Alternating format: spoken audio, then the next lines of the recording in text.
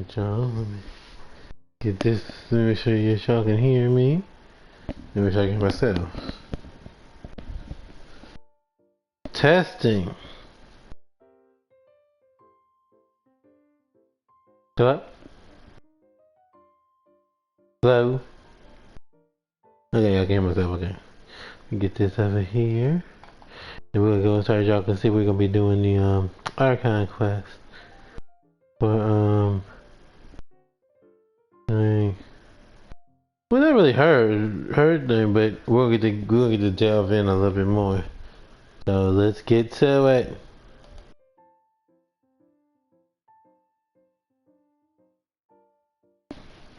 Okay.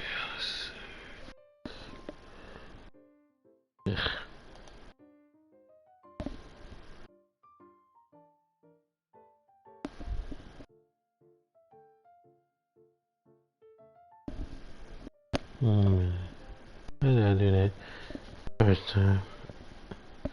Here we go. In here. Alright, y'all. Good evening. It's almost 6 o'clock. We're going to be doing this Archon quest.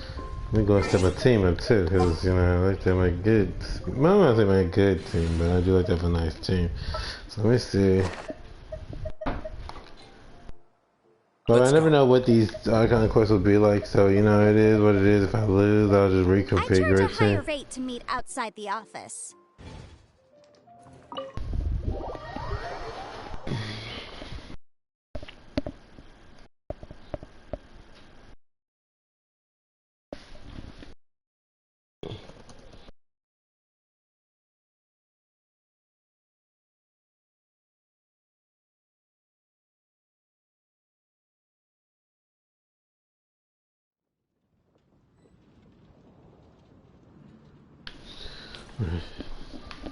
Let me get some health real fast too. Let me get as close as possible. I think it's in that line. Yes, perfect.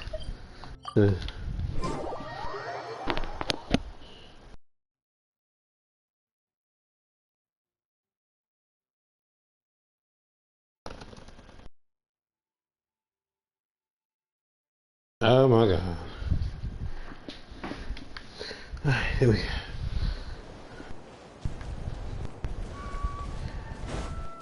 Now I don't know if there's some voices in that. If not, y'all know the drill. I'll read it.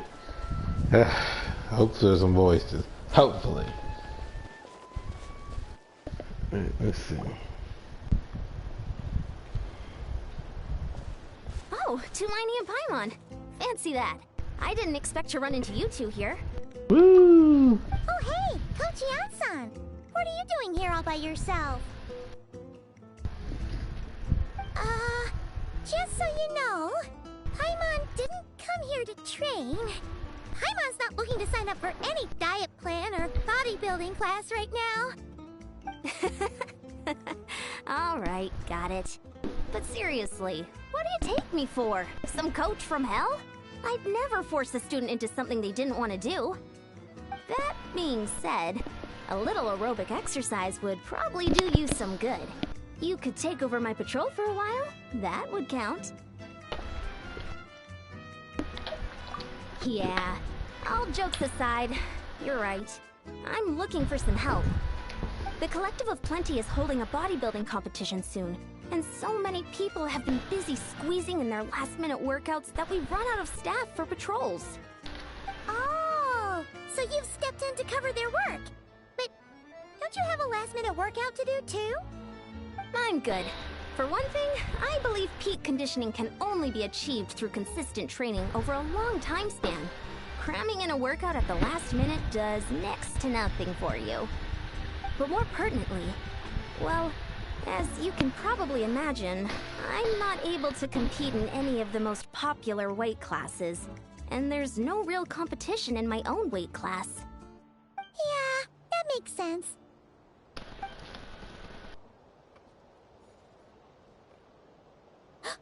Oh no! Don't look at Paimon like that. We are not the same weight class, and no way is Paimon competing against you. Traveler, let's just help with the patrol, alright? Otherwise, Yan-san's gonna make Paimon enter a bodybuilding competition! Her voice sounds different. I think they said they do read that, but I kind of don't really care for this voice as much. I'm like I'm like the person who liked Barbara before. Thank you both. It should be pretty routine. Just keep your eyes peeled and make sure nothing strange is going on in the area. That'll free me up to check the other section. Let's meet back at the settlement when we're both done. Sure thing. Just leave it to us. We're experts at strolling and patrolling. Don't you worry.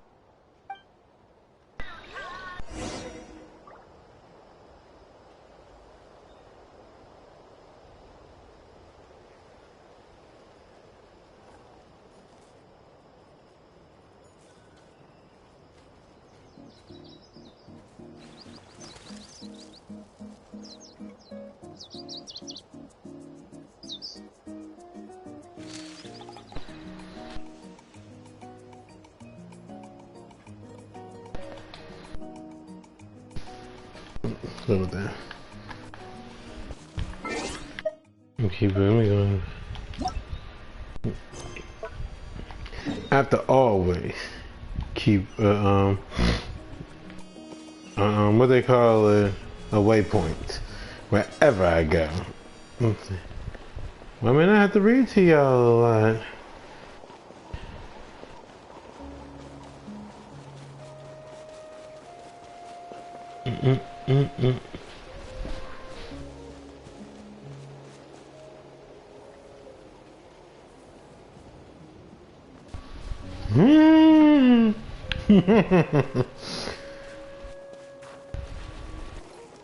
Okay, so that one's saying no, you can't climb up here. Okay. Okay, well, I'm gonna climb up there because I'm gonna need to do something. Sure, if it's up there.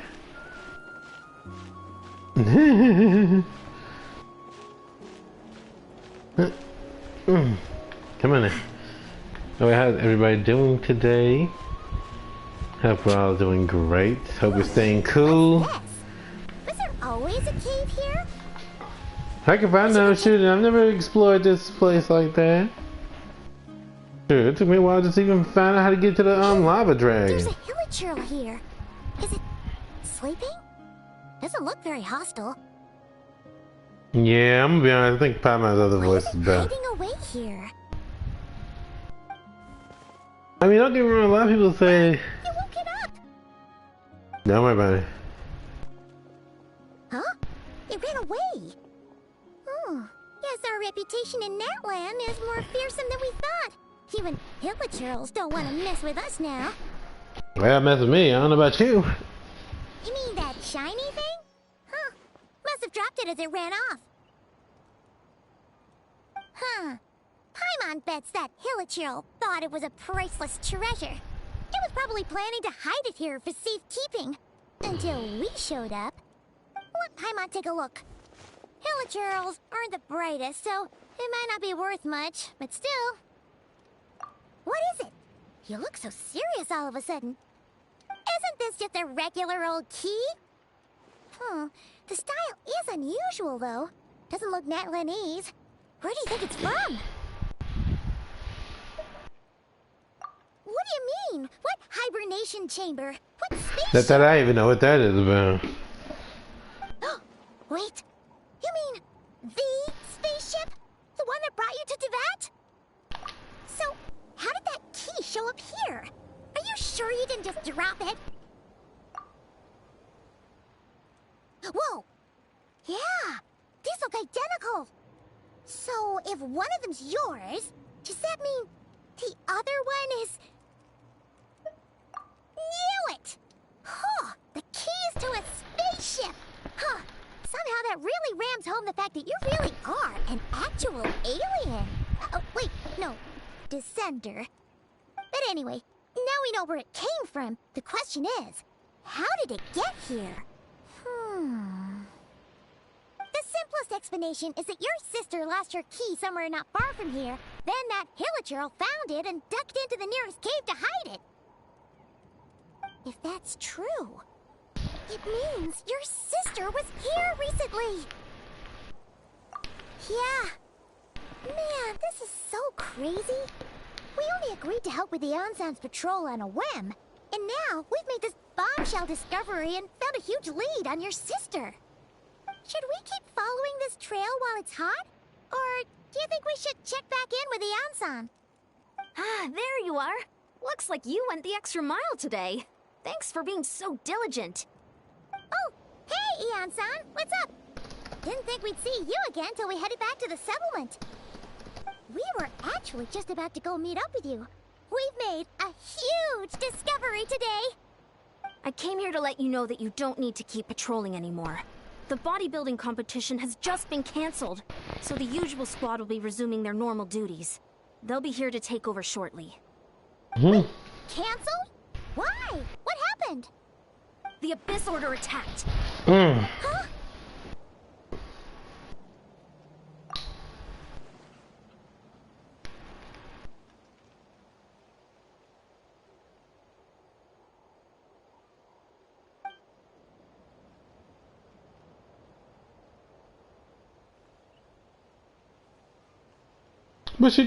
But they did talk in person. I've heard of the Abyss Order, but this is the first time I've known them to take organized action on such a large scale.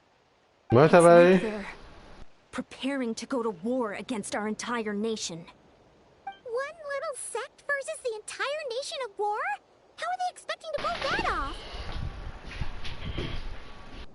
Based on everything we've seen from them so far, they usually prefer to act in the shadows.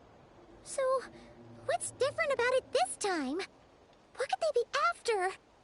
No clue. All we know is that they've attacked our tribe, but that doesn't tell us much.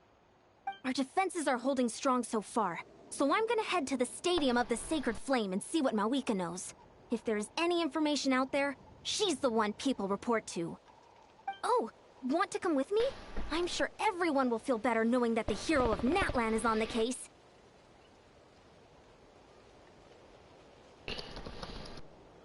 Yeah,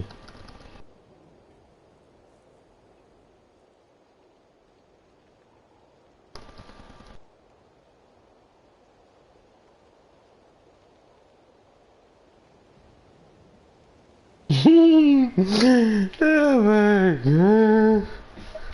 Great, then let's head over together.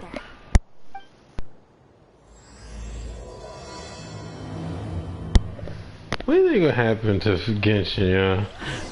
Once it's actually over? Like, I'm not gonna lie. I'm very eager to see. Will there be new things, new worlds to explore, things like that? Like, I mean, there's a lot that I have to look into. Okay. Can we teleport? Because I do not feel like running all that way. Okay, where is it? Where is it? Oh, we gotta go here, okay. Doo-doo-doo.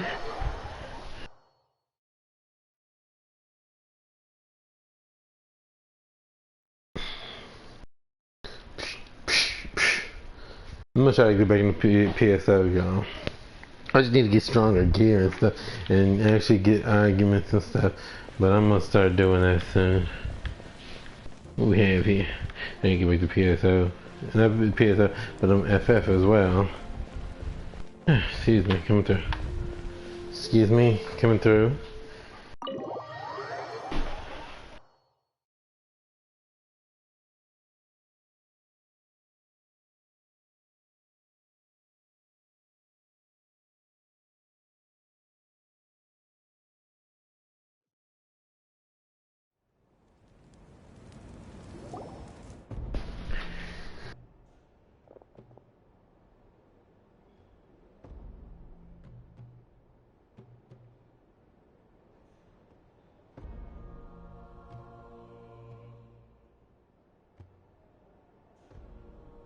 We can. Oh? Ah, great timing, Ian-san. I was just about to Wait a send minute, did someone she for stop you. talking? And it's good to see the travelers with you. How are things looking? There we go. What's the latest word from the messengers? The Abyss Order has been spotted near several tribes at the same time. Clearly, this is a coordinated strike. Also, their numbers are much higher than expected. Their organization appears to have grown considerably, but because they're usually so secretive, this is the first we're learning of it. It sounds like they're throwing everything they have at us. What are they trying to achieve? That's what I'd like to know as well. Historically, Natlan has not been a hotbed of Abyss Order activity, and we have no particular quarrel with them. Could it be revenge, perhaps? Would I'm they gonna want to put get it back at us past. for a recent victory over the Abyss? Seems unlikely. But then again, Paimon wouldn't put anything past the Abyss Order. It's too early to say anything definite. For the time being, we should continue monitoring the situation. How are the battles going? Not too many casualties, hopefully?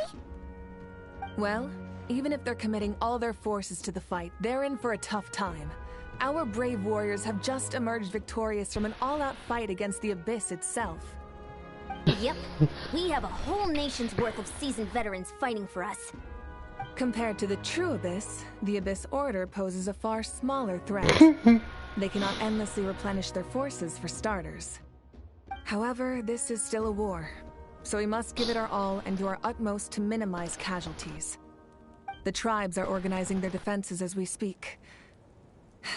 Traveler, this is one war that Natlan can handle on its own. If you wish to stay out of it, you'll be safe here at the stadium with me.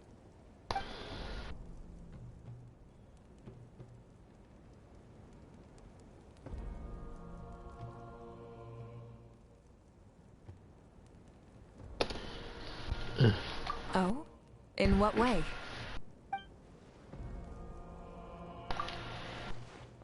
Girl, don't look at me like that. That's how it is. Yeah, it's not my fault. I didn't tell her to go evil. I see. My goodness, that is very personal indeed. If you don't mind me asking, do you have any idea what her goal could be? Safe to say, they're not exactly on the best terms at the moment. Ever since Paimon met the Traveler, he's been trying to track his sister down and get some answers. But she's been avoiding him. I see. So you two have fallen out. Huh. A pretty common occurrence between siblings. Well, yeah, that may be. But the stakes are a little higher where these two are involved. They certainly are. Although somehow it doesn't surprise me that a spat between the Traveler and Twin could affect the fate of the entire world. Just so I'm clear, you're still on that one side. Honestly, we're not really fighting. We're just trying to get a good idea of what the other is after.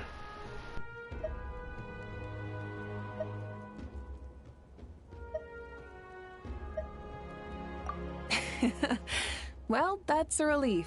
When What can you first wound mentioned me? your sibling, You I was actually would think worried that you I were would about to be thrust actually into an be impossible working with the position. enemy? Our reports say that the Abyss Order has focused most of their efforts against the Masters of the Nightwind. If you don't plan on staying here with me, I'd recommend going there to lend them a hand. I'll join you. Right now, the Collective of Plenty isn't facing a serious threat, so we should support the other tribes. Yep. Many thanks, you two. Got him getting Anything Dynasty you need, Warrior send word to me vibes. right away. Shoot, this is taking me back when I used to be like, oh, well, there's nothing going on over here. Let me go over here instead. And don't worry, you're still Natlan's hero.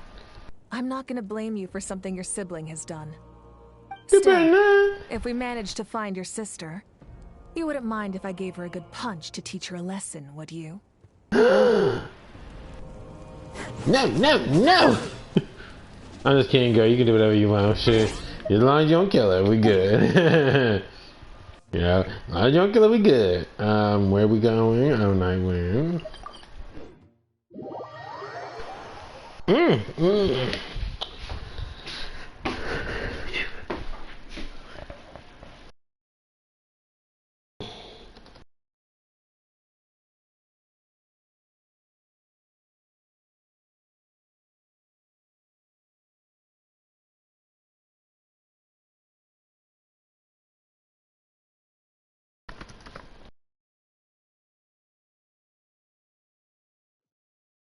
Here we go, here we go, what we got? When I protect here, because I've already got max. Mind your business, and there won't be none.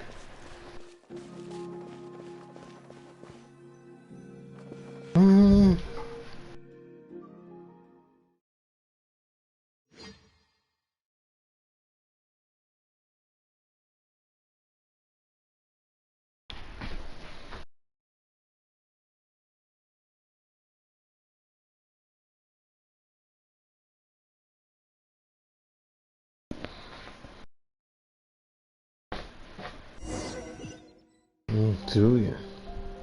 Let's see if everybody else talks too. If they don't talk, I'll read.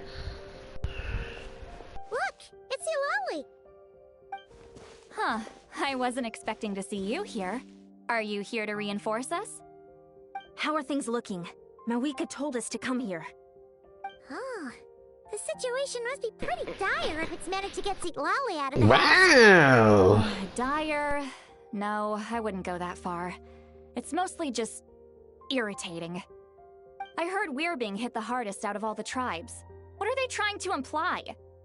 They just think we're pushovers or something?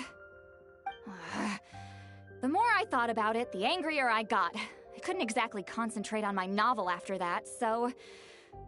well, here I am. So, that's how they earned the ire of Granny Eatsley, huh? They call themselves the Abyss Order, yes? Ugh, so tasteless.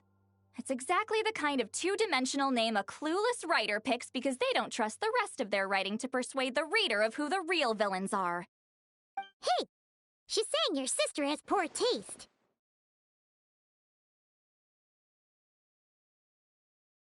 Wait, what? Are you saying his sister is a member of the Abyss Order? I only said that because I was mad, but maybe I went too far. Hey, let's save the chat for later. We've got some enemies incoming. Good. A much-needed chance to vent my frustration. Not a moment too soon. Things were getting awkward there. Luckily, I'll never have to find out just how badly the rest of that conversation was gonna go. You didn't have to say that last part out loud, Eulalie. Anyway, let's get him!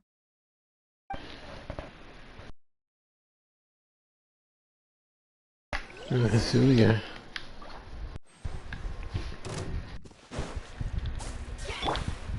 Gather! There is no escape.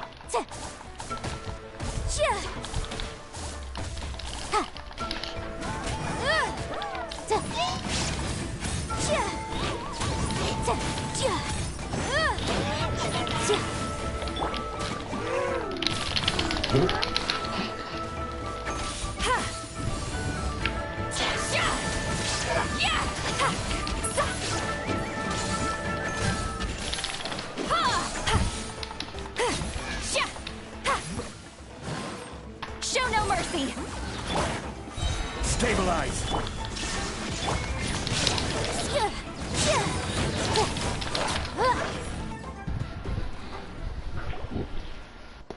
Phew, much better. That's more like it. Oh, impressive work, Granny Eatsley. If I'd known you were on the case already, I might have reconsidered whether your tribe really needed reinforcements. Huh. If anyone should be reconsidering, it's the Abyss Order.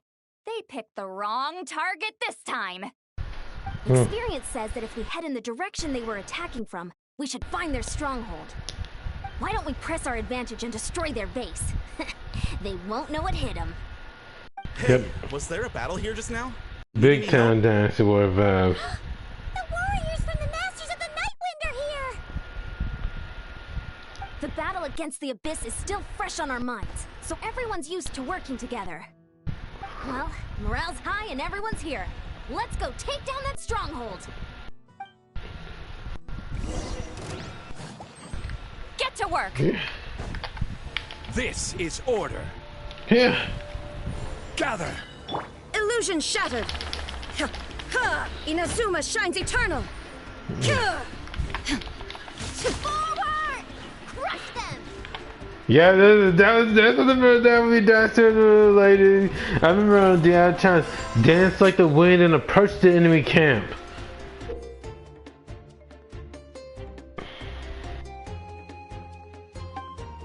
Alright. What is that thing? It's like it's draining the strength from my body. Find a way to destroy it!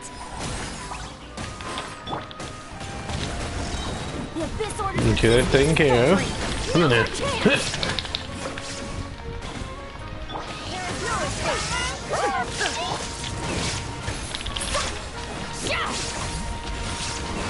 Get to work! Suffer the wrath of Eastleigh!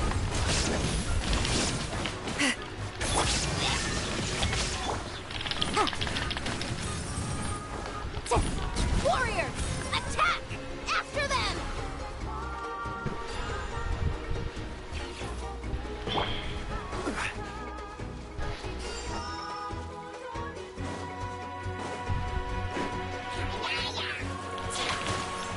Solidify! Show no mercy! Shine down! You must be the boss here. Time to show you what happens when you mess with the masters of the Night Wind! All who resist the abyss will pay the price! Back! Back!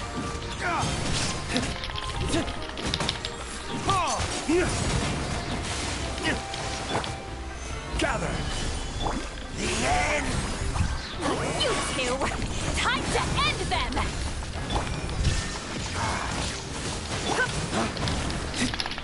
Come on. Come on. Hit! Got out of the way. Abyss! Sure. Rise! This stronghold is neutralized. Good work, everyone. The Abyss orders all bark and no bite. Welcome from the true This bar was no anticlimactic. no biter. I was hoping for a personal apology at the very least. And I had to see ideally there. a whole Had a speech word there. acknowledging the superior might of the masters But that's of the Night queen Wind. of all bark no Well, bite. Right there. I'll just have to make up for it with some extra wine at the victory feast. With the stronghold cleared, this area should be safe for the time being. But still, something tells me we can't afford to let our guard down yet. Maybe it's just me, but an enemy under siege normally defends their stronghold at all costs. The fighting gets more and more intense right till the bitter end. But this time was different. With a few exceptions, most of the enemies here gave up and fled the moment that... well, I don't know, but it seemed like they sensed something. Huh? Not sure I follow. They did a tactical retreat, that's all. It's just a different strategy. I'm not convinced. Don't forget, they're radicals who chose to wage war on an entire nation. They don't do things in half measures. It's It true. seems out of character to cut their losses and run like that. So you're saying there's more to this than meets the eye? I'm saying we don't know enough to be sure of anything at this stage. So let's stay alert and keep our defenses at the ready. Mm. Not necessarily. Paimon had a hunch you might say that. But you're right. If we can somehow use that key to track down your sibling, See, maybe we it's can end almost this like war her before voice things is get serious. like, okay, right now it sounds more We can serious, finally get some answers. but at times it Wait, still you're sounds like leaving? a But I younger. was still debating whether to invite you to the first victory feast. Go ahead, you two. See, Lolly and I will take care of things here. She really got it really bad for my character, apparently. Like, girl, you haven't even had it. I mean, do you think it's gonna be that good already?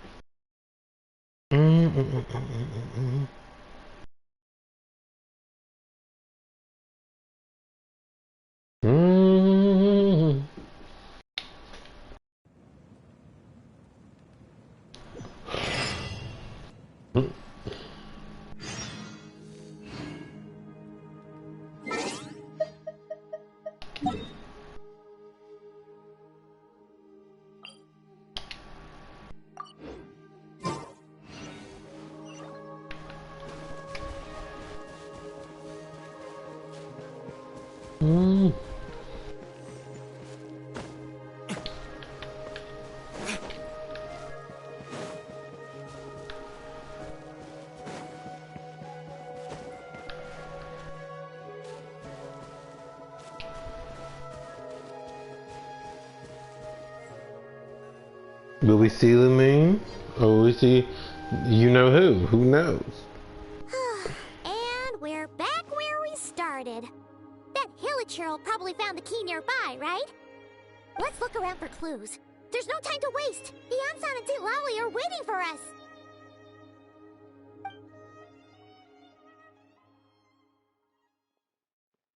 Oh, we've scoured the entire area, but still nothing. How the heck did the key end up in that Hilichurl's hands? Are we supposed to believe that it just fell out of your sister's pocket as she passed by? Seems kind of ludicrous to lose something so important in such a dumb way. But then again, who knows? Sometimes in life, things just go missing and that's that. Who about that pair? Oh, thank goodness! Someone's here. Please help me. Oh, who are you? What happened?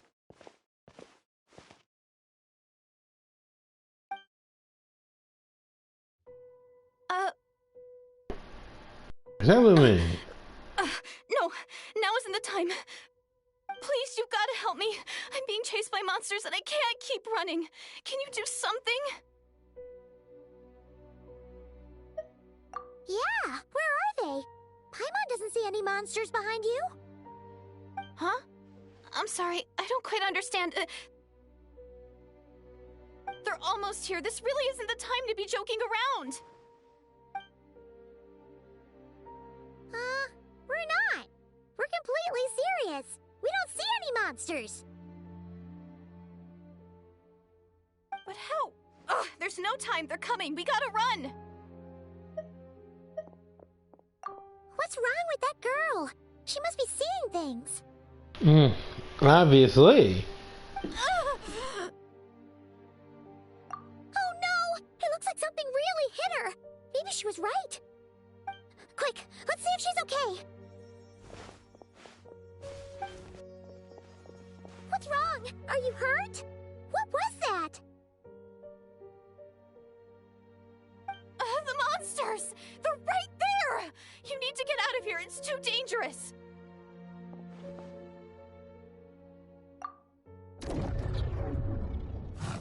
Tell me.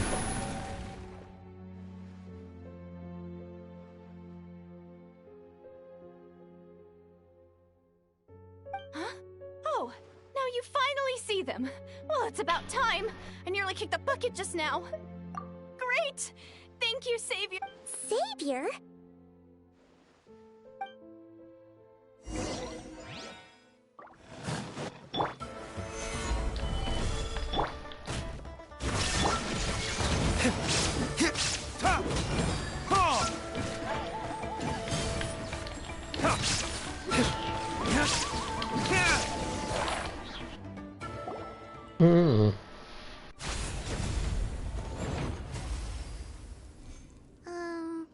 You done?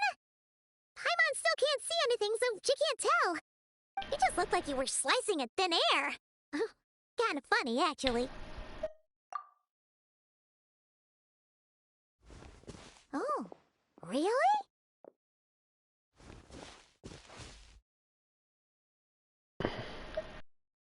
Sure.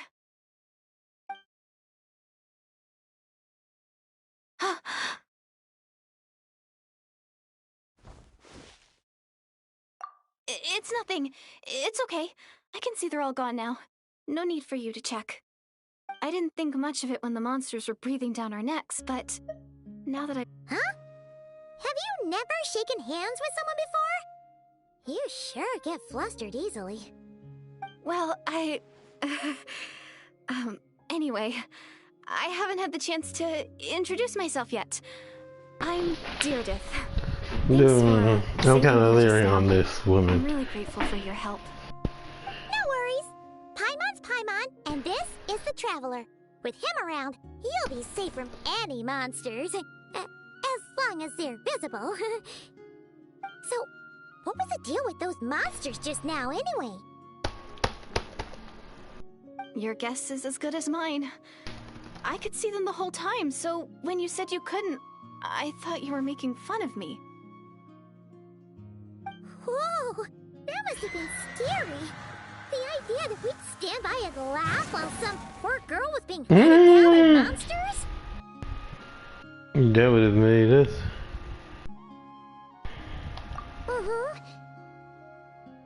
Don't worry, we aren't like that. When we say we can't see something, it's because we really can't see it. But more importantly, did the monsters hurt you? How bad is it? It's nothing serious. But I did sprain my ankle back there. I won't be doing any more running for a while. Good idea. We'll take you.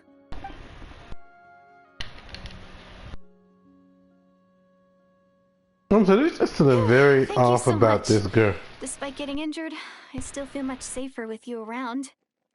I'm gonna stay here until I heal up. Don't want to risk running into any more monsters. Yeah, you already took a big enough risk coming out here all on your own. So, where are you from, Judith? A small village, far away from here. I walked for what seemed like forever and lost my way, so... Yeah, I have no idea where I am anymore. Trying to look at her outfit Maybe all these carefully. trials and tribulations are part Cause of I the journey. feel like I've No seen one the said finding outfit the kind of savior like is that gonna be in easy. Samaru. Huh. That's the second time you called the traveler a savior. What's all that about? Oh, sorry. It just slipped out. I was caught off guard. The resemblance is so uncanny. Anyway, let me start from the beginning. There was once a sage who passed through my village. People got the sense that she was truly omniscient. The sage said that doomsday was coming. But as that day approached, a savior would reveal themselves to us. The day of disaster is almost upon us, so my grandmother begged me to leave the village and find the savior before it's too late. I don't know about all that, girl. Doomsday? I've heard people talk about the savior since I was a kid. Growing up, it really made an impression on me. The description is practically etched into my mind. So when I saw your golden hair for the first time, it was like this image that's existed in my mind's eye. So that might all not be these the years mean, but suddenly came to life. Everything matched. Oh, so that's why you were lost for words when you first saw him. Well, the Traveler's definitely got what it takes to be a savior. And he's already got a ton of titles, so he won't mind one extra. Actually, I don't think it's him. What? But didn't you say that everything matched? Everything except the gender. The savior was described as a young woman. Oh, for goodness sake. There are gender requirements to be a savior? Really? I think I know who it is. Oh, of course. If it's not you, then it's gotta be her. Who? Who is it? You have a sister? Well, then that's it. Oh, it's her. It has to be. Oh, thank goodness. Please, can you take me to see her?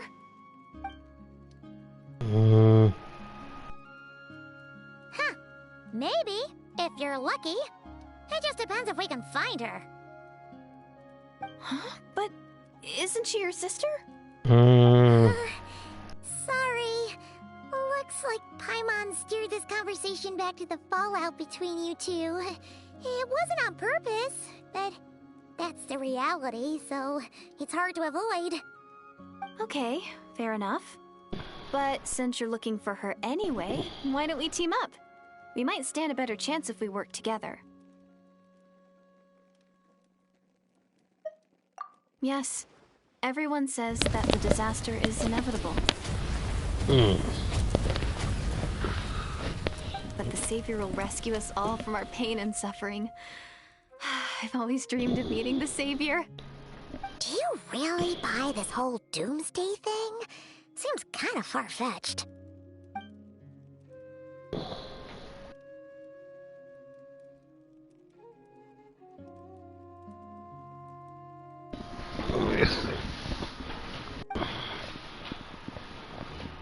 Who knows?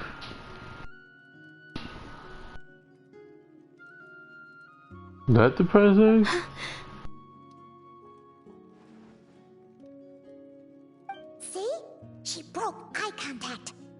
sign of a guilty conscience. Time to press her for answers. Alright, What's go wrong, ahead. dear it is? Something's clearly bothering you. You want to tell us what's going through your mind? Oh, I just, how should I put it? The Traveler looks just like the savior of my dreams. And it's not every day that the savior of your dreams swoops in and saves the day in your moment of crisis. So I'm just a little overwhelmed, that's all. 3 seconds of unbroken eye contact is the limit. I don't think my mind and body can handle any more than that. What do you mean, limit? What happens after 3 seconds?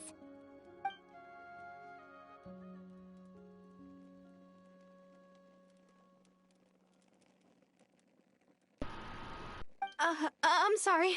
Please forget that I said anything. Let's just leave it there for now. Like I said, I'm going to hide here until I feel well enough to move again. If you manage to find the savior in the meantime, please come and let me know. Thank you. Are you sure you'll be okay here on your own? Do you have enough to eat? I'll be fine. I might not be much of a fighter, but I know how to stay hidden. And if I get hungry, I'm sure I'll find something around here. Don't worry about that. Alright then. Suspicious? Well, take care. Being on your own isn't easy. What a mysterious girl. We should definitely keep an eye on her. But hey, at least she seems to like you. And it sounds like she's gonna help look for your sister when she's healed. Anyway, this is probably all the progress we're gonna make for now. Let's head back to the Masters of the Night Wind and see if they need our help.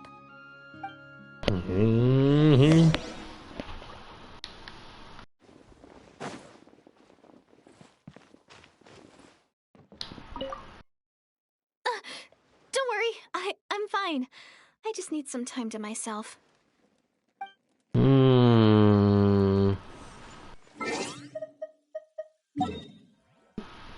I'm a little bit with Paimon, but at the same time, I think Paimon might be a little bit in love. I mean, if y'all remember the Archon quest, when you get the power of Pyro, there's that scene where the Traveler, like Paimon is sad, you know, she's really, like, well, not sad, but she's crying because she was happy and stuff, and then it turned into, you know, them hugging and stuff. What we got here? Oh, you're back! How did it go? Find anything? Nothing substantial, unfortunately. But we had the weirdest experience. But I had, you didn't. So I take it that the war's still on? That's okay. I just wasn't sure, because things seemed to be at a standstill while you were gone. The Abyss Order hasn't attacked us, and since we don't know what they're planning, we haven't made a move either. In a word, it's a stalemate. The guards have been keeping watch around the clock, but for everyone else, you wouldn't even know we're at war. Huh. Really makes you wonder what the Abyss Order's thinking. I was wondering, Traveler, if you have the time, could you go and pay a visit to the guards? They've been working a pretty demanding schedule. I was gonna go see them myself, but I'm sure they'd appreciate a visit from the greatest hero of our time. Oh, but you're a great hero too, Yan-san. Great. Thanks, you two. I want to see how this pans out. You want to take that? Let's talk. Let's talk. Wow, Tumaini, our hero. We've actually fought together before. You probably don't remember it, though. You do? Then it's truly an honor to serve alongside you once more. Thank you for standing guard this whole time. It's all good. Honestly, it's not been that much work. Haven't heard a peep from the enemy. Nothing that would indicate an impending attack. I've spotted a bunch of Abyss Order operatives, but they weren't acting hostile, just hanging around. There were even moments when they seemed to be meditating. At least, that's what it looked like to me. Maybe it's part of their religion or something. Out of an abundance of caution, I asked some shamans from the tribe to take a look and see if there was anything nefarious at work. But they didn't sense anything untoward, so we just put it down to religious ceremony and left them to it. Huh. Interesting. Well, the more time they spend meditating, the less time they spend trying to beat us to a pulp. Well, the shamans didn't raise any concerns, so how bad could it be? As far as I'm concerned, so long as they don't pose an active threat, they can do all the cult worship activities they want. Besides, as soon as everything's in place and we're ready for an all-out offensive, there'll be no match for us. Huh. Sounds like morale is pretty high. Guess there's strength and confidence in numbers. Let's keep going, Traveler.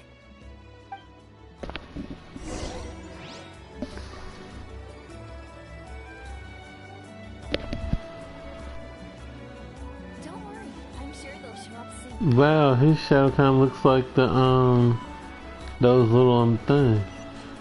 What are things called here? I forget now, but it's a thing you can turn into. Huh? Is that Tumaini? What brings you here? Is this like a meet and greet? I wasn't. I'm so nervous.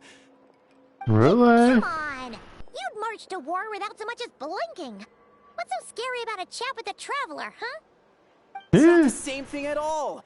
There are plenty of chances to go to war, but a one-on-one chat with our great hero. Oh Lord, you got hearts going Once in a on. lifetime opportunity. How can I not be nervous? What if I say something wrong? Or if my posture's bad? Or if I accidentally make a weird expression with my face? One bad impression can stick for life. No one's here to judge you on your posture or your facial expressions. Relax. All right then. I'm sorry, great hero, but I have a small favor to ask. Let Paimon guess. An autograph, right? That's easy. May I challenge you to a fight? What? How can you be so audacious and so sheepish at the same time? Huh. Paimon's starting to think your nervousness is all just an act. No, of course not. I just figured that if I don't ask now, I'll regret it for the rest of my life. But I am still on patrol, so please, Great Paimon, if you wouldn't mind taking over for me for just a few minutes? Ugh, again with the sheepish audacity. Just pick one or the other, will you?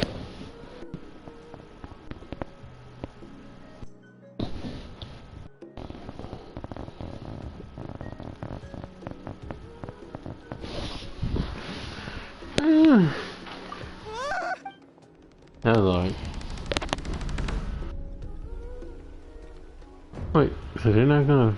Wait.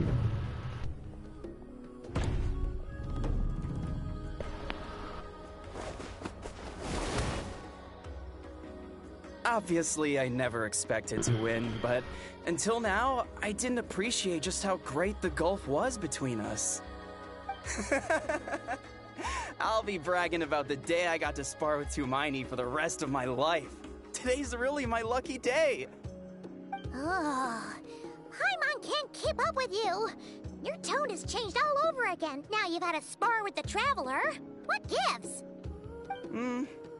Well, some people connect through conversation, but we warriors bond by sparring.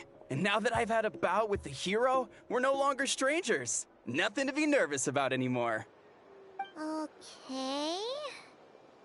Well, to each their own. But Paimon's still gonna stick to conversation. Not at all. We haven't spotted any new enemy movements. As Paimon expected, nothing here either. Let's do another lap and get back to Yan-san.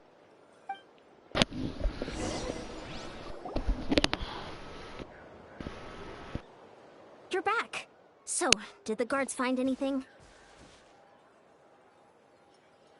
Nothing much, no. Someone mentioned that the Abyss Order has been doing some kind of meditation or prayer, but apparently it seemed harmless. Paimon wants to lodge a complaint about one of the guards, though. His name's Kentalo.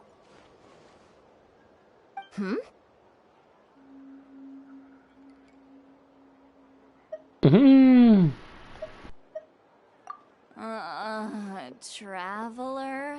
You're back already? No one thought to wake me up, huh? In fairness, you look pretty hungover. Can't imagine anyone wanting to wake you up in that state. I'll have you know I'm perfectly sober when I'm hungover. Okay. I'll admit that sounds strange at face value, but regardless, what I meant to say is, I heard something about the Abyss Order engaging in meditation. Yeah, that's right. Does it mean anything to you, Siglali?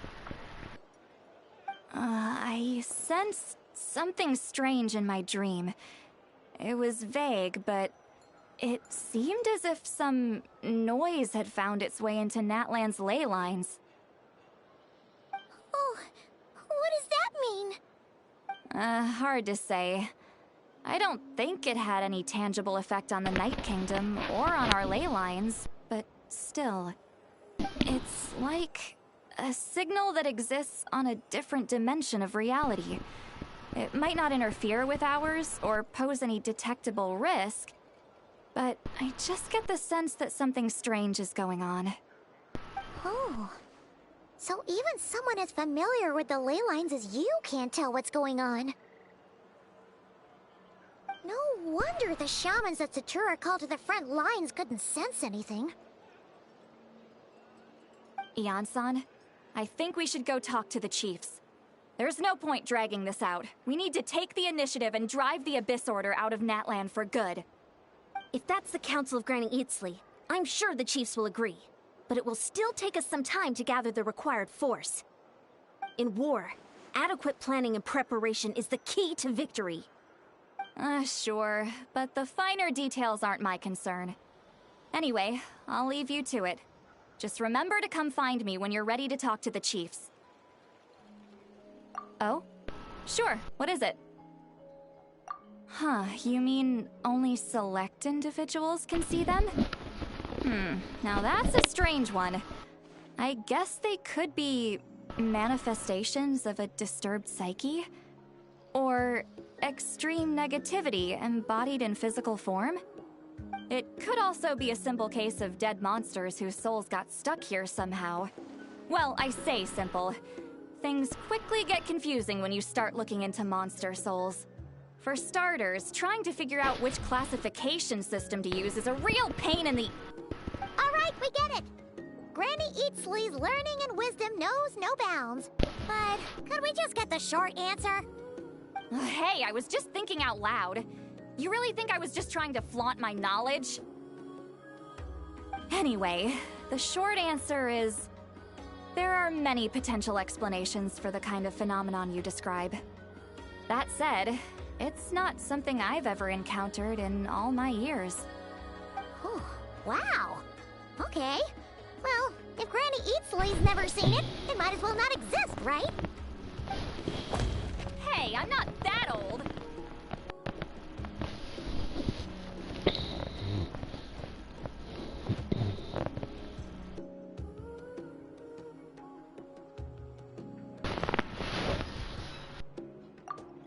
Care to elaborate on what happened? This all sounds rather mysterious.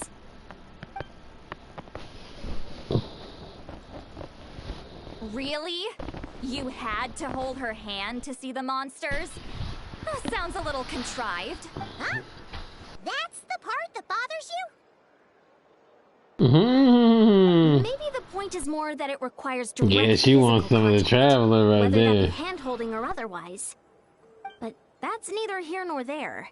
What bothers me is, it sounds like she's convinced that your sibling, the leader of the Abyss Order, is a savior.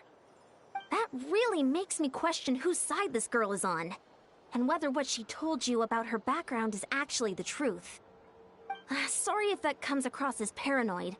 It's just hard not to be suspicious of everything This is when we're in the true. middle of a war. Actually, Paimon feels like you make a fair point. Whoever this girl is, she sounds like bad news. Okay, well, you're clearly just jumping to conclusions. It's hard to know what to make of it. A young lady all by herself, lost in the middle of nowhere, sees monsters that no one else can, calls the leader of the Abyss Order her savior. At the very least, we should remain vigilant. Keep a close watch on her. Sounds sensible. On that note, we probably shouldn't have left her by herself in that cave. Traveler, we still need some time to muster our forces. Maybe you could check on her if you're not busy. Just be careful. It's settled then. Let's go check on her.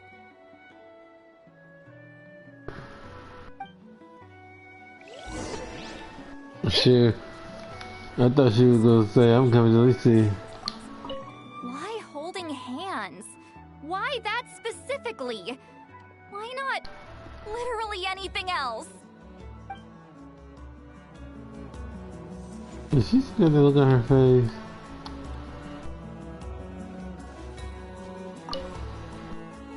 I'm not normally so suspicious of strangers. That's crazy. She is so jealous. Why holding hands? Why that specifically? Why not literally anything else?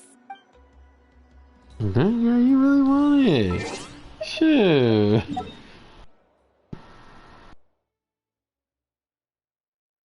Now why she even know why she probably not gonna be here? Then we really gonna get suspicious.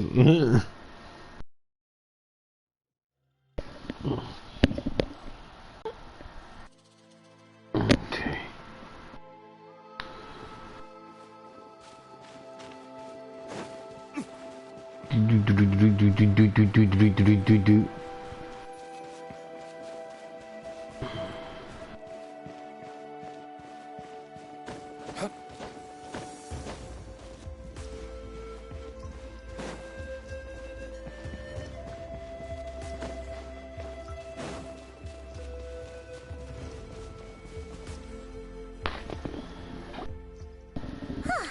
Here we are.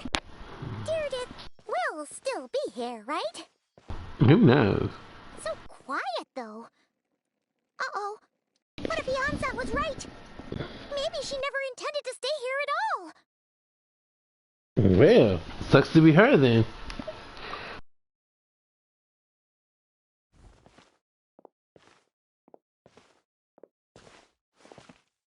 Traveler, watch out!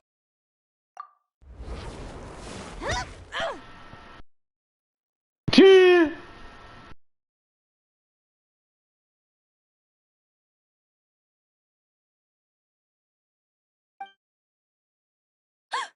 Oh, sorry.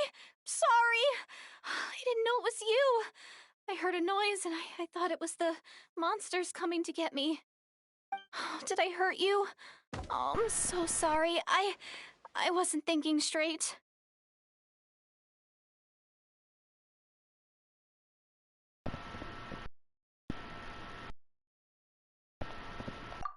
Phew. That was scary. Paimon thought we'd walked into a trap.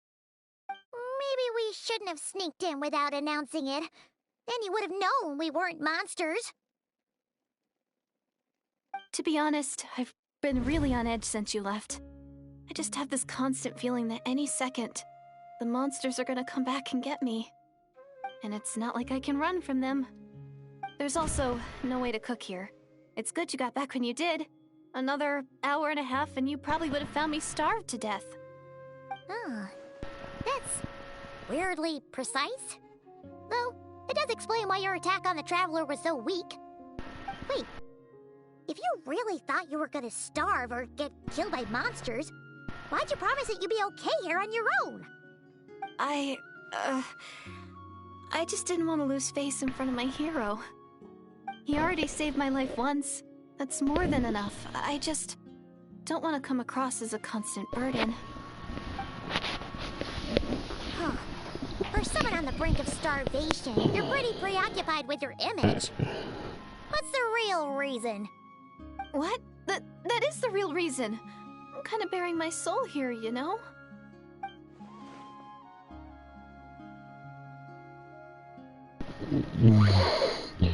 Yeah, but shut up, y'all. I'll give you just a second. Could you make me some food now?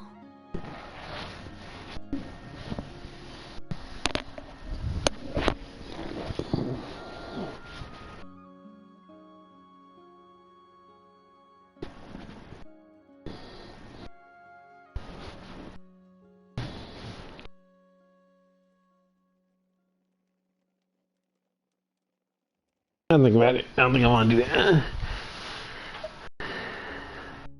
Oh, Paimon's getting hungry now, too. Go on, then. You can join us for dinner. Cool. You were just saying how you don't trust her, Paimon, but okay. Whew.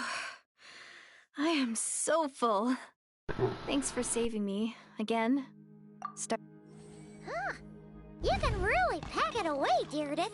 Guess that explains how you had the energy to make it this far. I tried so hard to hold back, but it looks like I still came across like a total glutton. Mm-hmm. Paimon didn't even realize how late it is. Hey, the night sky here is really pretty. Yeah, and it's all thanks to you both that I'm able to relax and enjoy it. I was cooped up in that cave the whole time you were gone. Now, I'm finally out. The air seems fresher, and the stars more beautiful than ever before. You weren't in there that long.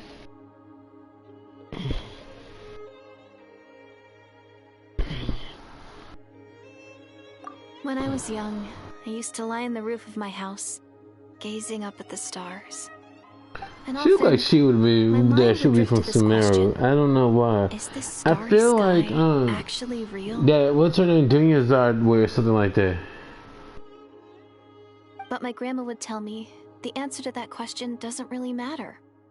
Think of all the people in our village who spend their entire lives here, she'd say. To them, that little village is their whole world. And so, if it's our destiny to live beneath this sky all our lives, then whatever may or may not lie beyond, this is our world. And that sky is real to us. Paimon kinda gets you, but also not really. Is it kind of like how journeying with the Traveler is everything to Paimon right now?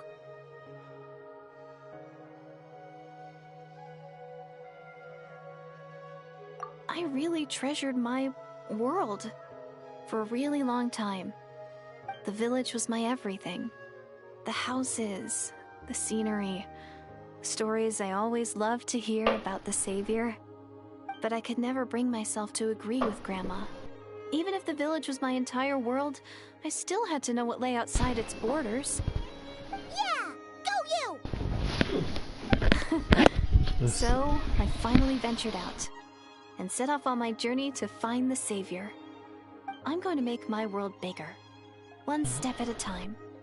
And I'm not going to stop until I've seen what's beyond the stars. Maybe then, I'll finally get an answer to the question I had as a child. Who knows? Maybe one day, I'll be sitting and chatting just like we are now, but with someone from another world. Yeah, one day. Oh, if only we could tell her. But it's probably best not to open that can of worms right now. I need to find the Savior and protect my world. Then, I can make sure it continues to grow. That's the most worthwhile thing I could think of doing, so I've been giving it everything I've got. You know what? That's pretty cool. Paimon kinda wants to root for you now. Sorry. I got a little carried away. I always get chatty after a hearty meal. Just like my grandma.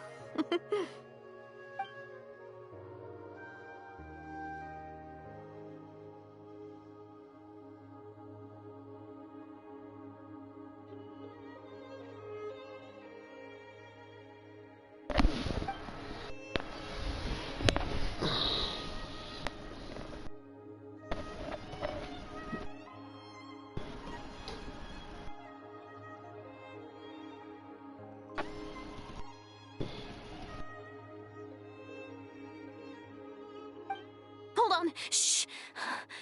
It's them. The monsters are back. Where? Oh, still invisible, huh?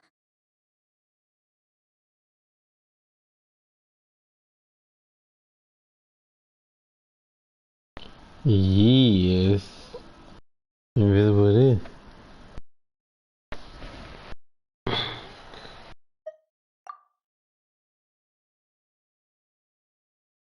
Girl, do you want me to help you or not? Can you see them now?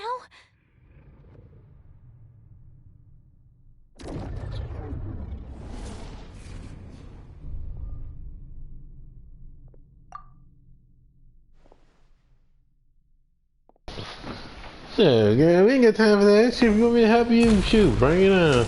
Oh, she gonna rock it up all right now. Paimon still can't see anything.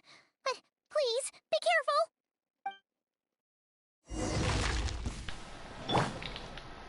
Solidify!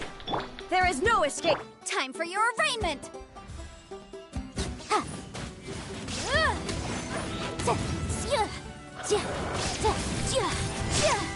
Motion to compel.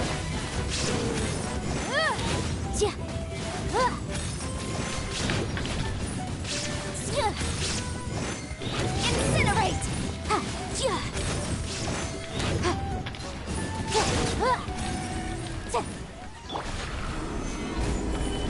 Illusion shattered. Flames! Purge!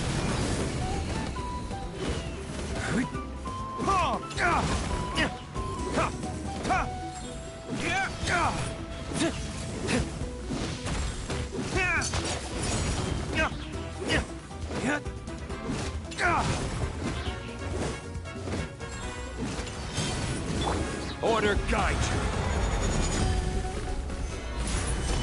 There is no escape.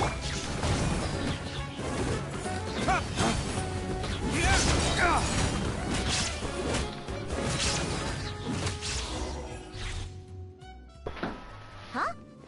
Wow, that was fast. Did you get all of them?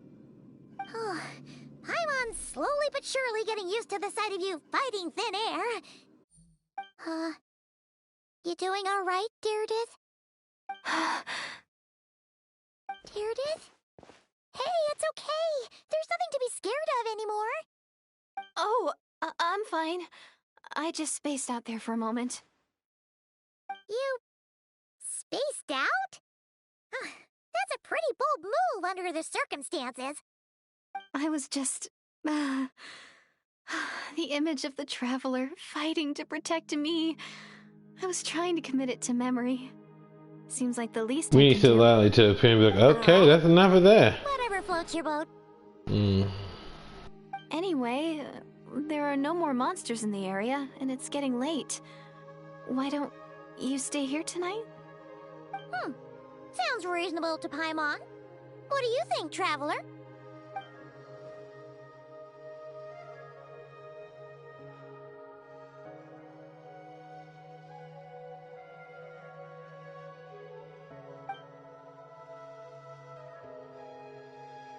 All right. Deirdith will be... Huh? Deirdith? Why are you going in alone?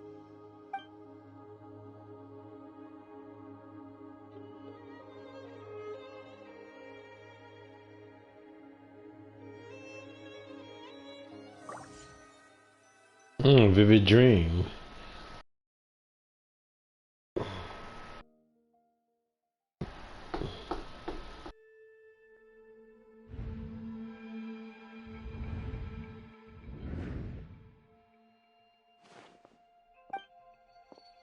There's Lemay. Okay.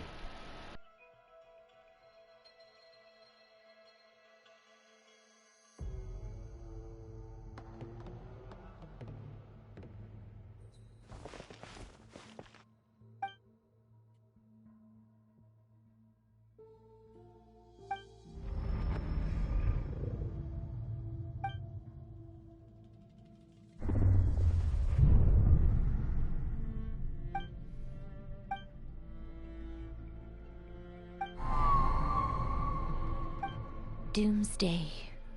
A fitting name indeed. A blood-red sky. Wild beasts that slaughter all in What is sight. this, Final Fantasy? Endless pain. A terrible curse that cannot be reversed. Like, I can't lie, y'all. This same stuff happened in Final The Fantasy. birth of a savior.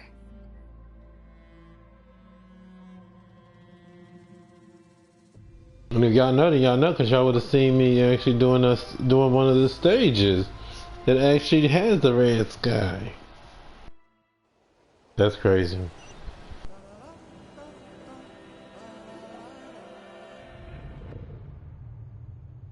Mm-hmm.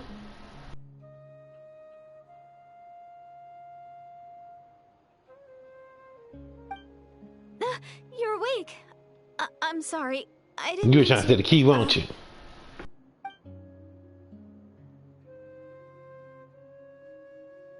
You just look quite distressed, like you were having a nightmare. I thought if I took your hand into mine, you might find it soothing. At least, that's what my family always did when I had nightmares. But it didn't seem to work on you. In fact, I think I made it even worse. I'm so sorry.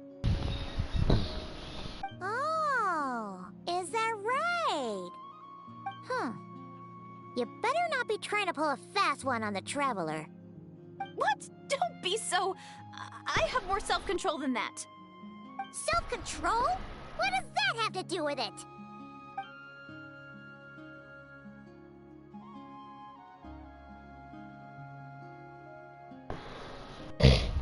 Oh yeah, I'm about to actually switch controllers. Cause my controller is about to die. So give me a second to get my other controller. Excuse me.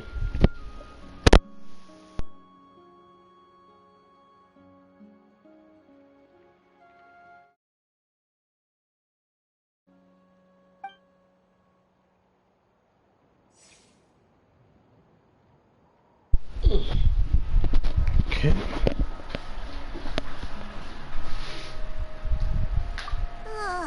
Well, I can hear now. For the rest of the night, Paimon is staying up to keep an eye on this young lady. Yeah. Aww. Do I really seem that shady to you? I don't know, I'm starting to get kind of a vibe here. I don't trust the girl too. Well, Deirdre, there should be enough food for 3 days. Make sure you eat the perishable stuff first, so nothing goes to waste. You can't tell which stuff is perishable, right? Yeah, I can tell from the ingredients. Thank you so much for making all of this for me. 3 days will definitely be enough time for my ankle to heal. Then I'll continue on my journey to find the savior. Alright, then we'll be off. Bye for now, Deirdre. See you? Wait! But if this is goodbye, how am I supposed to find you again? Oh, I mean, what if I find your sibling? How am I supposed to let you know? Ah, that's a good point. We share the same goal, but we're constantly on the road, so we've got no fixed address. How about this? When the time comes, you can just write a letter to Mawika. She'll be able to find us for sure. Mawika? Who's Mawika?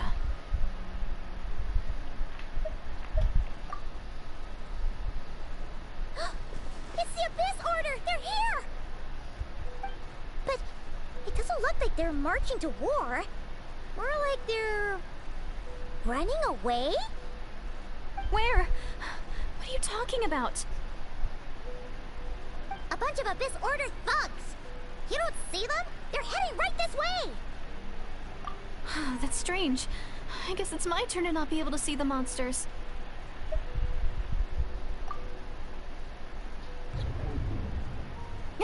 You're right. I see them now. You weren't joking after all. So this is what it's like. What a weird situation. What is making these monsters invisible? Is it Deirdre? Or the monsters themselves? Or is it us?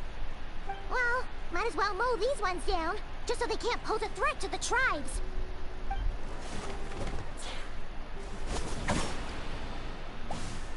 Woohoo! No, fun part, that wouldn't be so easy to do. Thank God it's a cutscene, cause So if he would there's no need to right- more than just his I sword. still can't wrap my mind around this.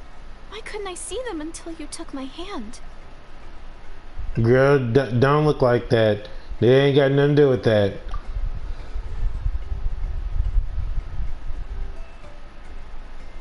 So, any ideas on why those monsters might have been running away? Maybe something went down on the front line. Oh, Paimon's getting a little worried about Eon-san and the others. Let's head back to the Masters of the Night Wind right away. We gotta go. Bye for now, Deirdre. See ya, and please take care. I'm not saying the girl's evil, but I'm saying something is suspicious about her.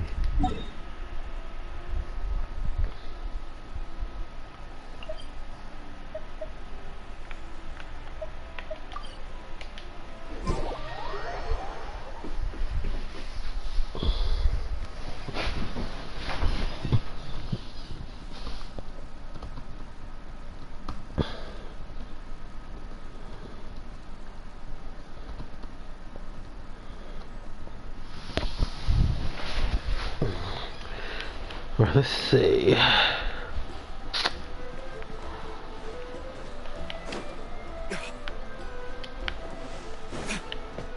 Wee, good. Let's see. Let us float. Is there people down on the ground? No. Well, one was kneeling, but you know, they don't seem like they hurt, so we good. Hey, Eon-san, we're back. We ran into quite a big group from the Abyss Order just now. Has something happened at the front? The front line has collapsed. Huh? But how? No, relax. Their front line has collapsed, not ours. Oh, feels like you could have phrased that more clearly at the start. But this is good news, right?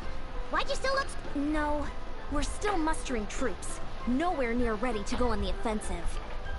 So at first, I was also confused about what exactly happened out there. But just now, I got the full story from a guard who was on the scene. He watched the enemy lines crumble in real time. What did he see? One person. Just a single individual. They stormed the enemy lines and attacked with a vengeance, cutting them down like paper dolls. They wielded an unknown power and fought with a sword style that no one recognized. The guard who relayed this to me said that before he even had time to react, the enemy was decimated. I'm only recounting what I heard, and I'm sure the guard in question must be exaggerating to some extent. But still, we have to identify this person. And assuming they're a neutral party, we'll need to figure out how to engage with them. Clearly they're a force to be reckoned with, so we don't want to come across as too weak or too hostile. It's quite a diplomatic conundrum. You don't need to sweat it, Eon-san. From your description, we're already pretty confident that we know this person. Honestly, with the Abyss Order acting out so publicly, it's about time he showed up. Dainsleif.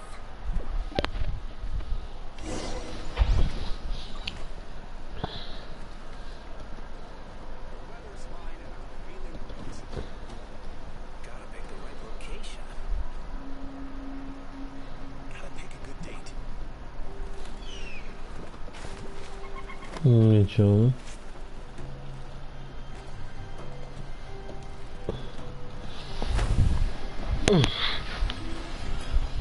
Oops. Ooh, is this everything?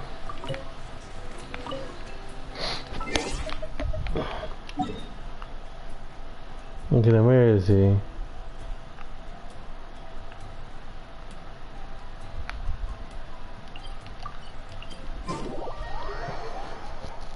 I mean, they could have brought in like details of what they saw, who they saw. So let me go find.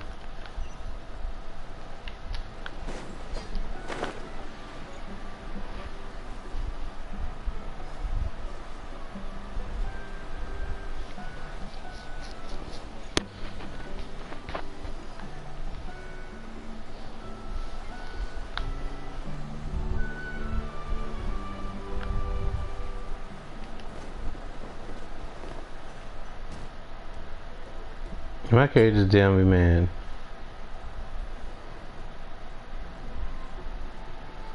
Okay, so he actually doesn't have a voice. It's been a while, Dane. And yeah, after we heard what went down, we figured you'd shown up.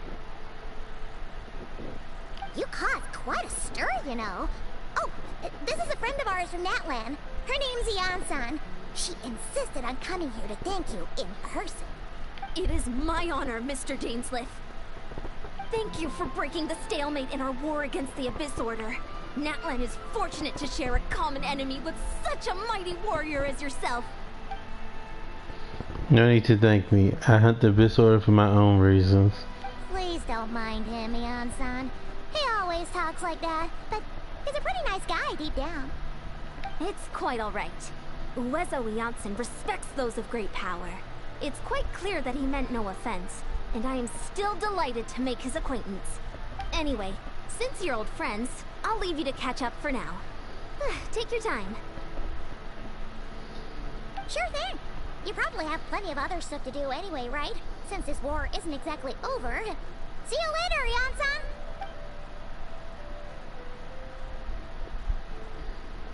Hey, Dane! Would it have killed you to be a little more polite? She's our friend! Son, yes, I will remember the name, but I will not invest more emotion than is necessary. When dealing with the citizens of the Seven, it is a matter of principle for me. Ugh, so stubborn.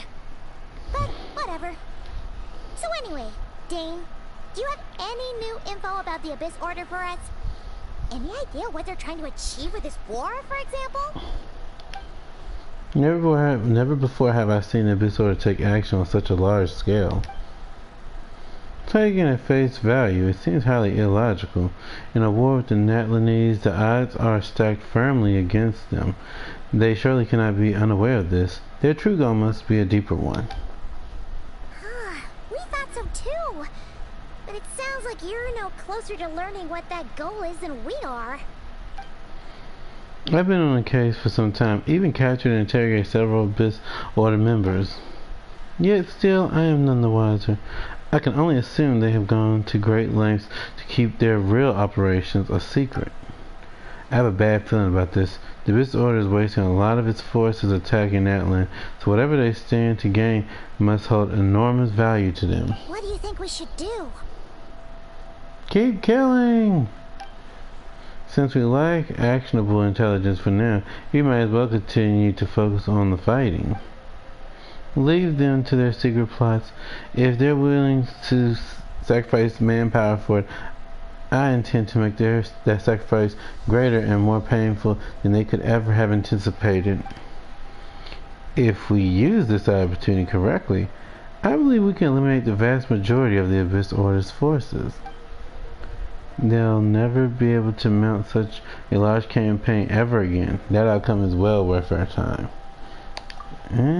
That's right. The ideal scenario would be to destroy them before they can reach their goal. Paimon gets it. Nothing in the world can satisfy you like making mincemeat out of the Abyss Order, right? Right. Wow. Okay. A rare, candid response from Dane. What about you? Any news to share from your end? Well, actually, we found his sister's hibernation chamber key near the Collective of Plenty. She must have lost it.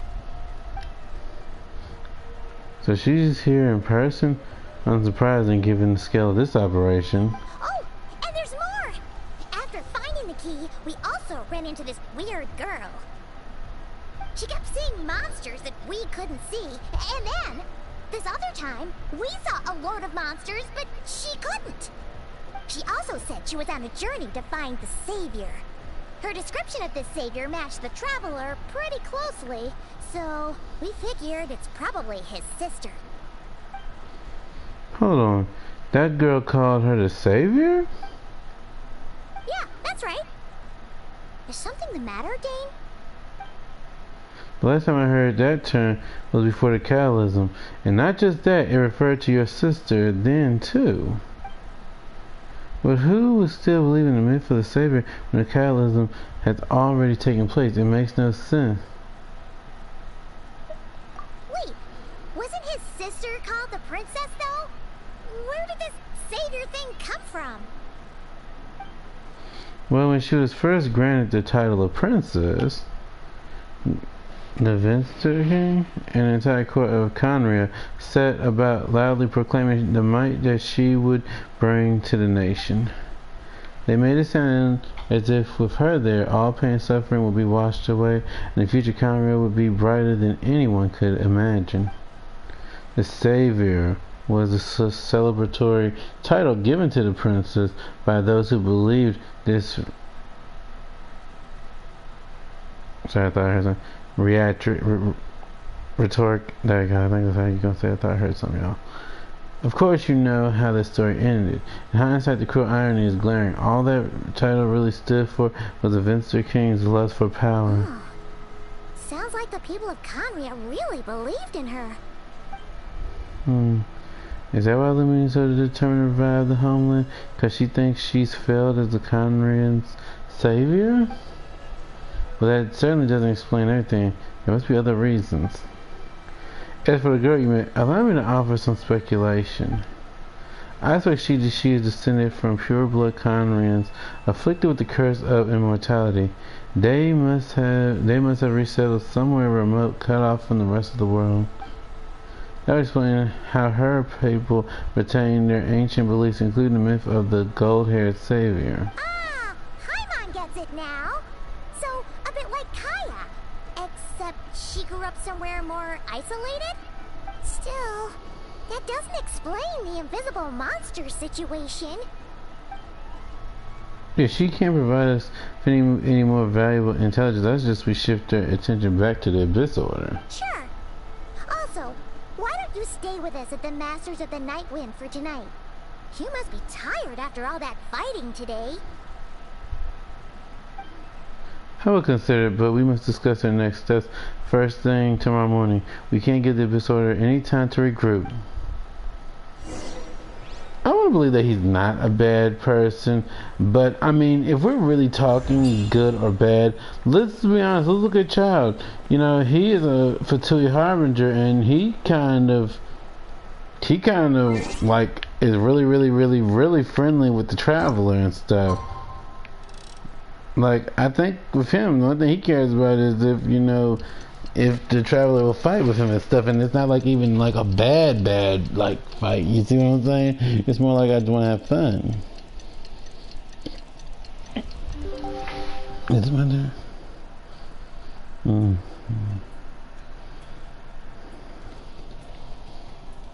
Really?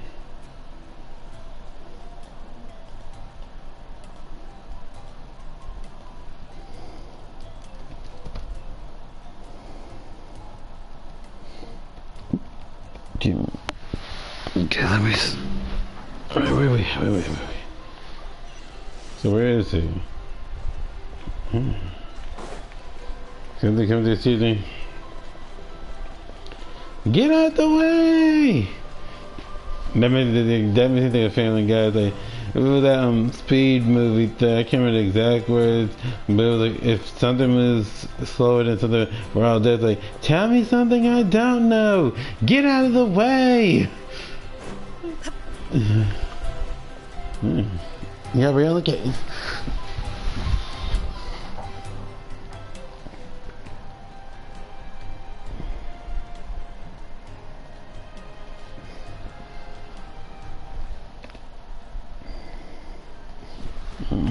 No, we can't give them that much time. Is that Dane and Neon-san discussing strategy together? Huh. Looks like they're getting along just fine.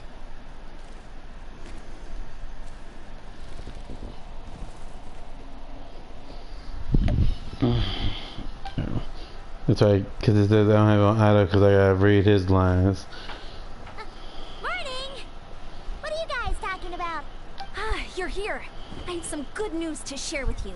We just got word from the Scions of the Canopy. Their intelligence has reported that they've discovered the Abyss Order's headquarters in Natlan. After their front lines dissolved, the bulk of their forces fell back to that area. It's also where their central command is located. The location?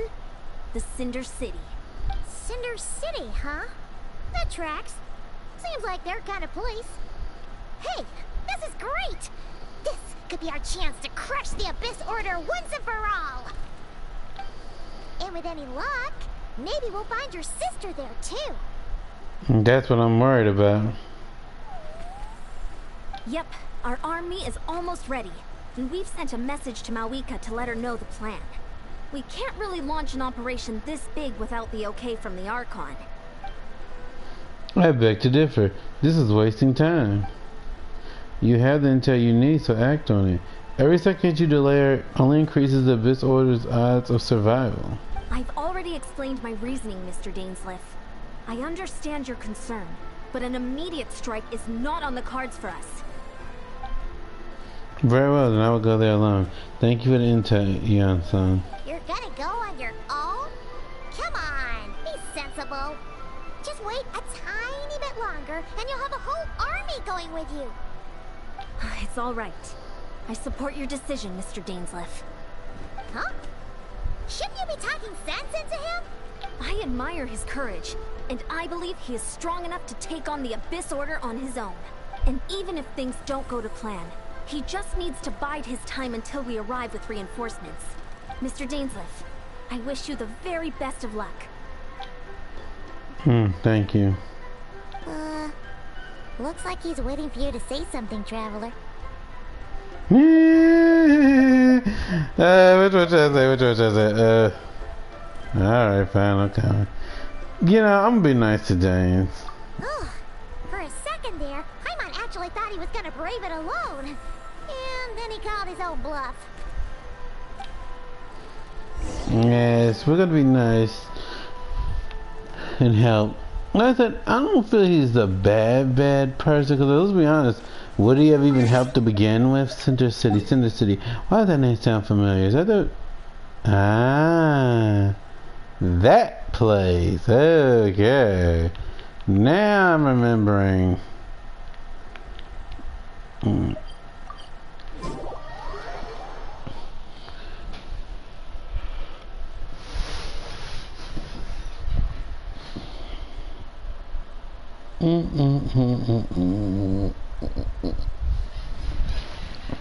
Let's see. Ooh, what's this?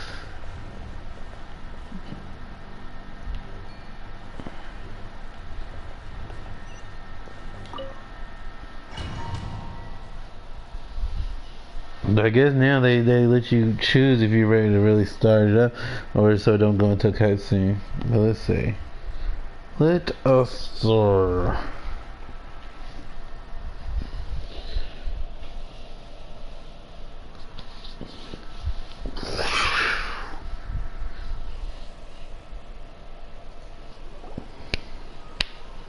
Is this the place? The Abyss Order's hideout in Natlan? Here we go. If the years the Abyss Order has managed to either stay hidden or fiercely defend their position, this may be the first chance I've ever had to finally make a serious dent in their forces. Which reminds me, once the fighting starts, I can't promise I'll be able to have your back at a moment's notice. But if you run into an Abyss powered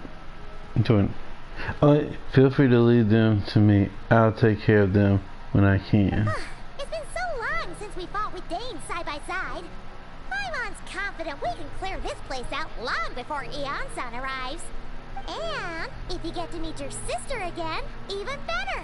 Let's go! You know, I always wonder what's the...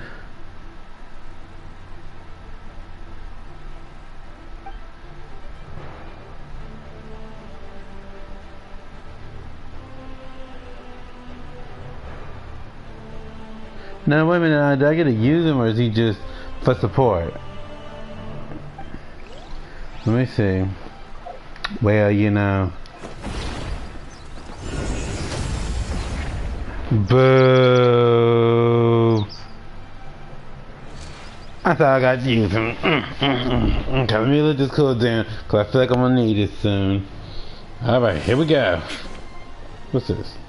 Nah, we don't need a price step right now. Normally I would have had a healer, but now I'm just using. Shine down. Come on there. Torn to oblivion. Come on there.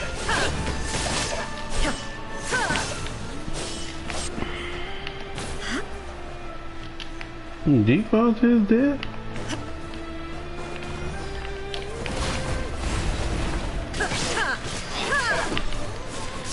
Illusion shattered.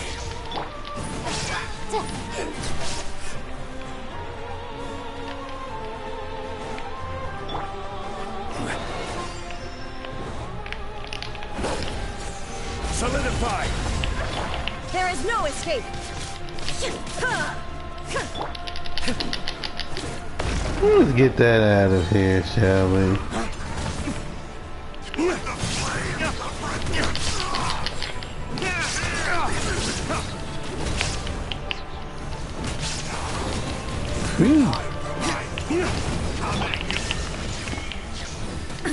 Absurd. I will have order.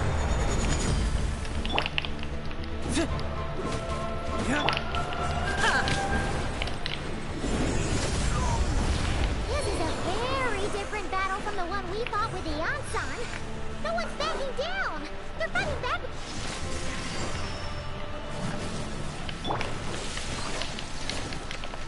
Hear the truth.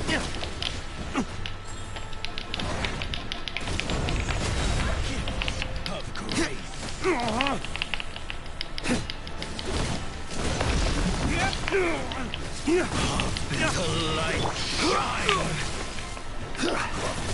Well, I got something for you. Just give me a second. Come on there.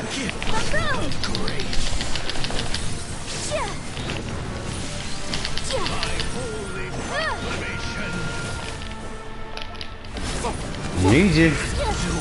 Thank you.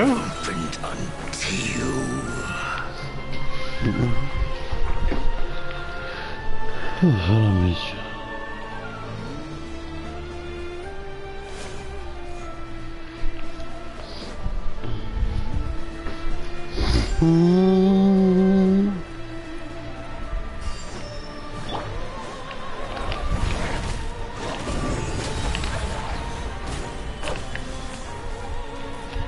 Shine down.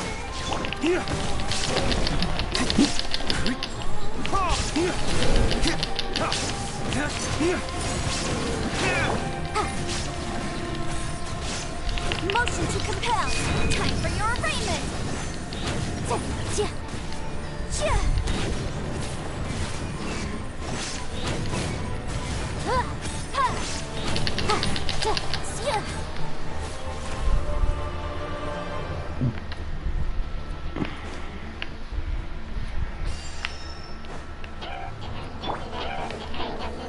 Solidify!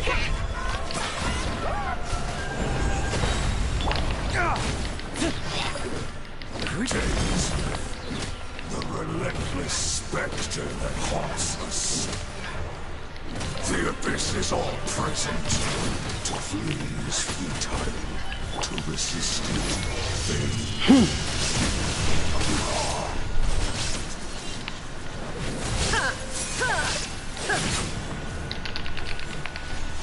This is order.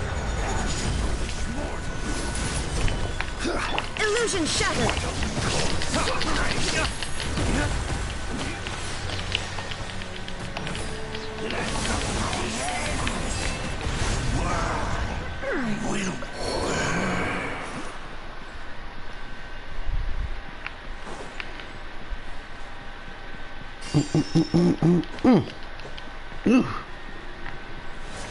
Hello? What is this?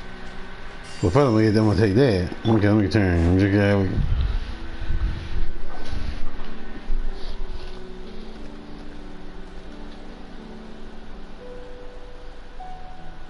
Twilight Sword Dainsleif.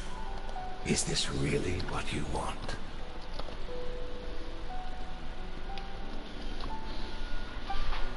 It is indeed. I will take every opportunity to hunt you down to the last man. So, where's the Traveler's sister then? Or is this guy supposed to be in charge here? So, this is a hunt to you.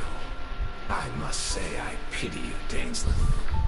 The death you dole out so readily to others is a luxury you yourself cannot enjoy. But today, that is the least of your worries. Do you realize that all your years of pursuing us are being rendered utterly meaningless, even as we speak? Your riddles tire me. The overwhelming advantage is ours, at least for the moment. You know what that means for you. I like to see what makes you believe you've already won, or that you can still turn the tide of this war. Then allow me to be frank. As far as we are concerned, our princess has already won by other means. And I do not merely mean this battle. No. Her Highness has achieved something far greater. For today, the Abyss Order's greatest wish has finally been fulfilled. Our Highness quietly infiltrated the Night Kingdom to exploit that realm's past experience with ley line reconstruction. That wasn't just a dream. And then used the Loom of Fate to reweave the ley lines of Conria. What? She used the Loom of Fate? Wait, does this mean the attack on the Masters of the Night Wind was all a smokescreen to give her some cover? Oh no! This makes too much sense. Correct. As of now, our homeland has been revived. And all of my comrades that you have slain, Dainsleif, they shall forget the struggles that have beset them these past 500 years, and begin their lives anew in a Conria restored to life. What a load of drivel. Your falsehoods are riddled with flaws. My ears tired of your... I'm not that right.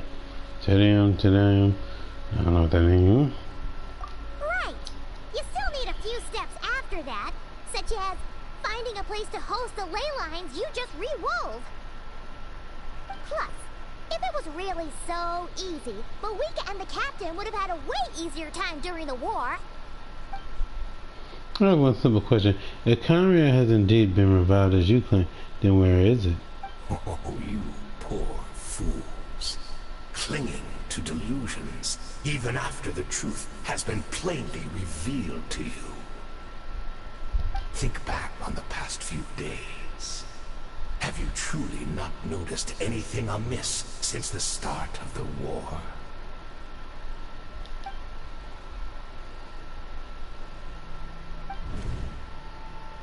I sensed something strange in my dream.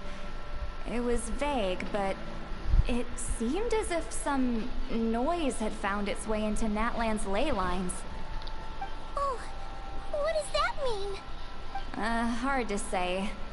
I don't think it had any tangible effect on the Night Kingdom or on our ley lines, but still.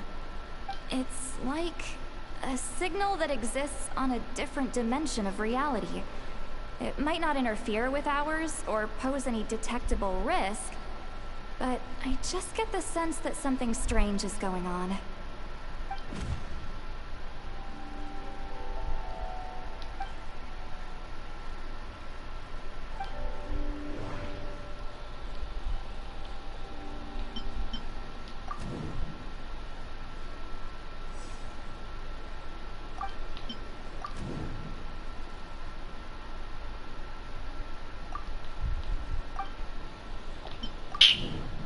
I kind of hate these.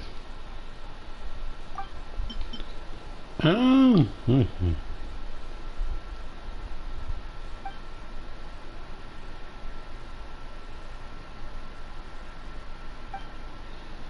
This raw camera that he speaks of might actually exist, and despite hailing from that separate time space on our name, has found a way to communicate with us. Whatever may be going through your mind right now, do not trust it. I urge you not to believe his lies.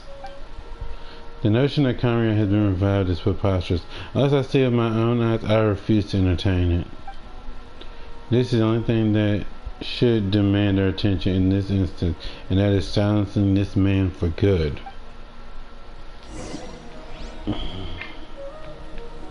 So where is he? There.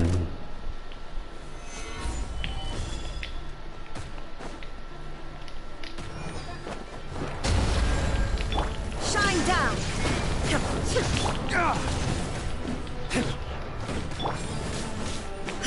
I ain't got no water right now, so we just got to dodge his attacks from there. Illusion shattered. You battled in vain. The Abyss Order's mission. Well, you won't see the new Conrad, that's for sure. My body is failing me, but I will not bring shame to the name of the Abyss.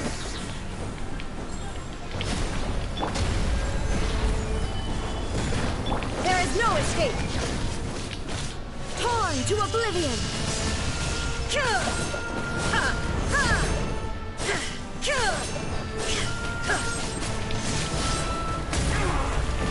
still not understand? You battled in vain. The Abyss Order's mission has been fulfilled. That should be all of them, right? So, we've destroyed the Abyss Order's headquarters in Natland, but somehow, that didn't feel satisfying at all. Are you still thinking about what that guy said? You look really worried.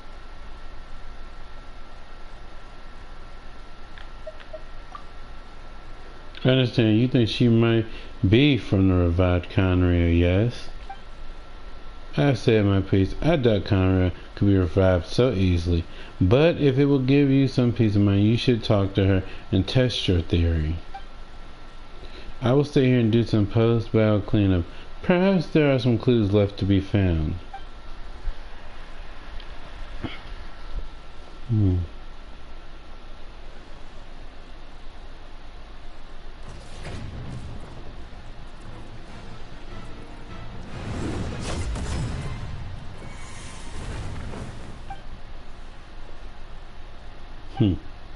I thought your voice and attitude seemed familiar. My mistake, I should have made sure you were dead earlier. The curse of immortality has struck you too then, Hayden. 500 years on, and you still refuse to address me as master. Don't forget, Dainsleif. You may be the renowned Twilight Sword, while my arm has grown too feeble to swing a blade.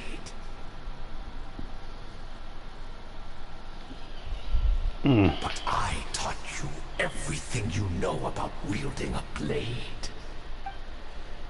Your arrogance and malice cost you all of my respect years ago. Long ago. Years ago, whatever you want to say. Be that as it may, under the circumstances, I see no further reason for us to fight.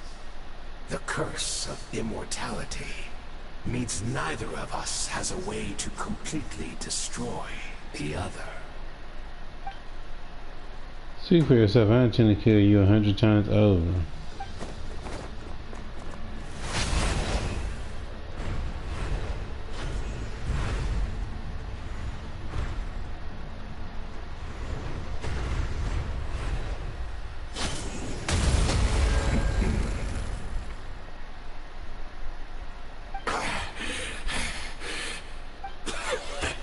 Have you finally had enough?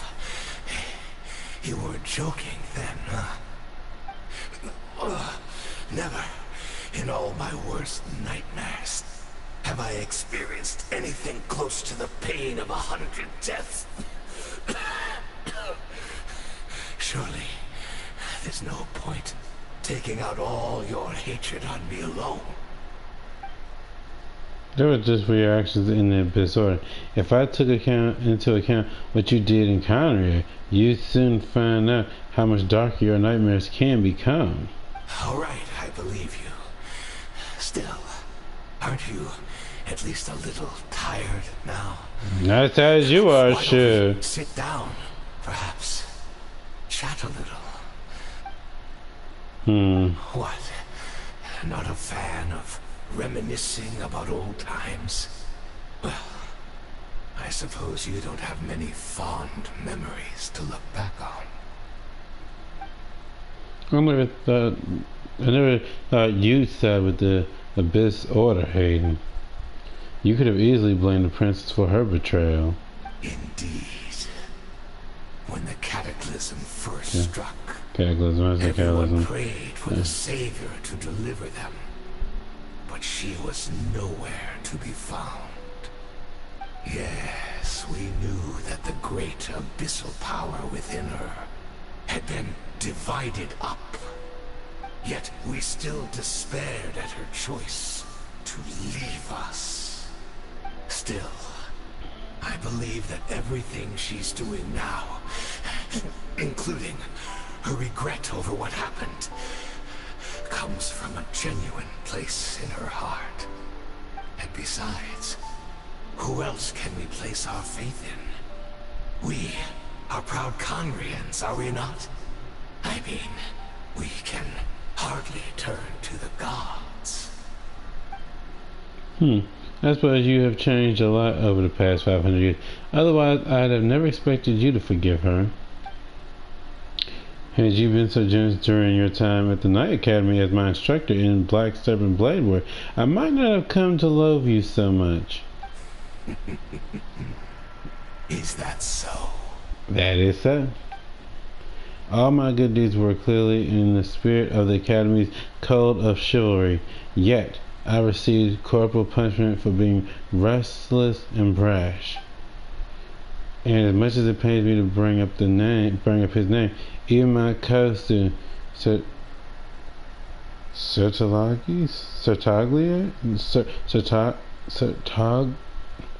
even know how to say that name, was persecuted for following the spirit of knighthood. He even lost limbs over it. There's little point discussing it now, of course, but all of this was your doing, wasn't it, Hayden?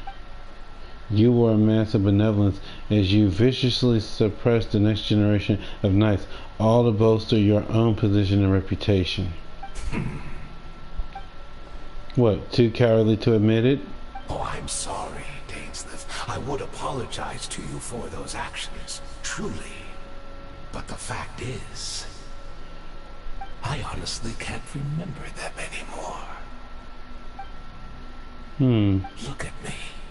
Look at what has become of me. Only by the Abyss's grace have I managed to maintain this physical form. But as for the rest, memories, spirit, emotions, personality, they have long become eroded, fragmented beyond recognition. Even if mine was a past steeped in sin or in shame I once longed to hide, I would wish to remember it. Without my history, I fear I will become another person entirely. I would like to apologize for any misdeeds that are mine. So please, tell me everything. Tell me about the Conria we once called home. No wonder your personality struck me as different. Memories are indeed a crucial part of a person's identity. So the Conria we once called home. Dainsleif slowly closes his eyes. Countless memories of Conria flooded. I can't even read that. All sights, memories, and feelings. I'm not gonna read that, y'all, because I'm not that fast like that. You seem to remember much. Could you tell me more about it? About our golden age? I'm not interested. I have neither the time nor the sympathy. Is that so? What a pity. But this will be quite sufficient, as long as the loom of fate heard what I could not. Loom of fate, whatever you done, tell me. I'm afraid I owe you yet another apology, Dainsleif. You were right. I lied to you earlier. Your wits are too sharp to be fooled by me. The homeland hasn't yet been revived. In fact, even the ley line weaving is not yet complete. Think of ley lines as the collection of memories concerning a given place. To reweave Conria's ley lines as they were 500 years ago, we would somehow need to retrieve almost all the memories of Conria from that age. The loom of fate cannot weave without an abundant supply of memories. And so, we relied on everyone in the Abyss Order to provide what they could. Even though fragments are all that remain in most cases, the more we all share, the more that can be restored. So Loom of Fate is running as we speak, and the so-called meditation your members have been performing, its purpose was to supply the loom with memories, wasn't it? Indeed. We are people in exile, stranded 500 years in the future, will weave our homeland anew and bring the nation of our dreams back into the real world. Ah, what a glorious undertaking. What a shame it had to take this long. After 500 years, most of our memories have faded, and a world woven from broken memories shall itself be broken. So that's where I'm supposed to come in. You look for assistance from your mortal enemy who has sworn to hunt you down? Precisely. For you possess a ring left to you by your elder brother, which continuously resets your body's condition. Of course, your memories are susceptible to erosion just like ours. But of all Conrians who remain, you are sure to remember the most. We had to obtain the memories in your mind, whatever the price. Even if it meant sacrificing our entire army as bait. So this was your true goal, to lure me here, guide me into a state of meditation, and access my memories? So be it. A few of my faded memories for your entire army. That strikes me as a fair trade. I appreciate your generosity. You're gambling everything you have on the Loom of Fate. This could be a costly mistake for you in the long run. Perhaps. But that is the gamble our Highness has chosen to make. And thanks to you, the Loom of Fate has now finished weaving the ley lines. New Conria is complete. Whoop-de-doo. Enough about your beloved leader. You said you would pay any price for my memories, did you not? In that case, perhaps to be slain another 100 times for your deception. I hope it was worth it.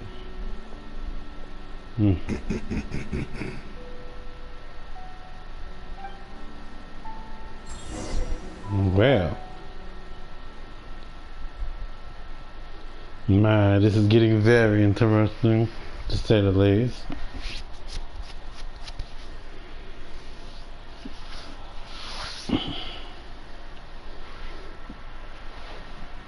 Let's see what my character is up to.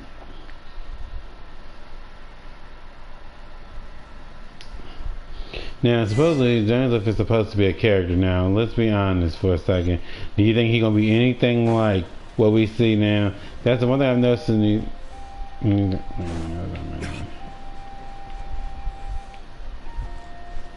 Okay, I don't see anything that can help me, so I'm just gonna run.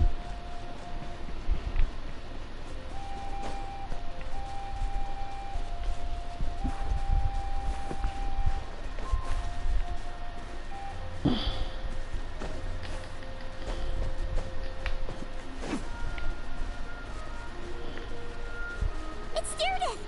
Great! She's still here!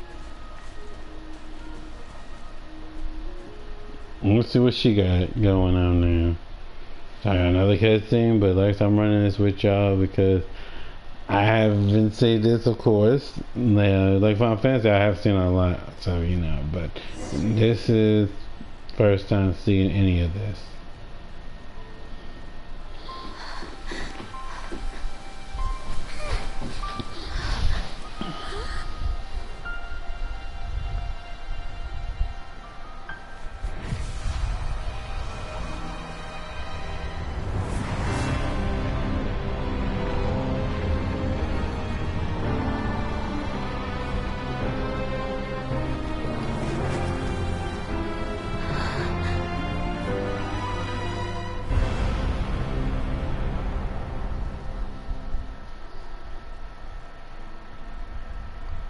What is this? Could this be like Cataclysm? I don't know. Is this where Judith is right now? So she really is. We're not from the same world, are we? No, I came from your future. Wait, but that's great! That means the world isn't going to end. In that case, tell me, what happens to Conria? What happens to my homeland? No, wait. Don't answer that. We can only fight for our future. If the future is unknown, I still believe the Savior can turn things around. I'll carry on looking for her, even if you're not there to protect me. Although, in a way, I've already found my Savior. It's you. You protected me, and I believe you can protect us all. You're the one who can change everything. It's just too bad that we're not from the same time or place. Oh, one last thing before I forget. I know how much you want to find your sister. Surely she must be desperate to find you too. Yeah, just depends. So, is there anything you can give me as a memento? Proof that we met? That way when I do find her, I can convince her that you're also searching for her.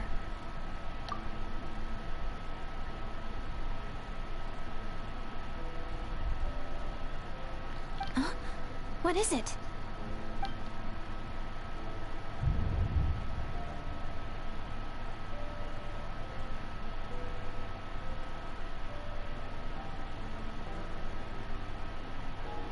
Dude, this is her future. If this is her fate.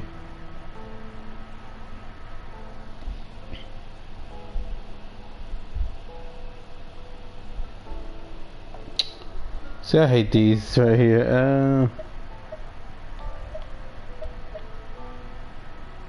Which one? Which one? I'm nervous. Does it matter? Cause I don't want to be messing up anything. Let me see. It's like, I just need to look this up real quick.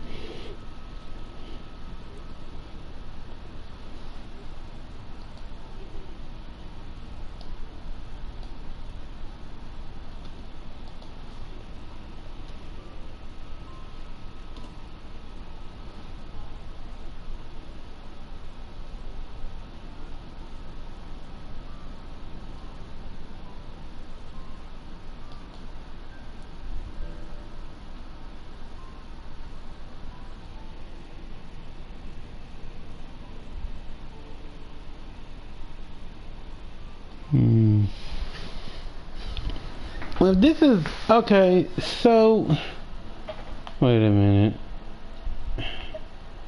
The fate won't change. I'm gonna keep it.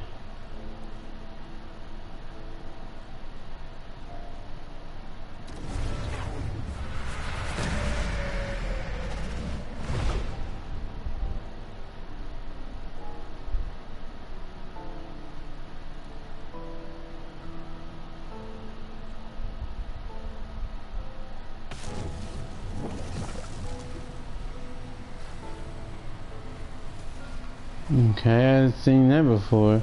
So is Lumen gonna walk out of that? Yep. So that's what happened. Ishtarov, the ruler of time, must have had a hand in this. There's no other way that this meeting could have taken place.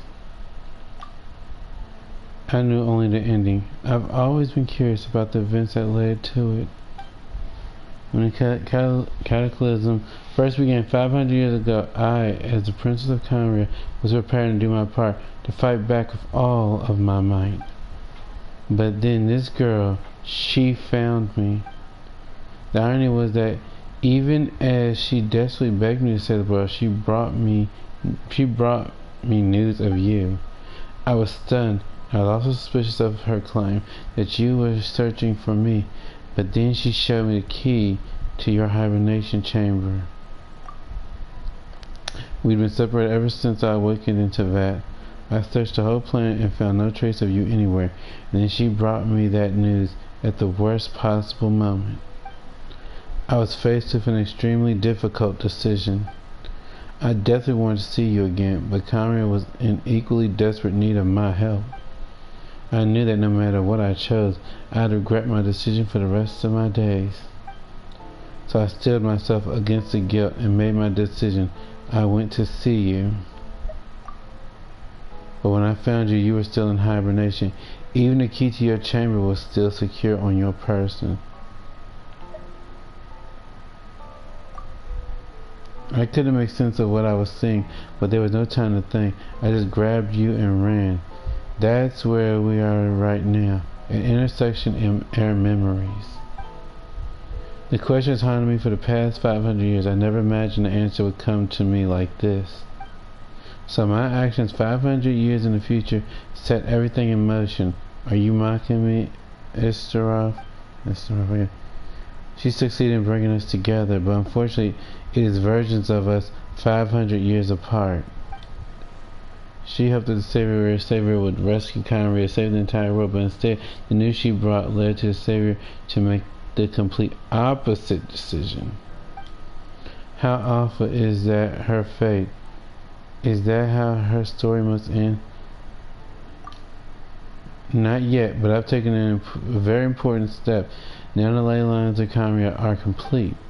I had always thought that the vast ley lines were locked by the heavenly principle. No, more can be added, and existing ones cannot be replaced. But then I learned that Natlan's Night Kingdom appeared to be an exception to the rule. It has intrigued me ever since. So I directed the Abyss Order to feign an attack on Natlan, buying me some time to enter the Night Kingdom and negotiate with the Lord of the Night. Unfortunately, for other reasons, even the Night Kingdom cannot host any new ley lines. The most I could get was some room to carry out the weaving process.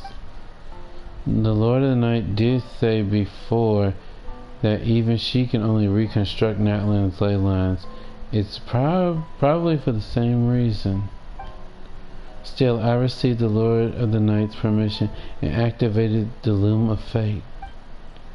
Using an Intivat as the base, I was able to grow a realm based on the Conria of 500 years ago, superimposing it over present-day Natlan space-time.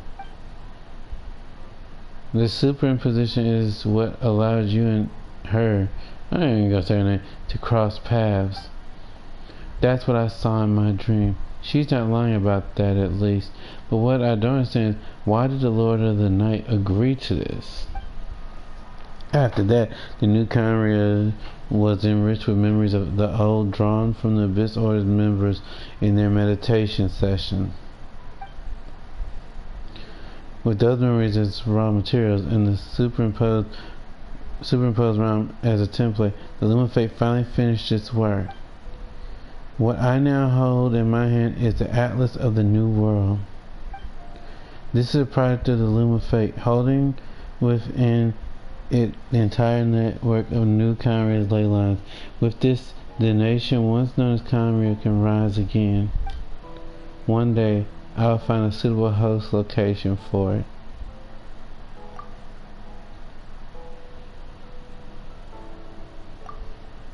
I should write that to y'all. When I first arrived in Conrad 500 years ago, my memory was completely blank. It was only after I had served as their princess for many years that I slowly began to remember everything, including you. What? Your memories were erased? But recovering old memories didn't simply erase the part of my life I spent in Conrad. I still see it as my second home. That is why my guilt weighs so heavily on me. But even so, that only constitutes parts of my motive. More importantly, if I wish to speak with the Heavenly Principle as an equal, I will need the might of an entire world behind me.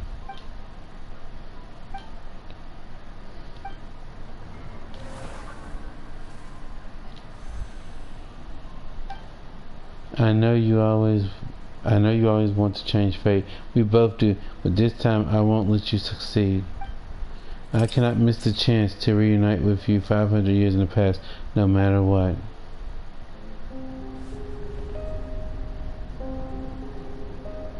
I don't know why, but the way it doesn't sound like you at all. I mean, this whole thing, your plan, why does it have to do with us? What does it have to do with us?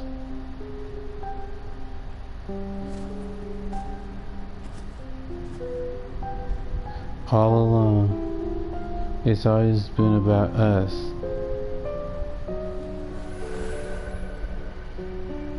Goodbye, Ether. We will begin anew. The end of your journey.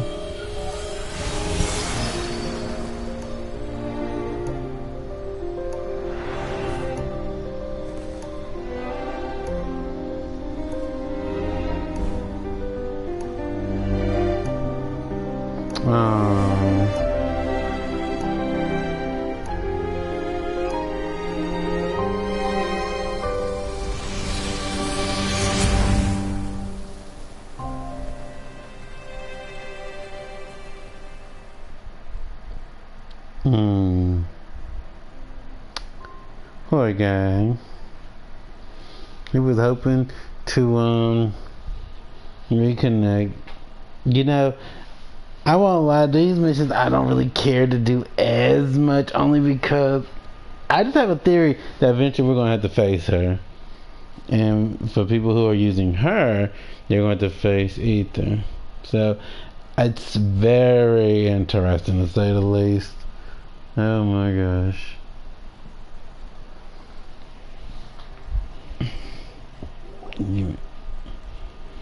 So our hero is back. Everyone's been waiting for you.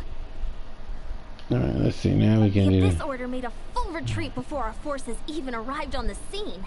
All thanks to your efforts, no doubt. Oh, and Mr. Dainsliff's, of course. What's wrong? You look upset. Paimon doesn't know the details either. The traveler just disappeared after taking Deirdre's hand. It was like they got sucked into another world. Paimon was looking all over for him, and then he suddenly reappeared, right back in the same spot, but looking a lot more glum.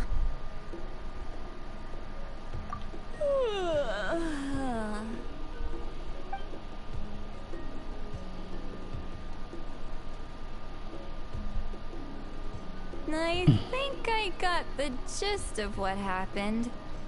Something to do with your sister? I spoke with the Lord of the Night in a dream just now, and learned quite a lot. Huh? You met your sister? And you didn't think to tell Paimon right away? Well, never mind. Paimon can see that you're pretty down right now. But let's go over everything later, alright? What your sister accomplished? It all but defies comprehension. I was stunned when I heard about it too. But what surprised me the most was that the Lord of the Night actually chose to allow it. The Lord of the Night did try to explain it to me, but in a word, it's complicated. During the war with the Abyss, Malika had an argument with the captain. Malika believed that we should fight to protect our culture and memories, while the captain believed the preservation of the ley lines should come before all else. So, the Lord of the Night was very intrigued when presented with the Loom of Fate, and informed of its ability to weave ley lines. She saw your sister's actions as a potential third option, namely to preserve an entire nation in the form of an atlas. Preserve a nation? You've definitely lost me now. You're not the only one. Paimon's got no idea what's going on either. With that in mind, the Lord of the Night gave the go-ahead once she was satisfied that the Loom of Fate wouldn't have any real effect on Natlan. However, I believe she imposed an additional condition of her own. An additional condition? Did she ask for something in return? No idea. She wouldn't tell me what it was. Huh. Alright, well, let's not overthink this for now. We just won a war. Time for a well-earned drink to celebrate. I trust the Lord of the Night unreservedly. I'm sure she only involved herself to take a problem off our hands, so it's one less thing for us to worry about. Don't you agree, Traveler?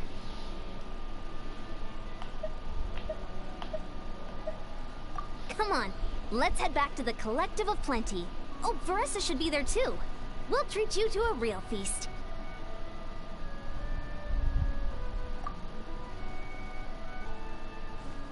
Huh?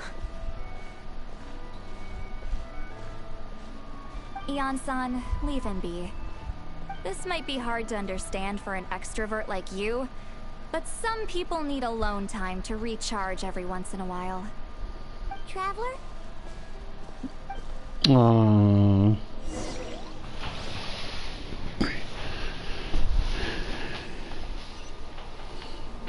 Oh, well, we're not gonna be running all the way back up there. No, no, no.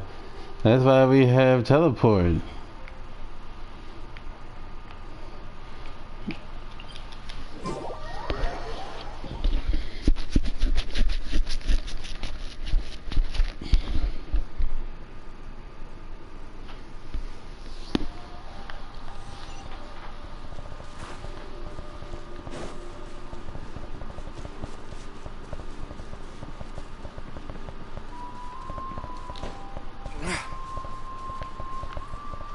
So she basically chose that she didn't want anything to do with her brother. Okay, lovely.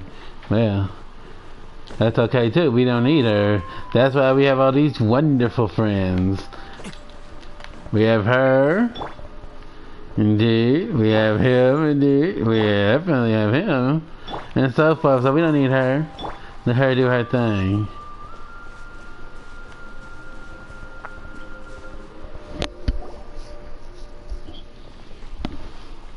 She's a bitter Betty.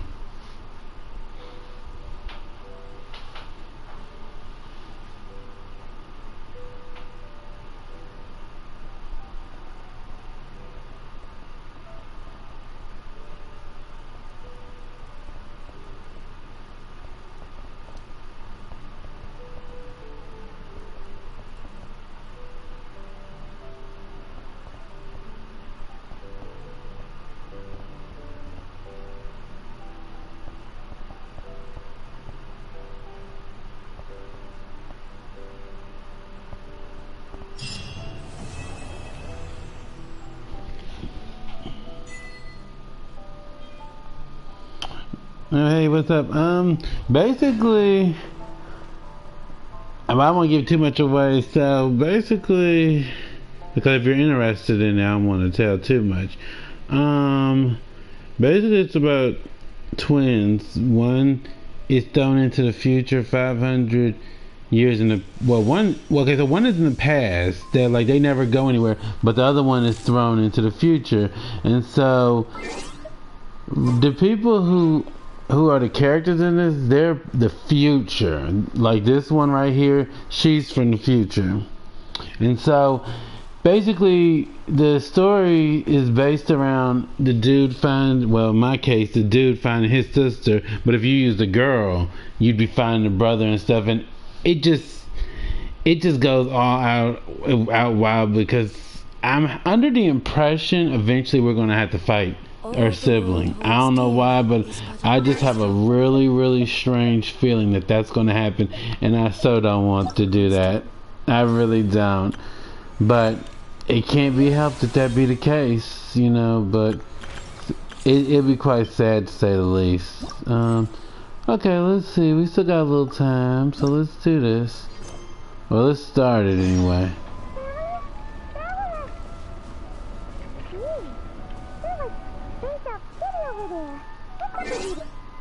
Wait a minute. I'm on console. You feeling okay? We've been traveling all over lately, so maybe you come down with something. Yep, I'm on console. We're getting Baiju to check you over. Oh, so I do play. I don't play COD multiplayer, but I do play the zombies. And like last weekend, they had a 2 times experience, weapon experience, and well, so you're seeing what I'm seeing, because I do this strictly from my console, so everything I'm seeing you're seeing basically. Yeah, so that's the only reason. Wait a minute, what are we looking for? Is it over? Alright, so we did the Archon. Okay. Alright, so we just did a yeep. But I was doing Black Ops the 2 times today to do that because you don't always have that. So I said let me go in and do that while I can. You know.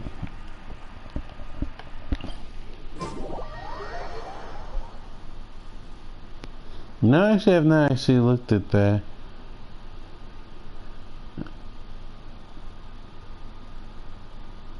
Okay.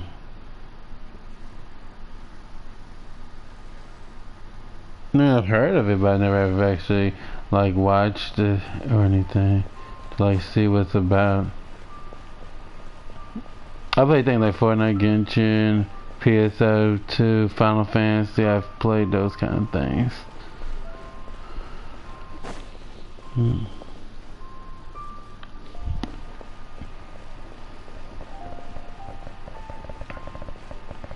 But you know, I like games like those though. I love to be lost in it and things and just enjoy myself. You know. Oh. Baiju wasn't in his shop. Oh, you're looking for Dr. Baiju. He's resting today, but he said to send any patients to the back room. Ah, okay. Thanks. Yeah, Final Fantasy is super fun. I actually do stream that actually, so if you like seeing that, make sure to tune in because I do plan on doing a stream. I don't know what day it is gonna be exact, but like I have like 4 different characters I use. I have the lion. I have a dude hire and a female hire. If that's how you say it, I'm not sure. Or I'll use my Lalafell. Traveler, Paimon, welcome. Well, I'm going to read this, y'all, because Chung Shang's voice is not reading. It's the Traveler. He looks absolutely beat these days. He has these huge dark circles around his eyes, like he hasn't slept a wink. And he keeps spacing out. You have to call his name several times before he snaps out of it. What do you think it is? Is he sick? Oh, is hero prone to sickness? I find it surprising. Very peculiar. In all the time we've been acquainted, this is the first time you've come to me with a health complaint. Come, let me take a look at you. Oh, Fortnite. I love playing Fortnite. Like I said, Black Ops, Genshin, PSO2. I'm gonna be starting to get back into PSO2 in the streaming. Like I'll do it off stream, but I'm doing that. Streets of Rage. I love doing Streets of Rage. For the most part, I just go with what I feel that day. If I'm feeling the vibe, like with this, I said I wanted to do this stream. I already knew I wanted to do this, but Black Ops had kind of came in, and then before I knew it, I was thrown into that, and then I said, okay, well, let me just focus on this then. So today I said I was gonna do it. Tomorrow, I don't know what I'm gonna do tomorrow yet. I'm wondering, do I want to do Final Fantasy or do I want to do Fortnite, something like that? Siege? Oh, you mean like Rainbow Six? I am not exactly a Rainbow Six player. Here's a fun fact about me. I actually like third-person shooters. The only one that I've ever played that I actually had fun with, just because of the banter and stuff, was Killing Floor 2. Yep. That's like the only one. Okay, Paimon does not like that expression, Baiju. It's not serious, is it? Complexion is good, eyes are clear, breathing is steady, pulse is strong. Physically, you appear to be in good condition, traveler. In theory, your energy level should reflect that. You should be feeling right as rain. Hence my concern.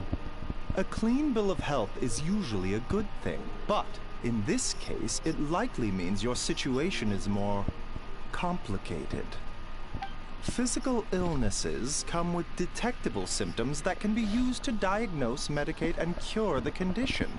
But afflictions of a non-physical nature, they fall outside a doctor's realm of expertise. Huh?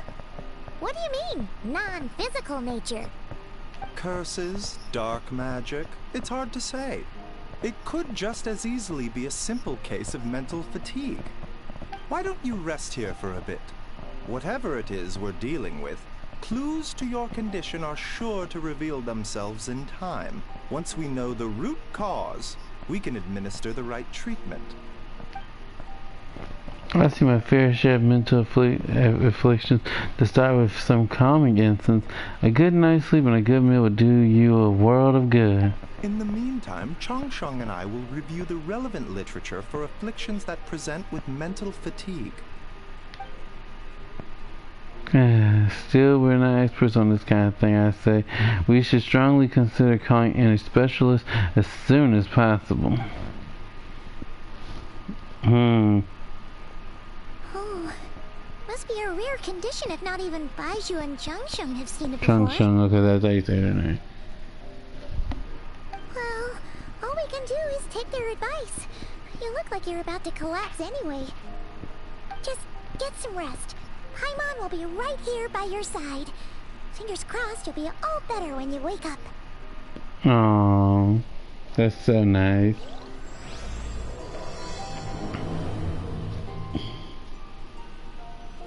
Oh, and I also play My Hero Ultra Rumble. I do play that.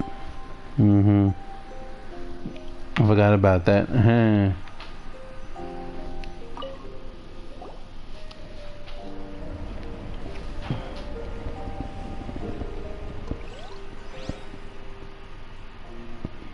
This would be probably where Skirk would be. That's how you say. So that's how you say the name. Cause y'all know I be goofing up names.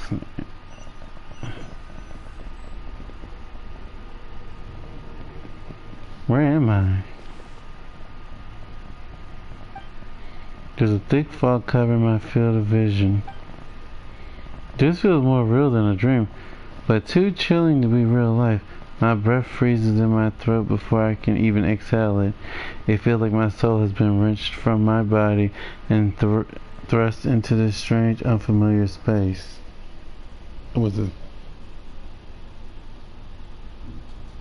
Well, I don't have any just yet. Like I said, I'm not even sure if I can actually put alerts. Not with phones, not on console at least.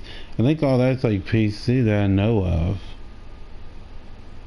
That I know of now. But, you know.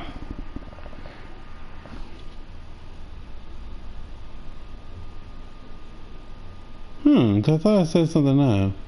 I have to look into that again. Cause I thought I said something up before, but maybe it didn't save. Yeah,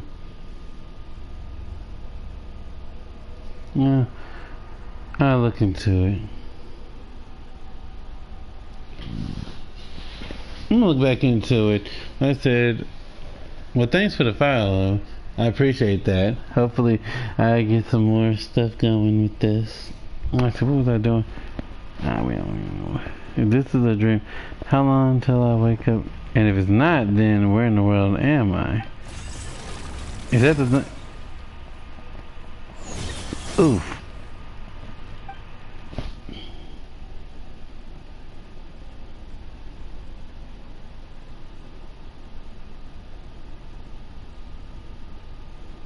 Thanks for the offer. Yep.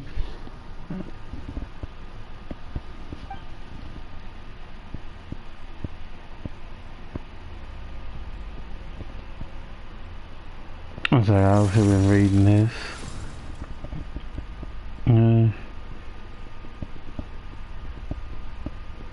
Oh no, not the traveler being that way. No. That sucks.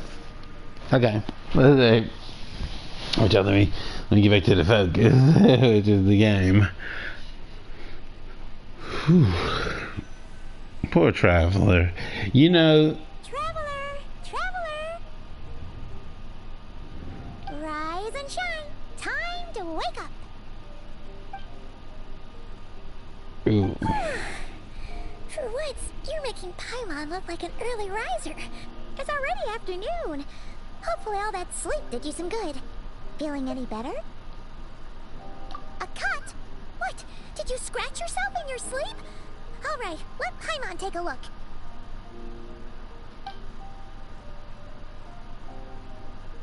Nope, nothing there. Wait, did you have a nightmare? Okay, don't panic. Paimon heard that dreams tell us what we need by showing us the opposite. So, if you had a nightmare, maybe all you need is something to cheer you up. Come on, Paimon will treat you to something yummy. Of course it's food related, of course.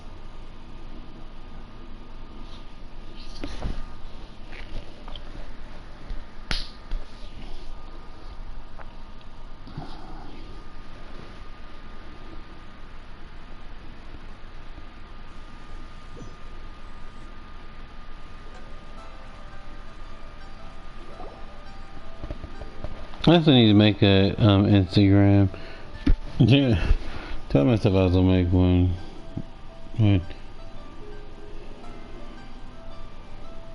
Right now, I'm still going through a lot of.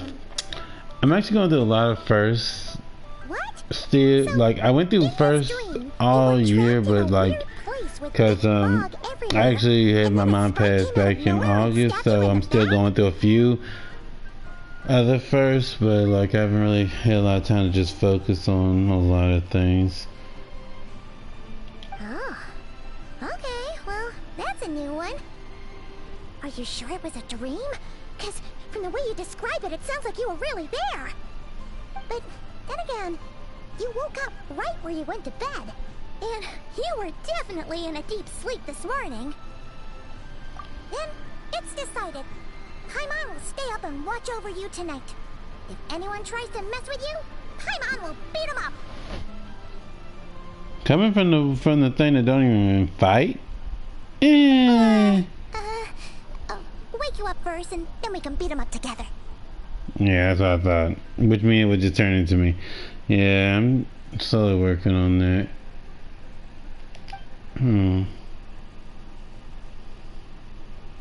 That's nice.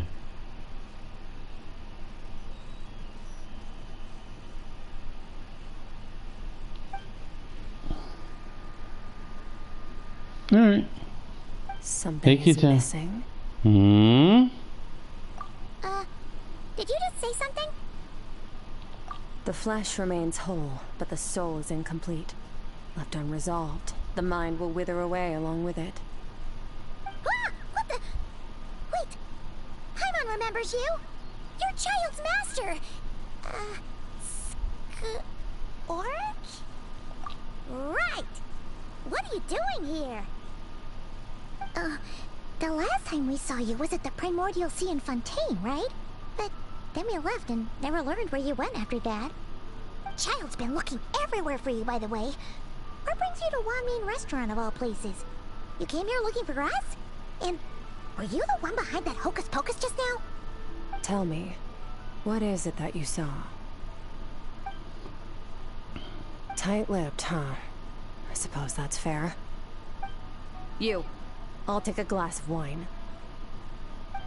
Hmm? Oh, of course. Coming right up. Chef Mal, and I want to say that that's a line, but I'm not sure. But it looks like her. We make this one in-house. It's not too strong. Enjoy. Chef Mao, I'll take a grilled tigerfish over here. Coming right up. If I knew we'd be this busy, I wouldn't have approved Shenhe's vacation. At the end of the day, what happens to you is of little consequence to me. I'm not here to try and win you over. Trust me or not, the choice is yours. I like that her legs look like they got stars, like her outfit is glittering like a star. That's very If interesting. you want my help, now's the time to speak up. You have until I finish my drink. I was investigating an abyssal disturbance in the area and happened to notice you. Part of your soul is damaged, and the wound bears traces of abyssal corrosion. Need I say more? Neither of those things sound good.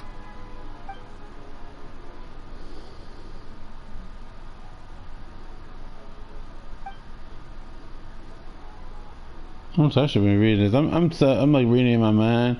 I don't know what her goal is, but in this moment, at least I don't think she has bad intentions. Well, should we trust her? She mentioned an abyssal disturbance. Maybe that has something to do with what's going on with you. But we could always find a different expert on the abyss to help us out. Yeah, and that thing she said about your soul being damaged is scary, Paimon. Definitely something we should fix sooner rather than later. I agree. Skirk's an interesting one, that's for sure. But from what Child's told us, she doesn't seem evil, at least. 1, 2, 7, 10. That'll do. Well, have you made up your mind?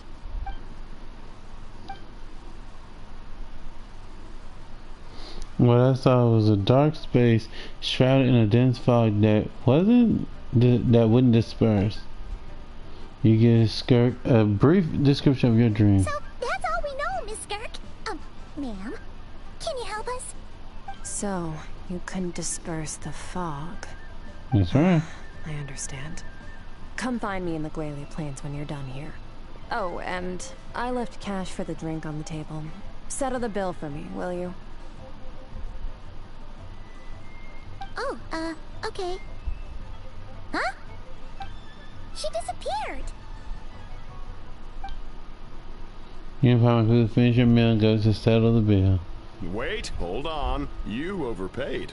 Here's your change. Oh, no. This includes the drink, so it should be the right amount. I didn't think you two ordered a drink.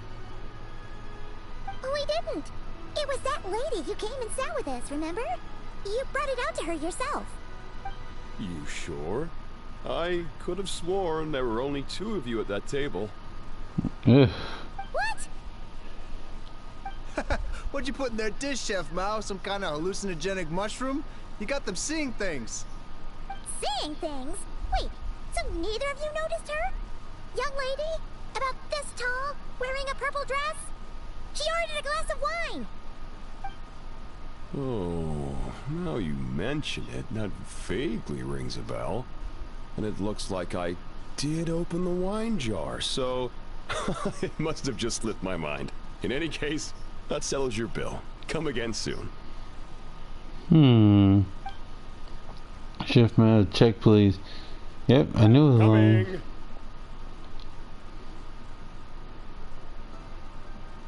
Okay, what was going on there? It's like they didn't remember Skirk being there at all. Even Paimon was half convinced we hallucinated the whole thing. But that Mora she left for us was definitely real. Oh, this whole situation is giving Paimon the creeps. But anyway, she told us to head to the Guili Plains, right? Let's not keep her waiting. Gotta be the best stop.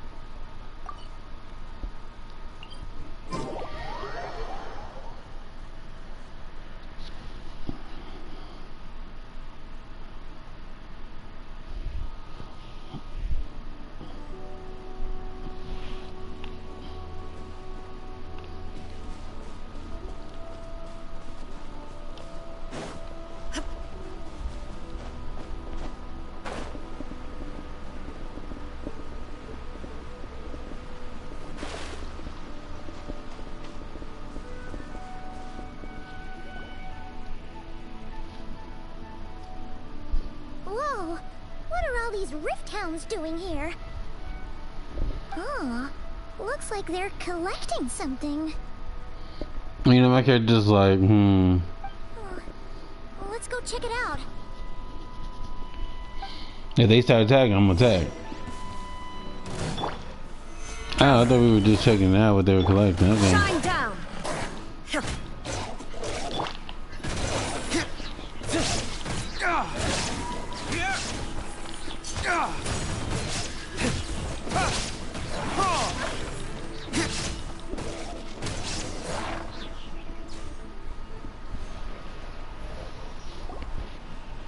So, this is what they were collecting. It looks kind of like... Yeah. What is going on here? From the moment they are born, all beings with great power have an impact on this world. Even if their body is sundered and their soul extinguished, their influence remains. Gods are the most common example of that. The remnants of gods who fell thousands of years ago remain buried deep within the earth, carrying within them a warped will and a dark curse. Together, these remnants form what you call god remains, and it appears that some of those sealed here were dug up and removed. There are traces left, but they're fading fast. What are you doing? Nothing. Just wanted to make sure you were, real? She's definitely not a ghost traveler. Paimon poked her, and she's solid. Your life hangs in the balance, and that's what you're fixated on? Strange set of priorities. It was just a trick to avoid being perceived. If someone notices me, those memories are erased. Simple as that. Unlike you, I have no desire to establish a connection with the world. The weak and the lowly have no right to remember me. They're lucky they only have a few missing memories to show for it. Now, can we please get back on track? Okay. Where were we? Right. The god remains. So, basically, there's now less of them here than there used to be, right? Isn't that a good thing? In our experience, god remains are 100% bad news. A lot of terrible things have happened because of them. Maybe it's a good thing by human standards, but power doesn't come from nothing, and it doesn't just disappear for no reason. The remains aren't just gone, they were taken. Very clever, traveler. You aren't the only one who had something taken from you. There are victims like you everywhere. The only difference being, you can speak, and the remains cannot, so it went unnoticed. Something similar happened in Sumeru.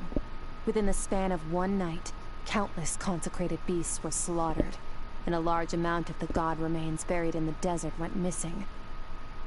Of course, god remains are just one of the targets. The culprit is chipping away at sources of power all over this world, including the Stella Fortuna above. Wait, you mean the stars? Mm-hmm.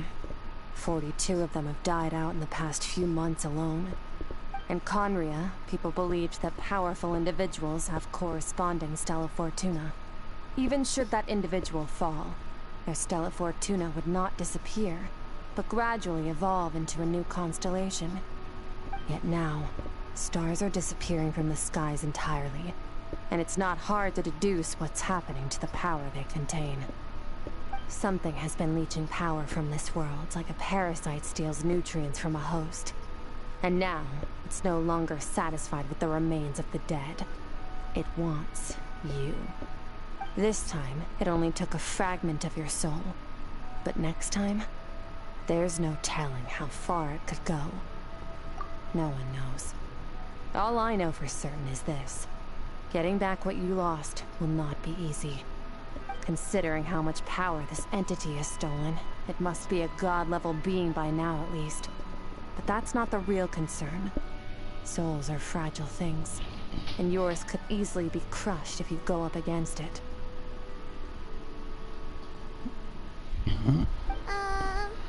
So you're gonna help us, right? We're going to help each other. You are my ticket to uncovering this thing's true identity. Well, great! You seem super strong and you know a lot about the Abyss, so Paimon will take it. Don't get all mushy on me. All I'm doing is helping you get back to normal after a sudden crisis. And I should warn you, getting mixed up with me can have unforeseen consequences. We're on very different journeys. You don't want to be in my debt, trust me. You help me uncover the truth behind this entity, and I'll help you recover what you lost. This is a transaction, that's all. You would do well to remember that. Now, come along. Yeesh! You'd think she'd be a little friendlier since she's agreed to help us. But nope, she's just like when we met her in the Primordial Sea. So cold. Well, whatever. If that's how it's gonna be, then she doesn't deserve our friendship. What she does deserve is a super embarrassing nickname. Oh my god. Ah, Paimon's got it. Frosty the Lavender Melon. Serves that ice queen right. Anyway, the important thing is that we get that piece of your soul back. So, let's follow her and see what sort of plan she's got.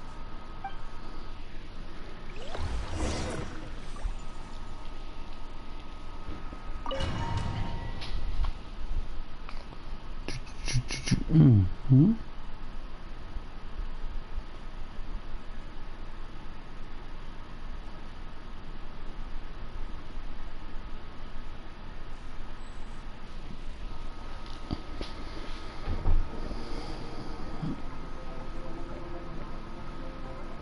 Whoa! This place is way bigger than Paimon expected. Where are we? This is where I live. I suppose it's the closest thing I have to a home here. It is. I brought you here because time flows differently in this place. I don't know how much Ajax has told you, but when he fell into this space, I mentored him for 3 months. In that time, only 3 days passed in the outside world. Ajax? Oh, right! That's Child's real name! Yeah, Paimon remembers him mentioning something like that. So, a month here is equivalent to 1 day in the outside world? That should mean we're safe from that power-hungry soul snatcher for now, right? Yes, well, I didn't bring you here just to show you around. In the outside world, the Traveler could be attacked at any moment. But coming here has bought us quite a bit of time. Now, we just need to figure out how to investigate that place you saw. The one full of fog. Both your description and the abyssal disturbance I felt point to that space having some connection to the Abyss. It could even be a domain similar to this one. The thief who stole that fragment of your soul is hiding there. But the Abyss is a chaotic and turbulent place. If we want to pinpoint their location, we need to see what that space looks like without the fog. Abyssal power can grant a special form of sight. Have you ever wielded abyssal power before? Okay. Do you plan to learn?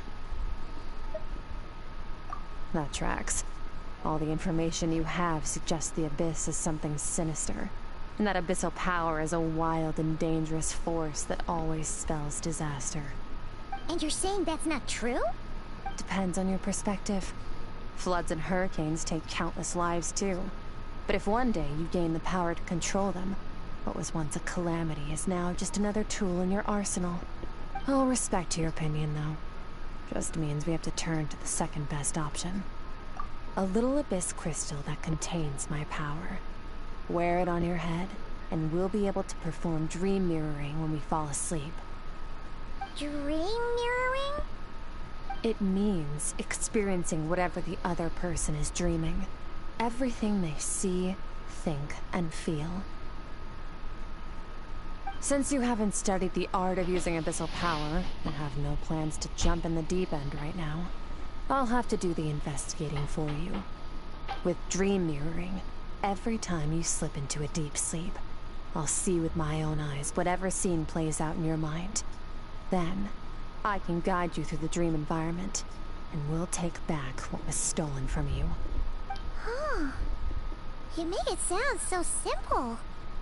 Tough to say. This is an unprecedented situation for both of us. Even assuming we do manage to find where this entity is hiding. Like I said, getting your soul fragment back won't be easy. To play it safe, I need to give you some special training first. Wait, you're gonna teach him some of your martial arts? Does that mean the next time we see Child, we have to treat him like our senior? Do as you want. For my part, I don't see you as my disciples. You're already a pretty good fighter. All I'm planning to do is build on your current skills, and train you for the specific scenarios that I think we might face. But that's enough talk. If you're ready to do this, then come with me. Time might be more lenient here, but that's no excuse to waste it. Mm-hmm.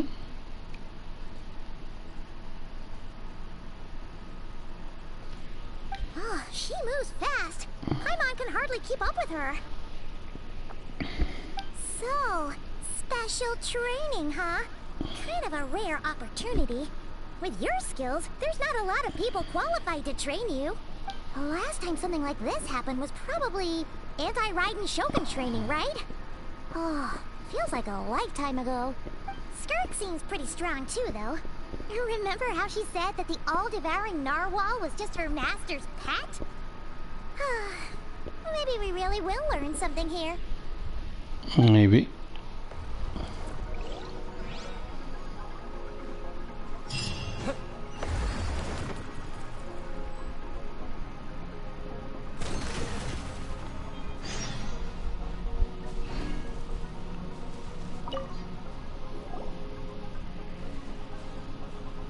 Ready? As ready as I'll be. Bring it on! Your training will be split into 3 stages. Testing your blade work, elemental abilities, and reasoning skills. We'll start with blade work. You're no rookie in this area, so I won't bore you with the basics. During your long journey, you've no doubt sparred with a lot of talented sword fighters. Consciously or not, you will have picked up all kinds of techniques from them. You bet! There's Kaya, Master Jean, Kuching... Oh, and Kazuha, Ayaka... Yeah, we've met sword masters like you in every nation we've been through. You sparred with a bunch of them too, right? Nice to know it's all gonna come in handy now. Don't get too smug. In sword fighting, techniques alone are not enough. You need a cohesive system to bring it all together. A style or school of fighting. To use the human body as an analogy, your style is your skeleton, the foundation, the framework. Techniques are the muscles and other flesh attached to the bones. This is where your strength comes from. Improving your sword fighting is like growing that body. If your frame got bigger and taller, but you didn't add any muscle mass, you'd be weak and flimsy. Then again, If you packed on pounds of flesh without a big enough frame to support it, you'd end up bloated and unwieldy. You need to do some introspection. Take a good, hard look at your past experiences, and figure out which parts of what you've learned are just techniques, and which parts can be used to form your own system of blade work. Only then will you get the full utility out of all your thoughts and observations along the way. Only then will every strike you deliver make perfect sense. Wait, is that it? Paimon thought you were gonna teach him some cool new moves. Like when you went swoosh and opened a tunnel to another place. One day, you'll reach a new level of power where you realize that even that's as basic a trick as any other. But right now, our sword styles are so wildly different that teaching you mere techniques is pointless. There are no shortcuts in the pursuit of power. Failure is your best teacher, and rigor is your coursework. That's all I have to say. Time to make a start. Train until you're satisfied with yourself. Now focus. Destroy the crystal columns as swiftly as you can.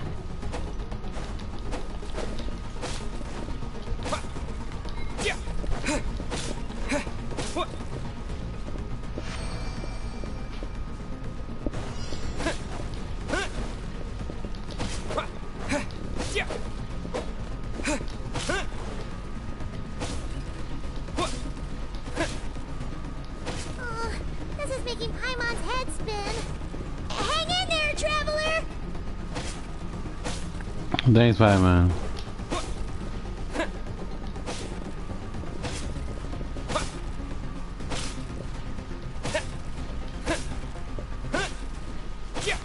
Now, no, they don't expect me to actually destroy 900 of these things.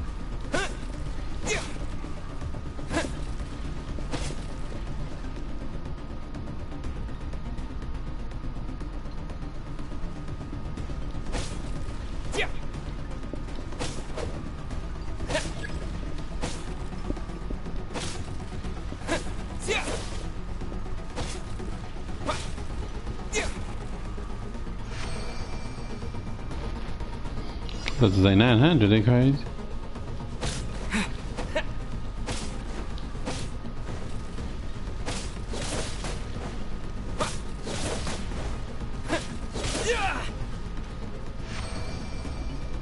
Stay calm. Use your head. You have to keep it together.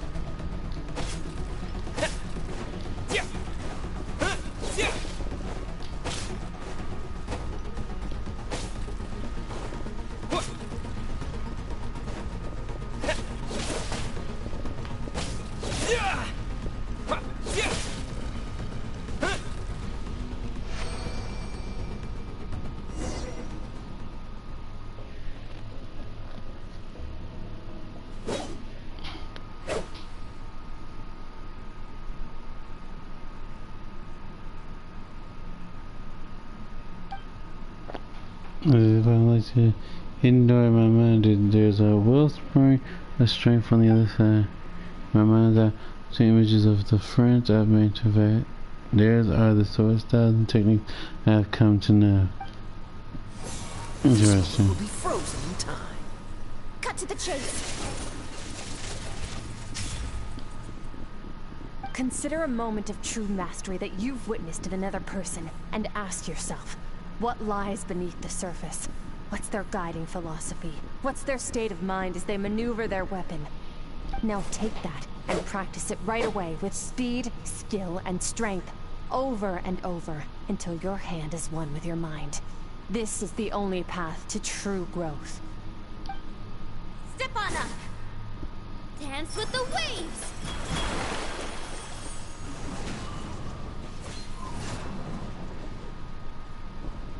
As eternity go by, and instead the hours of many years, a single leaf dust I shall slice this maple in a flash. That's a question of the ages. When I sourced out my journey,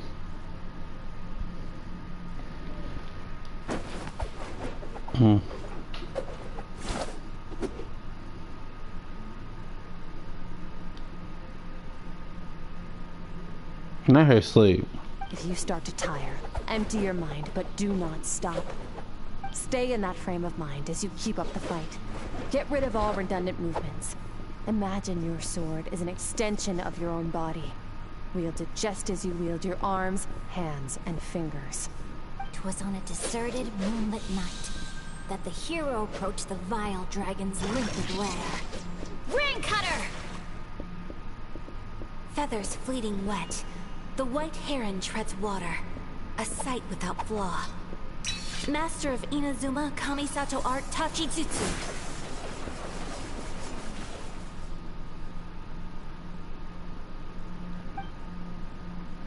With each slash of my blade, I feel my strength increasing. I don't know if my weapon can contain all this power. I'm in the zone. Limitless power is surging through me, throughout me.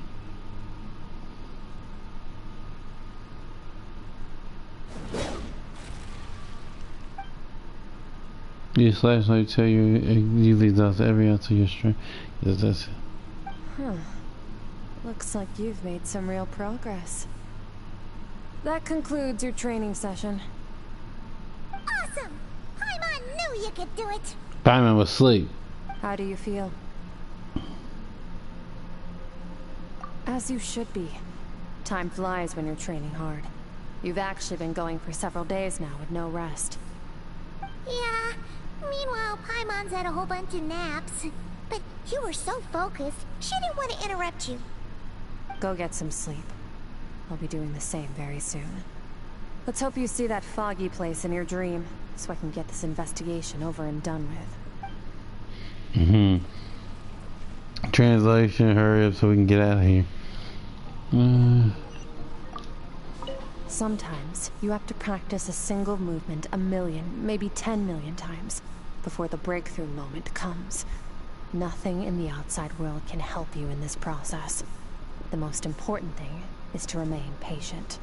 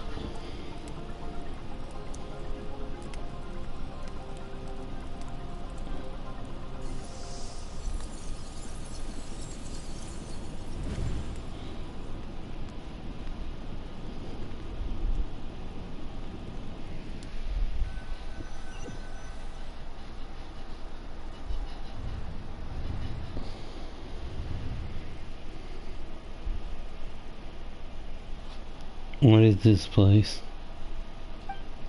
Have I been pulled back into that place again? The scary state of the dream mirroring would kick in my falsely. So why am I back here? No, on close inspection, this isn't the same dream as last time. It's dark and gloomy, but there isn't that chilling fog that made my hair stand on end. Hold on, if dreaming is a two-way process, maybe I'm seeing inside her mind while she's exploring mine. If this is her inner world, it's pretty bleak. I can occasionally make out the sound of a flowing stream, but other than that, it's so empty. Yeah. Who would have seen that coming? What's that? What a strange looking creature. Where did it come from? I think it wants me to follow it. Might as well see where it leads.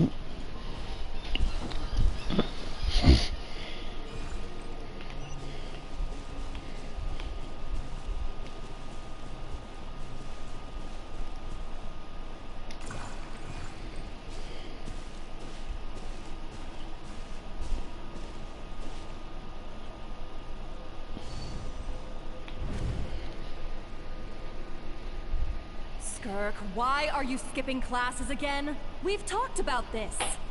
'Cause he's a crabby old man, and he's a boring old man. I don't like going to his classes. Excuse me. You shouldn't talk about your teacher like that. It's very disrespectful. All right, let's not get into a big fight about this. Skirk's learned what she needs. There's no point forcing her to sit through more classes if she doesn't want to be there. But I'd still love to hear about what you got up to yesterday. Why don't you tell your dad all about it? I went diving, and I saw this huge fish. I never knew they could get that big. It looked kind of dumb, though, with that stupid big fat head. I tried to shake its fin, but it just spat water at me.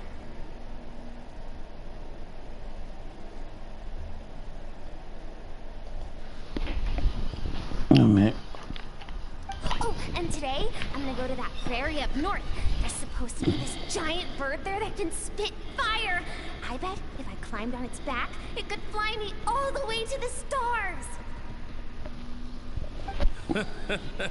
Then I suppose your old dad should get one as a pet too.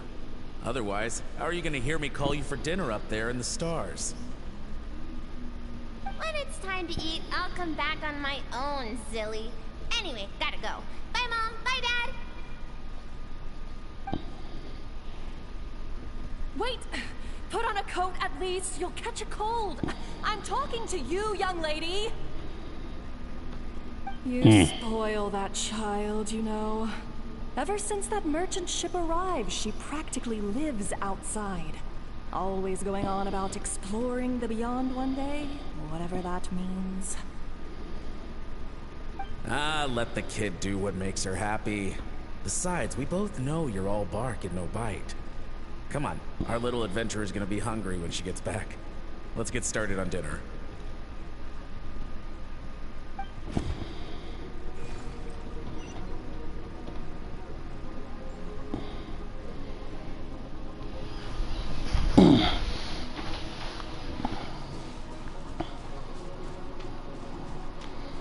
What's wonderful today? The stars shimmer high above. But what lies beyond the stars? Mountains as far as the eye can see? An endless snowy plain? Or maybe buildings taller than the sky, like the people from the merchant ship said? Can't be the only one asking these questions. The universe is fascinating. If only I could meet some other people like me. We could set sail together and explore every corner of the world. I'm sick of being a kid. There's so many amazing things out there, and I'm ready to see them all. But for now, I'm starving. Better get back.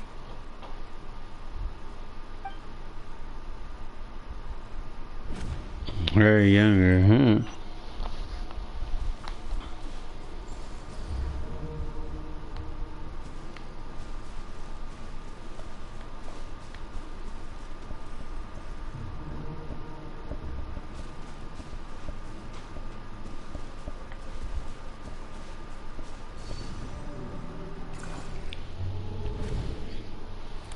Don't let a single one of them get away!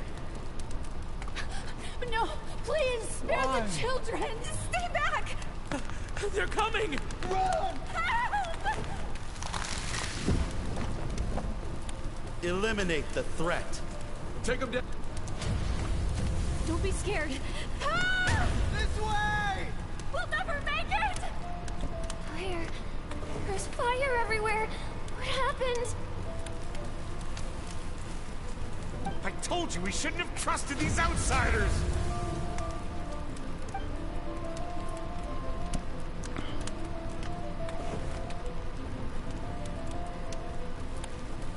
Why are you doing this?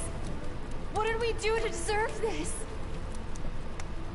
We welcomed you with our finest food and drink, showed you the best our home has to offer, gifted you cloth dyed by our own hands. And this is how you treat us? run! Save yourselves!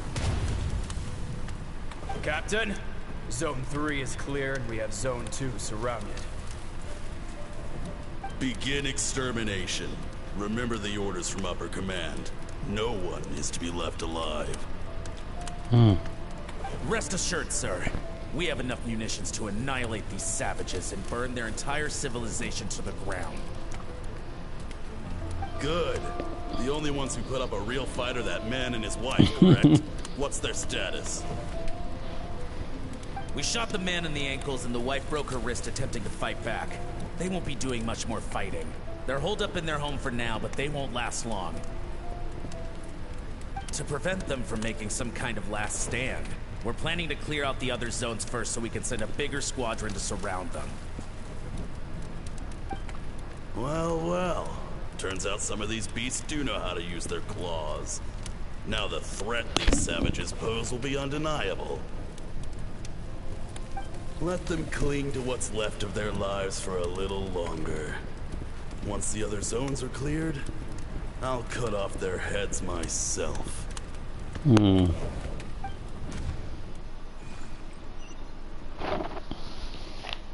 Well, that's her memory.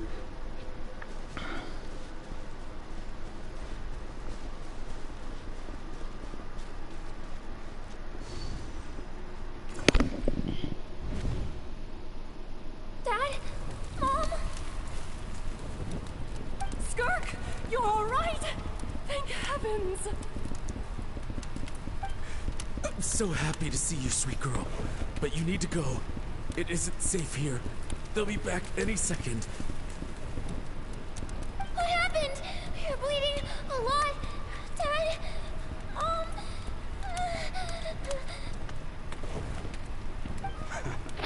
This is the place. Alert all units. Prepare to surround. Run, Skirk! Run as far away as you can. Don't trust anyone. Your dad and I, we're not afraid to stare death in the face, but we need you to survive. My clever girl, so curious. You're already so brave.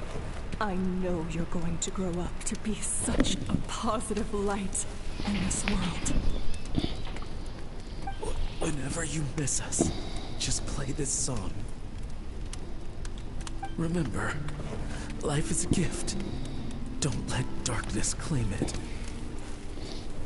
Break down the door! Look what we have here. A savage that can pluck a tune. Well, the show's over.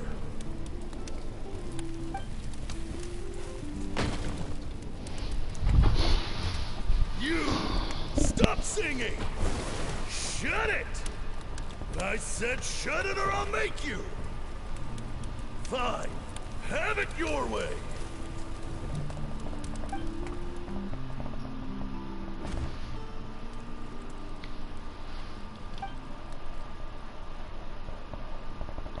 Get you, guess copyright wise, you can't actually do that.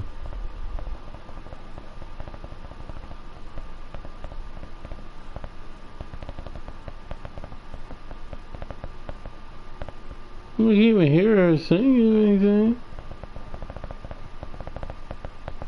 I mean, that's a kind of suggestive look. Oh, you're awake? I found a few clues while you were asleep, but it's only a start. Now, time for the second stage of your training. This time, the focus is elemental energy. Come find me when you're ready to begin.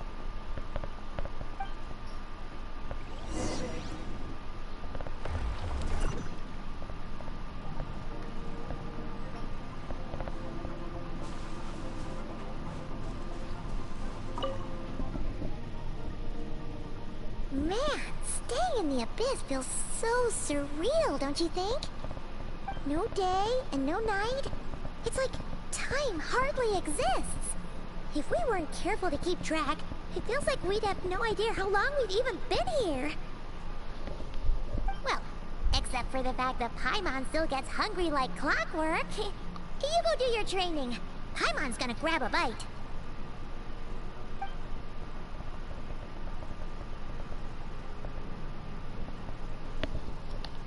The way I see it, the pursuit of power is divided into 3 stages. The first is mastering the use of standard weapons. Next is learning how to harness natural energy. And after that, you're free to challenge even higher dimensions. The natural energy of Teyvat is, of course, elemental energy. But that's not my area of expertise. I draw from a different source of power. Abyssal power, yes. Also known as the power of the Void Realm. My master, Certology, is a true expert in that area. Certology. After all, he was one of the group of 5 that infamously stole the all-encompassing power of the Abyss. An act for which the people of Conria gave them the epithet, the 5 Sinners. The elemental energy of Teyvat, on the other hand, is derived from the power of the Light Realm. These 2 forms of energy exist in direct opposition to each other. Suffice to say, there's not much I can teach you this time. A keen observation, traveler. Call it respecting local norms. The Abyss stands in direct conflict with the will of this world. So, to make my life easier, I disguise my power to make it appear cryo-like in nature. It's a technique I learned from some Conrian ruins, known as the 7 Shifting Serpent. If you ever change your mind about delving into abyssal power, I can teach it to you. So I've heard. You seem to have a knack for removing abyssal power. But is purification really what's going on there? Like I said, power does not simply disappear. Just thinking out loud. Let's focus on your elemental training. That's what's gonna help us if the situation gets tricky. True growth comes from adversity, but only if you make the choice to pick yourself up again every time you fall. So, it's time to push yourself to the limit, and then keep pushing. This is the only way to advance at pace. Use the power of Animo to clear the field as fast as you can.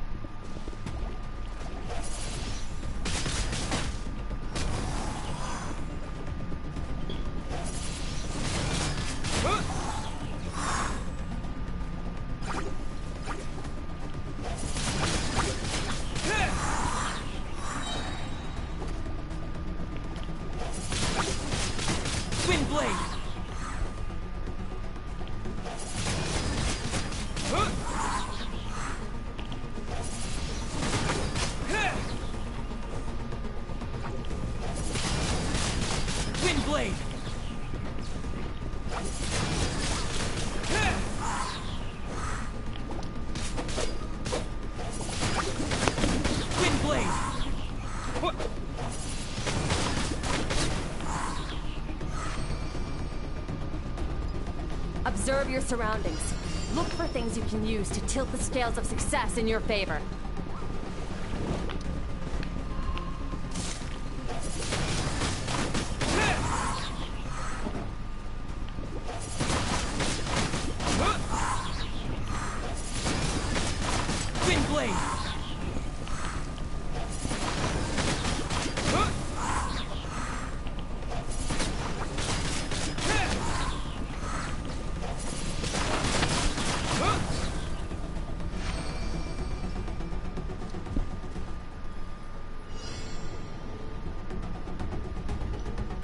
Use the power of Hydro to destroy the spikes.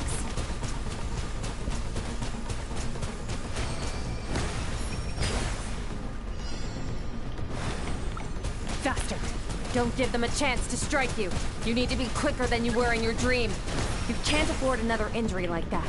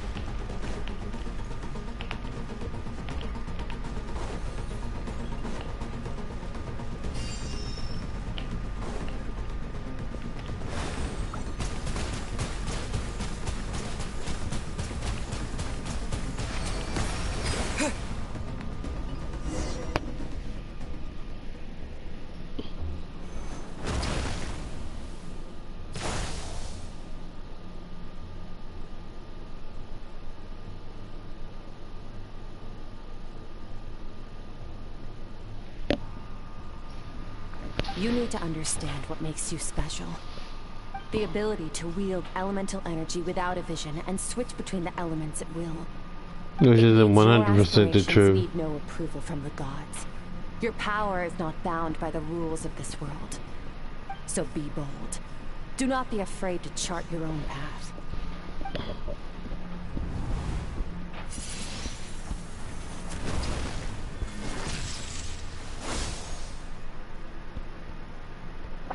The power of the elements flowing through me. Sometimes it's peaceful as flowing stream, other times surging like a raging river. If I close my eyes, I can almost hear their voices, but it's not like some wild beast battling me for dominion. It's more like saying hello to an old friend.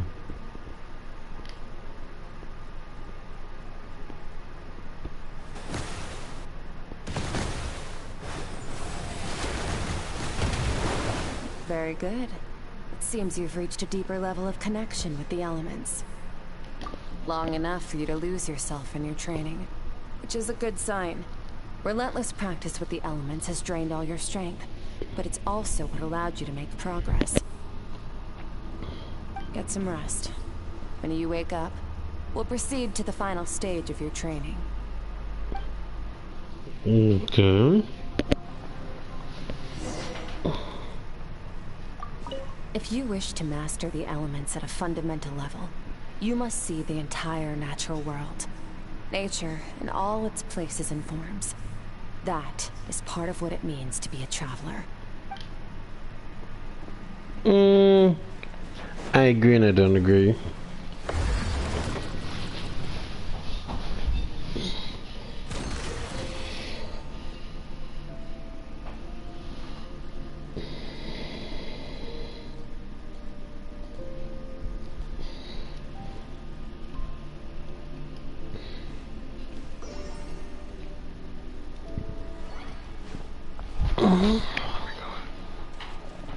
Because we'll probably see more of that dream.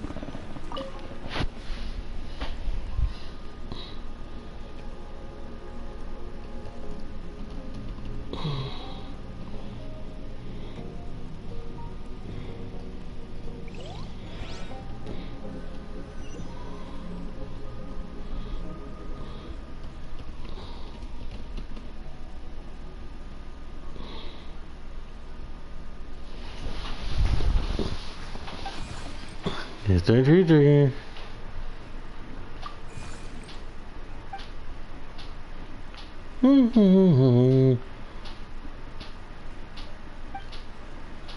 What is he doing? Where is he taking me this time? But I see some more still.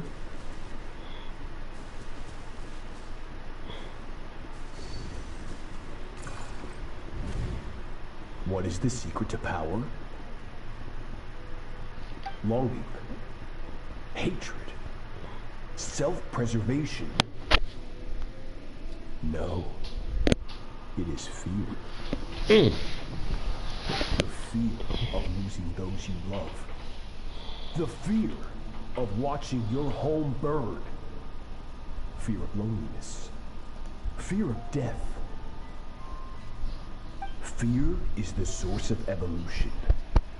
It forces humanity to adapt to their environment and overcome hardship. It is in the process of prevailing over our fears that we surpassed first ourselves and then the rest of the world. That fear is now part of you. It calls on you to evolve. And it is time to answer.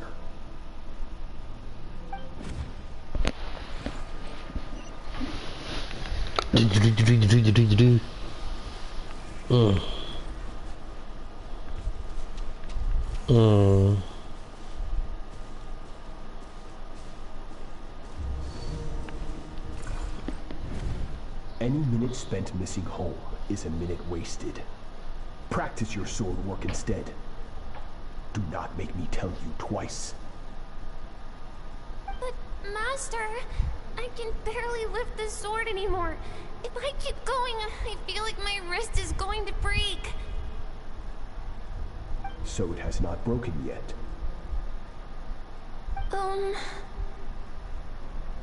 Then pick up your sword and keep practicing until it breaks. I want to hear the cracking and splintering of bone.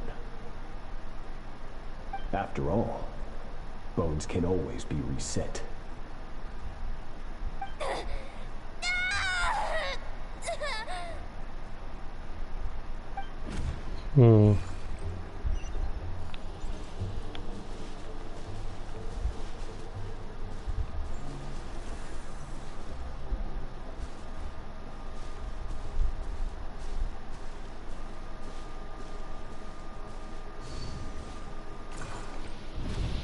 Good At least we know.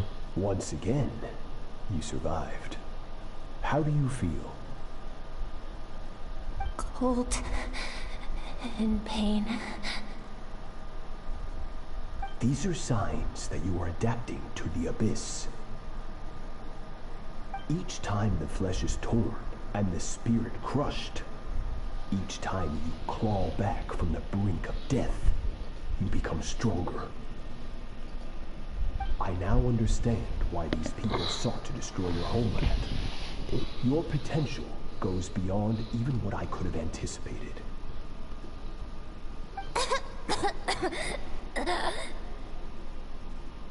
But you still have much to learn in your pursuit of strength. Your mind is rife with distractions. From now on, I shall show no mercy in your training. You must learn to shut out all the pointless emotion, crush the self that makes you weak, and become master over your physical form. Get up, Skirk. Wipe the blood off your face. Cut away the rotten parts of your flesh. And mend what is broken. Then take up your sword.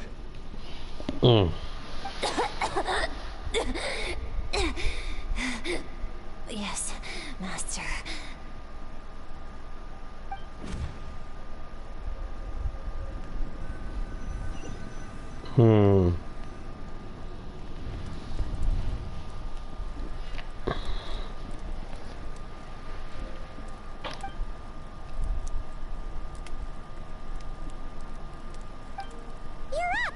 Hopefully you got some good rest. Skirk said to tell you that she's ready to start the final stage of your training whenever you are. So, want to head over now? Or did you want to wait a little?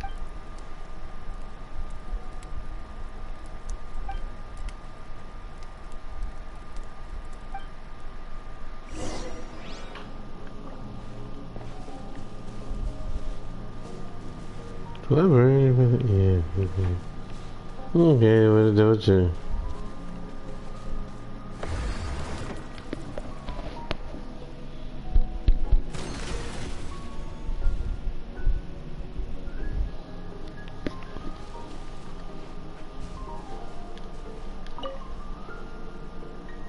From your training so far, you have gained better command of the sword, and more control over your elemental abilities.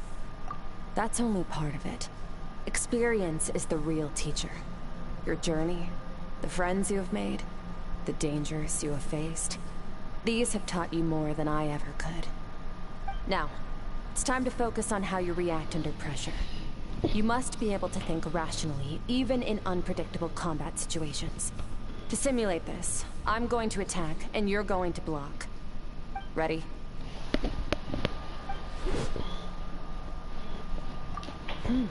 Not bad. That defensive stance looks near unbreakable. Just like your sister. Oh, that reminds me. You still don't know what happened to her, do you?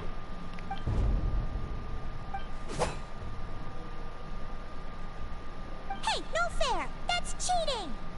You think every opponent has the same moral code as you? You can denounce their deplorable methods all you want, but only if you live to tell the tale. The dead don't get to complain. Strong emotions will always arise in combat. Anxiety, anger, fear. But a true warrior is never at their whim. Only when you are free from the influence of emotion can you make the right choice, no matter the situation. How amusing. Almost sounds like you think you know me. But you don't. You can choose your own path. We are not the same. Let's begin. Try to use reason over emotion. Make the most rational and advantageous decision in any given moment. This is your final training session. Look alive. Same drill as before, but this time I'm going to interfere. Hold your focus.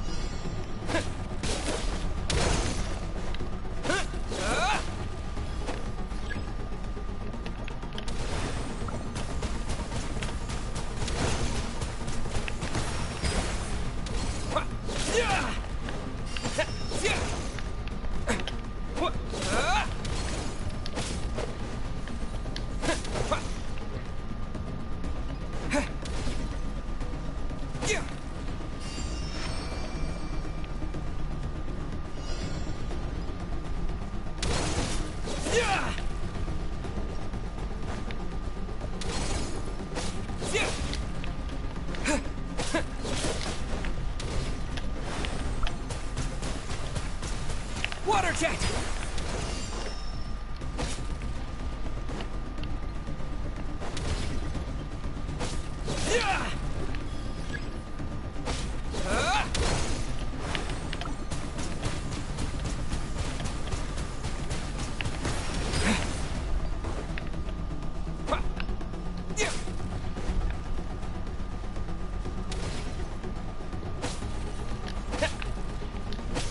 Not bad. Better than I expected.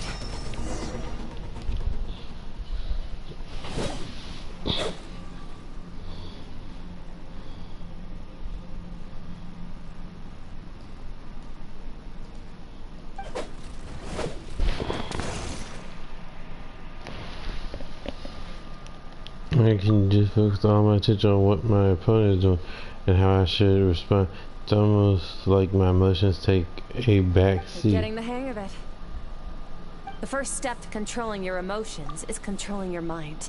You want a unified train of thought. It all comes down to focus. Focus on the battle.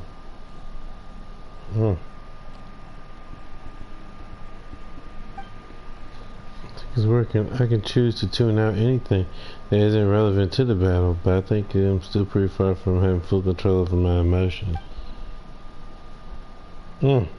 That look. He's like, Your mind is rife with distractions. From now on, I shall show no mercy in your training.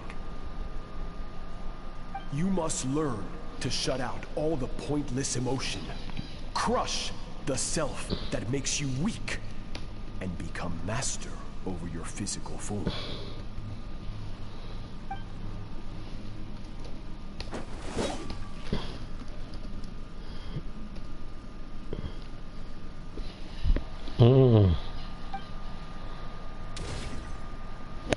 Stop. Let's pause here. One look, and I can tell your mind has wandered. That's to be expected. There's a limit to how long a human being can concentrate on one thing. Staying calm and focused sounds simple in theory, but in practice, it's more demanding than sword work or elemental abilities. Yep.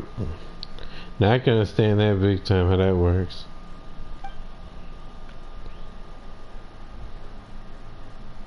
Get some rest. No point training further if you're already dead on your feet. Like I said at the beginning, the only goal of this training is for you to reach a point that you're satisfied with. You managed to push past your limits, which is a good start. You can be proud of that and sleep well knowing that you've earned it. You doesn't seem that bad when it comes down to it.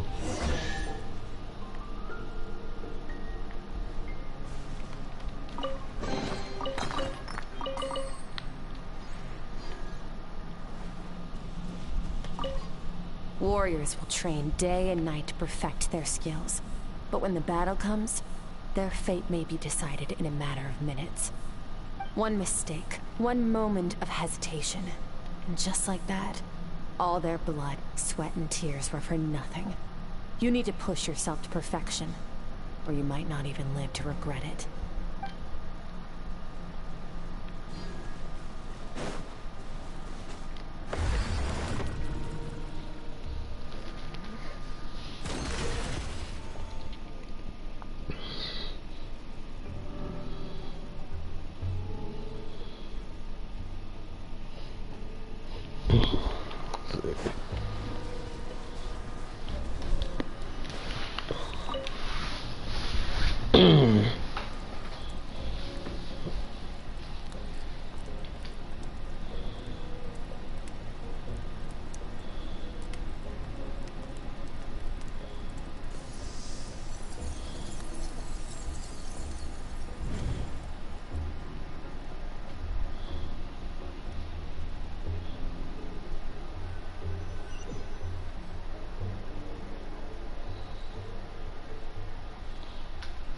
Looks like I'm back in Skirk's inner world.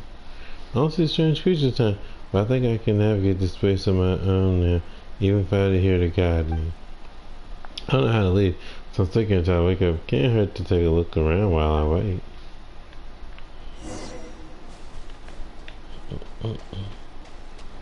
Are those her parents? Skirk is amazing. She faced down that terrifying giant and cut its head clean off. Oh, she got hurt though, didn't she? I heard it was pretty bad. Yeah, well, that's a given. But the moment she was on the mend, she got right back to practicing her sword work. I heard Master suffered a grave injury once too. Lost an arm and a leg and still came back stronger than ever. Skirk's becoming more like him by the day. Incredible. I wonder if I'll ever reach their level. They're always so resolute, so unshakable.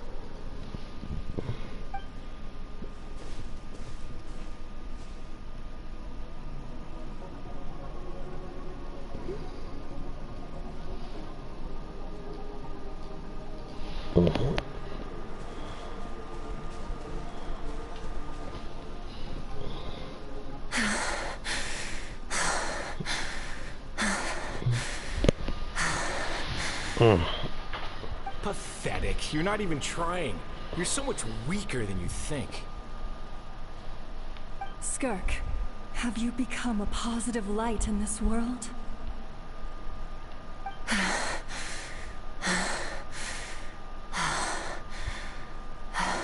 Do you even remember how many of us perished in that fire? How many bodies were left to rot on the scorched earth? Yet you alone live on. Keep your gaze fixed on your blade. You don't deserve to rest. I have so many questions. I just want to jump in a spaceship, explore the whole universe, and get answers from the stars. I just need to wait till I'm grown up. Then, I can do anything. Now, you must bid farewell to who you were in the past, and become someone stronger. Run, Skirk, run! Only death awaits us here. Keep running, and don't ever look back.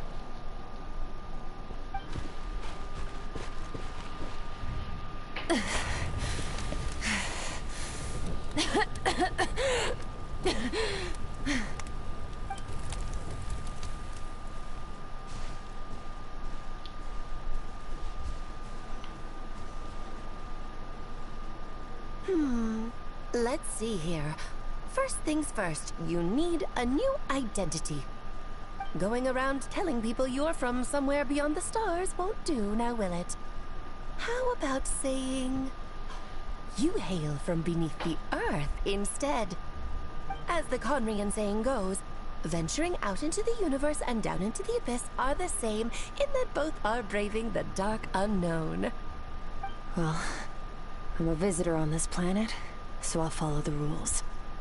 Ah, splendid. That saves me quite a bit of trouble.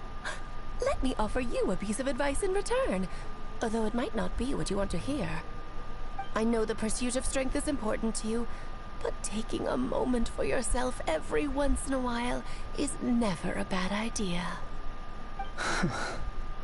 Ignore her existence for too long, and there will come a day when you can no longer hear her voice. I hope we can see Alice one day. I would like to see what Clay's mom is like.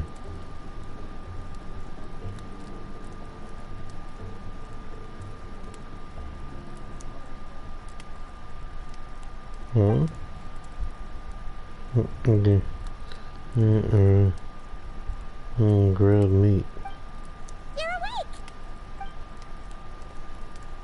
You must be starving, right? Ta-da! A barbecue feast just for you! Of course you are! That's why Skirk and Paimon got this all ready for you. Dig in! Before it gets cold.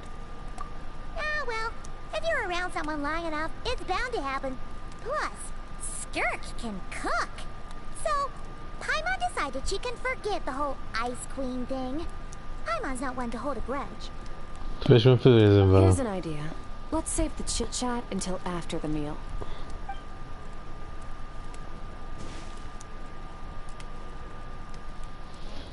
Ugh, so full. Yeah. Okay, it's Paimon's turn to sleep now. Wake her up when it's time to go.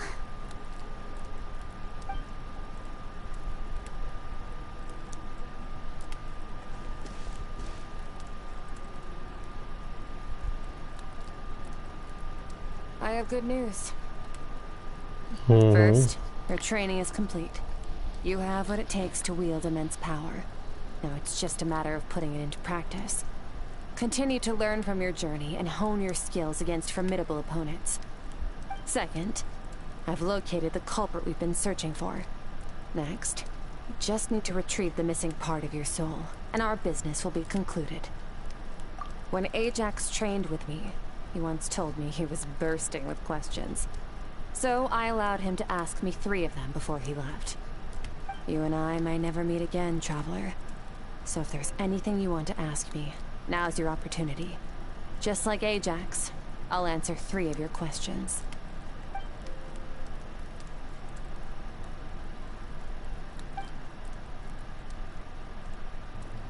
Are you really from Tibet? Okay, not the angle I was expecting.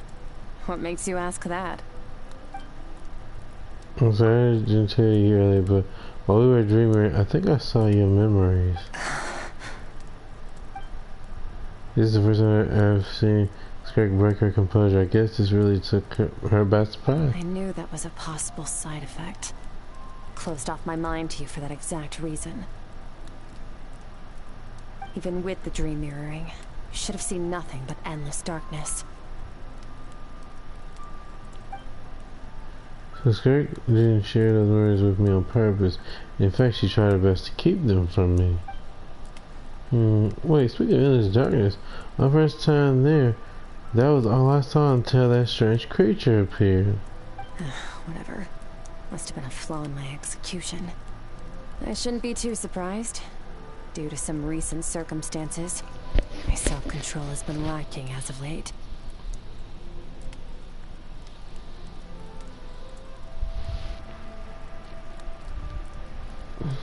Since you've seen what you've seen, there's no reason to hide the truth.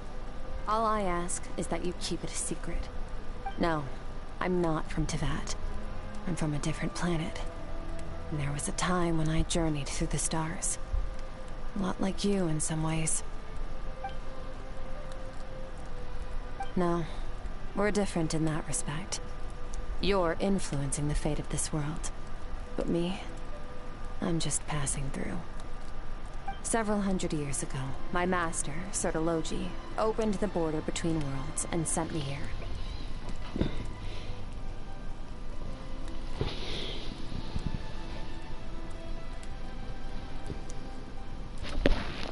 This is not my home. And one day, I'll return to the vast unknown of space. So, there you have it. On to your second question. Okay.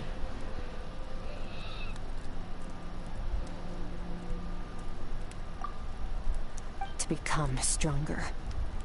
For certain reasons, I need to bridge the power gap between me and my master as quickly as possible. But first, I need to understand the source of his strength. To do that, I need to follow in his footsteps, walk the path he once walked, and somewhere along the way, I'll find out how to defeat him. That is my sole focus and purpose. Okay. You have one question remaining.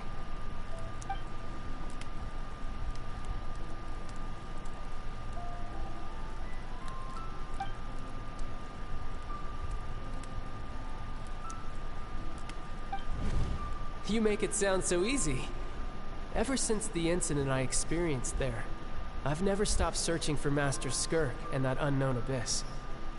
But it's been years now, and I've still found nothing. Well, your last question? Ajax. His situation is different than yours. Before you ever crossed paths with me, you'd already encountered many formidable people, studied their techniques, and developed your own skill set. So, during your training, all I had to do was build upon that foundation. But Ajax was so young when he came to me. A complete blank canvas. Children can't help but imitate their role models. In the long run, that would only hinder his growth. Once Ajax has enough strength in his own right, I will allow us to meet again. Until then, let that motivate him to reach his full potential.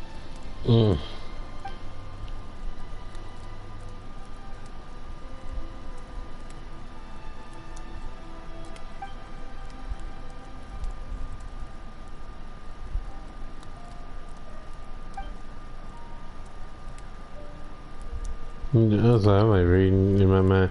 I just keep forgetting that I'm not just reading in my mind. You long to that if you Unlike you, I have no desire to establish a connection with the world. The weak and the lowly have no right to remember me. They're lucky they only have a few missing memories to show for it. And all the time she never starts connection with this world. Was it really just because she looked down on the weak? I doubt she'd give me a straight answer if I asked, besides I already used up my 3 questions. She was happy to give me cold hard facts, but I still feel I haven't heard her true voice. Wake up your companion. It's time to go. Oh, and everything I've just told you, best keep it a secret from her as well. Probably she didn't actually wake up.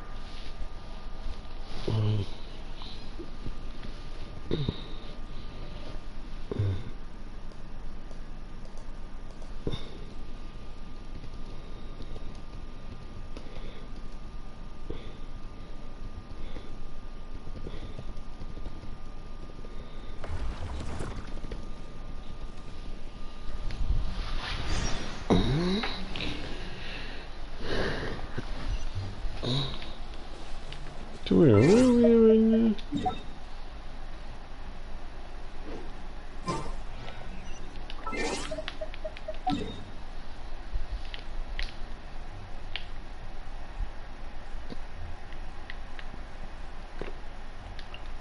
I knew it had to be somewhere crazy. Would it be Wulong Hill or the chasm near the chasm or something else? I knew it was somewhere around.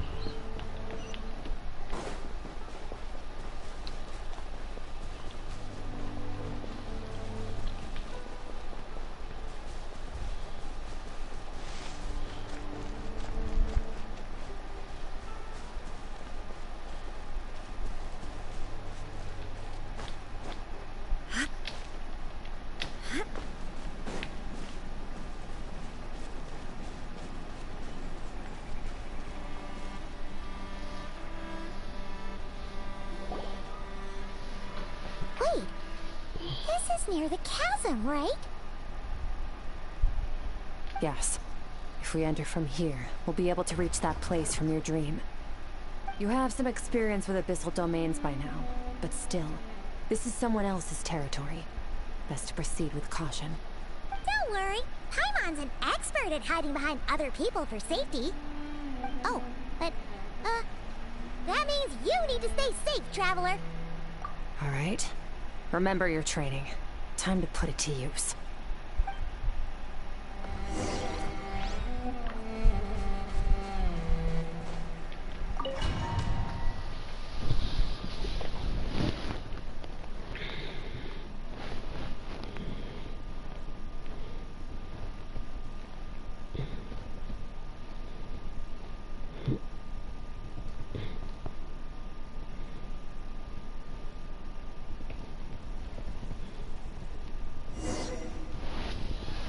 Okay.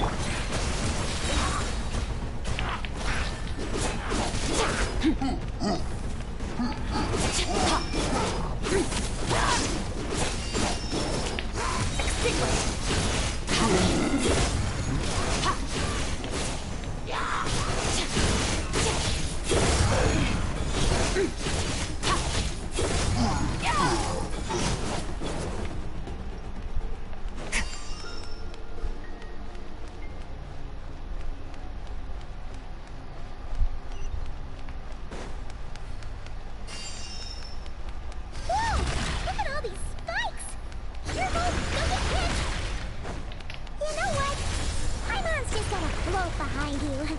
Come on, you got this.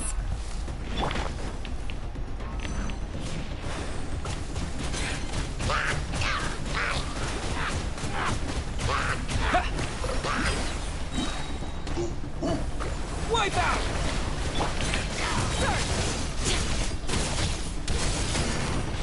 Hey, what are you two doing?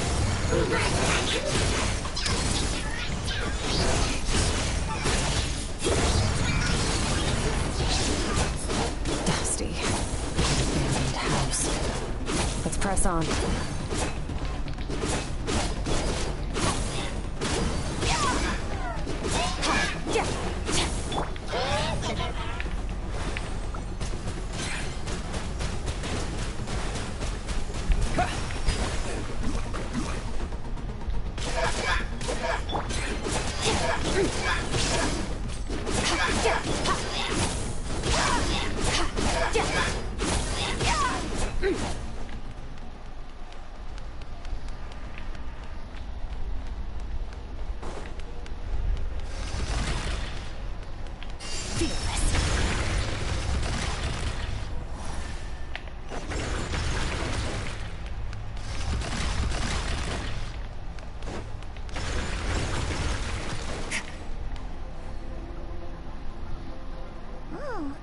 Looks like this is a dead end. Did we make it to his hiding place? Ugh! This fog is making it impossible to see anything! This should be the place where you were attacked, Traveler. The missing part of your soul should be nearby. Can you sense where it is?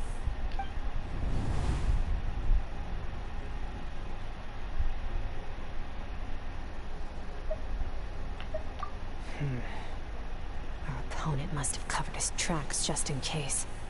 Otherwise, you should have sensed it much more strongly. Hold on! Look! The spikes are back! Stay calm. Let's hold back a little. Give our enemy some wiggle room so we can see what we're dealing with. If you're too reckless, you might be playing right into his hands. Our enemy took part of your soul for a reason. It's likely he integrated it into his attack somehow. If we're smart about this, we can track it down.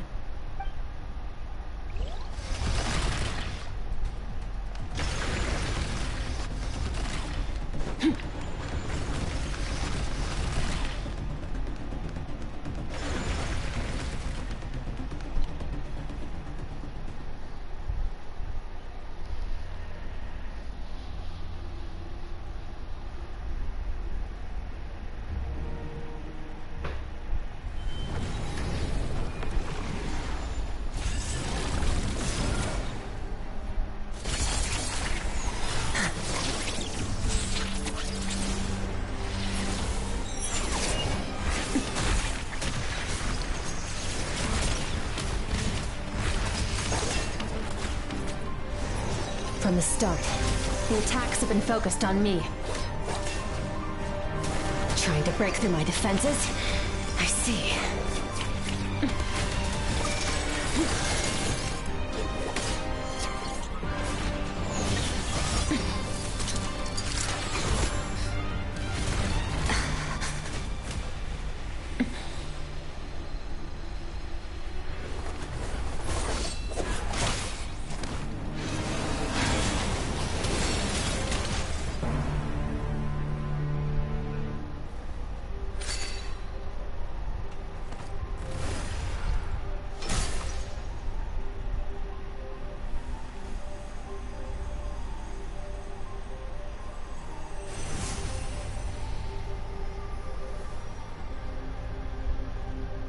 There.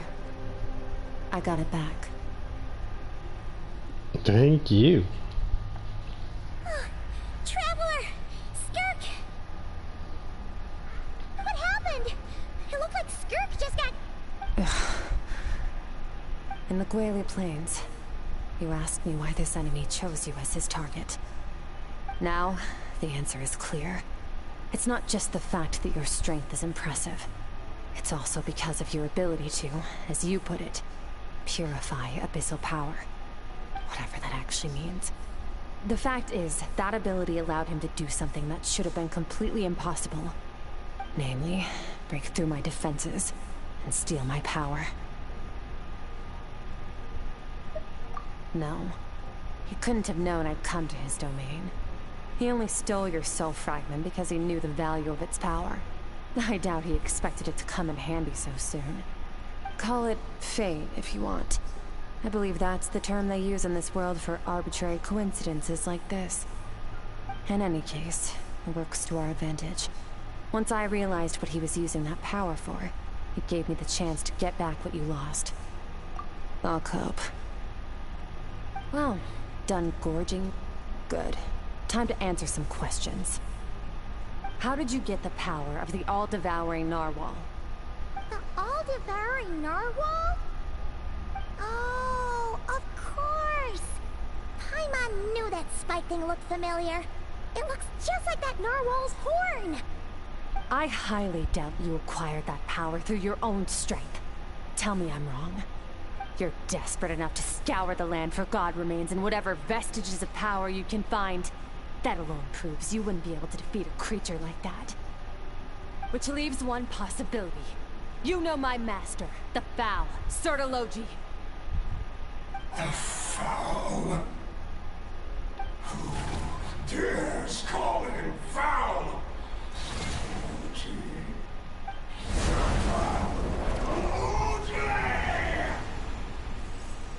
What's wrong? Bit off more power than you can chew? You're struggling to hold a basic conversation. Just a little longer. I'm still... Look! It's back! Those obsessed with power will let it devour them before abandoning their pursuit. Keep calm and use reason to decide the best course of action.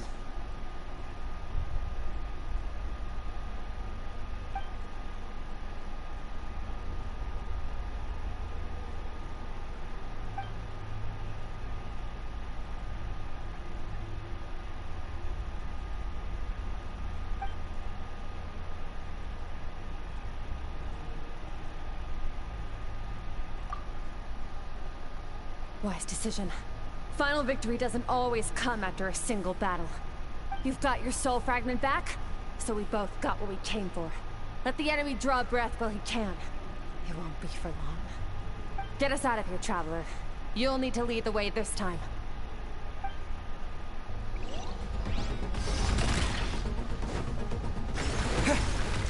Skirk, is your shoulder gonna be okay? The wound is minor. It'll heal in no time.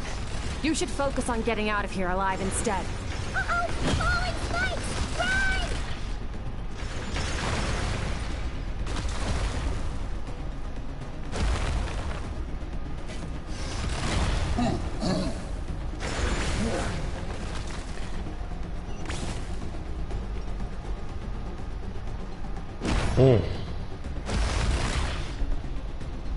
Run, legs, run! This place is about to collapse!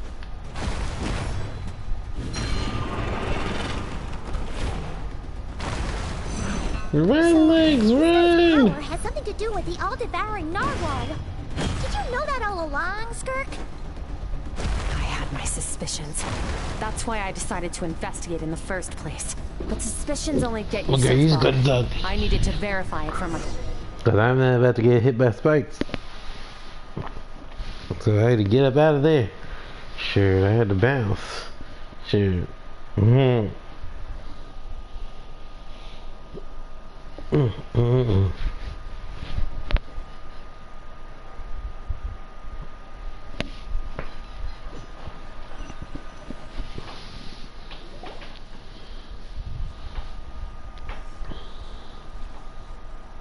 What do you think of that? I no longer sense his presence. Can't have followed us out of that abyssal domain. Weaklings like him will find that my power is not so easily controlled. He won't be leaving that place until he's managed to digest it. You seem surprised. I suppose that's fair. You've seen but a fraction of what that whale is capable of. That gaping maw could swallow a planet whole. It's called the all-devouring narwhal for a reason. Devouring is what it does best. It can extract power from anything, dead or alive, as long as it manages to make physical contact. Yeah. When we had our run-in with that thing, Nervalette mentioned that it has an instinct to devour. Your dragon friend recognized the nature of its abilities and used the power of Hydro to protect you. That worked because it was in a satiated state, so it was somewhat less aggressive than usual. It's a different story when it has no more power to feed off of. That's when its true voracious nature kicks in. It could devour everything on the planet in that state, which is why I cast it into that void space. But I hadn't counted on there being anyone left on this planet capable of wielding its power. To me, that says he must have encountered the whale a long time ago. Meaning, he must have known my master. Exactly. Told me everything I needed to know. Hence why I said we both got what we came for. And I believe that brings our transaction to an end. Now that you're whole again, you can get back to your own journey. I'll handle the rest of this situation myself. No way! We can't leave now! Something was stolen from you because of us! We have to help you get it back! This isn't my first taste of failure or losing power. When you fall, you get back up again and become stronger. That's how it is. But what if that monster finds you before you're all better? Plus, how are you gonna get home? It's not like you can just go swoosh and open a door to the abyss again. Not without your full strength. So, sticking with us for the time being doesn't sound so bad, does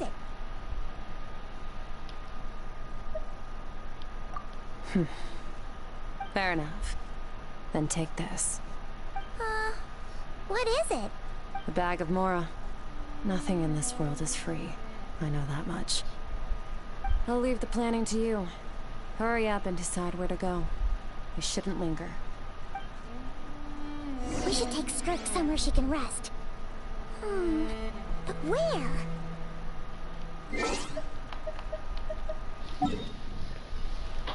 Let's see if I got a boo-boo's pharmacy.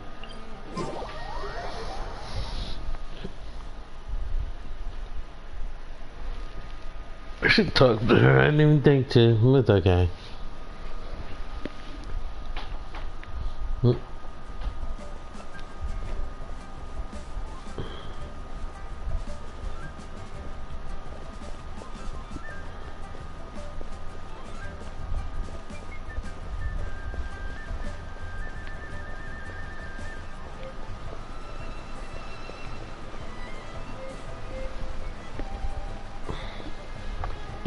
Stuck.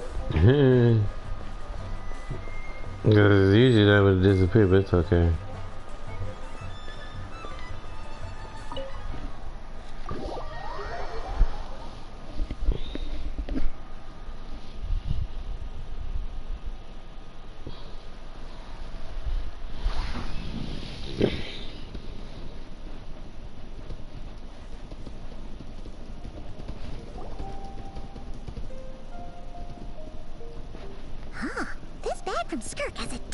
Mora in it. Does she have a job or something?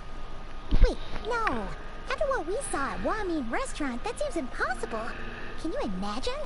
It would go something like... I'll be collecting my paycheck now, boss. Oh, sure thing. Wait, who are you? Can't hold a job if you make everyone forget about you. So, what did she do to get all this Mora? Ugh. Claimed some buried treasure, took care of a few monsters that were causing trouble. Nothing untoward. It's safe to use. Ah! You heard all that? A sonorous voice like yours is hard to miss. I wouldn't be surprised if the sound of it traveled to the nearest mountaintop. Then, did you by chance happen to hear Paimon's little, joke earlier? You mean when you called me Frosty the Lavender Melon?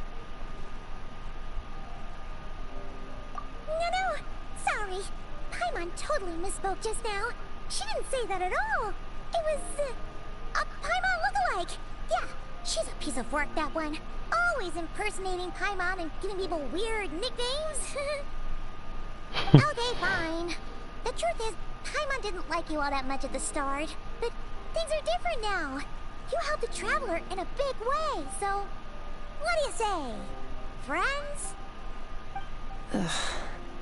I noticed there was only one bed. Go ahead and get some rest. Wait, what about you? I don't get tired, and I don't need rest. I'm going to practice my sword work. That should help me regain some strength. But your shoulder... Hey, don't just leave! Ah, whatever. Let her tire herself out. She'll come back eventually. Let's get some sleep, traveler. That comfy bed is calling, Paimon.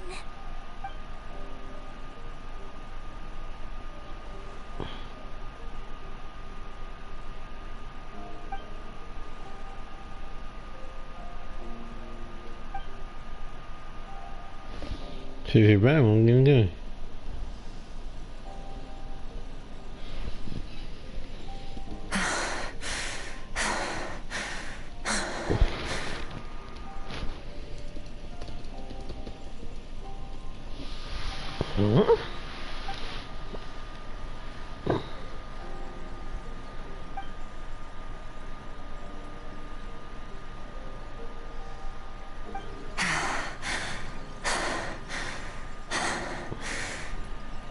Quiet.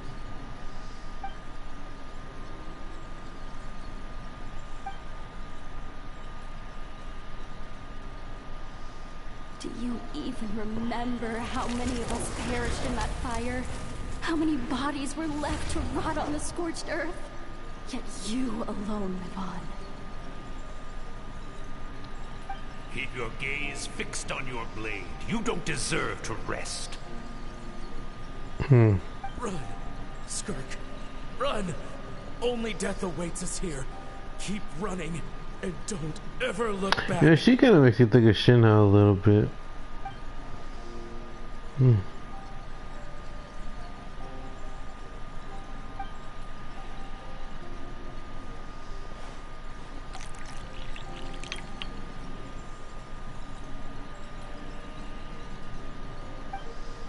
I was just really just reading them, man.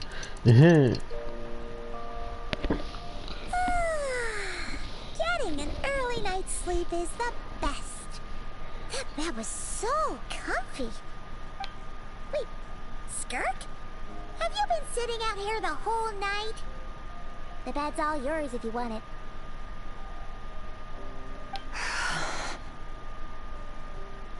About 60%. Maybe 70. Whew! Paimon thought it would take at least a couple of days. That was fast. No, not fast enough. That's 20% less than last time.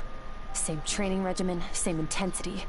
Nothing felt different, but somehow the outcome fell short. Now, I think the problem's with me. I need to meditate for the next 2 days. Deep introspection should help me find the issue. Ooh, sounds intense. We'll watch over you in the meantime, then. Thanks. See you in 2 days. How you gonna wash up with somebody but see him in 2 days? That doesn't make sense. Ah, so she really is staying there for 2 days. Okay. Ooh, that's kind of creepy. So we're literally watching over her?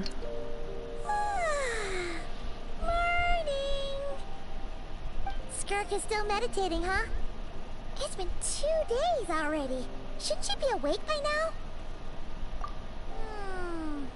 Paimon can't think of anything we can do to help. Oh, wait! Breakfast! That's it! Paimon will go get breakfast! Skirk is gonna be starving when she wakes up. Be right back. Ooh. Breakfast.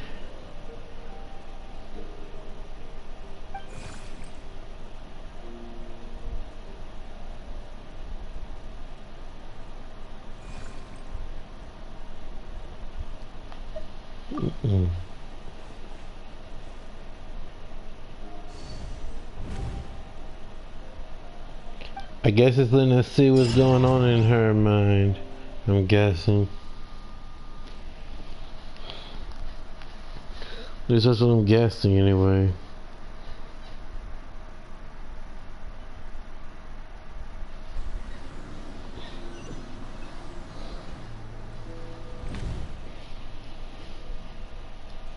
Where am I exactly? There are towering cliffs, withered trees, and a strange river flowing from the horizon all the way here. It was broken up several times along the way, with a waterfall at each break point. On close inspection, because the water is changing, the closer I get to the lower portion, the darker it becomes, almost as if. Oh. That's right. This is Skirk's inner world. Think of it as the threshold between the soul and dreams. Oh, you can talk. This isn't your first time here, but what you remember is probably a space covered in darkness. I only managed to illuminate a small portion for you back then. Actually, it's my first time talking to someone like this. I only managed to break free and bring you here because the injury weakened her power. I guess that's why I can speak again, too. Call it fate, if you want. I think that's the word they use in this world for lucky coincidences like this, right? Now, before I take you to her, I gotta ask. You're the first outside visitor to ever come here, so what's your impression of this place? Oh, you noticed. This river represents Skirk's strength. Strength accumulates over time. It is the summation of a person's lived experience. So this river is where all the fragments of Skirk's life should converge into a single stream of memories and emotions, flowing forward as one.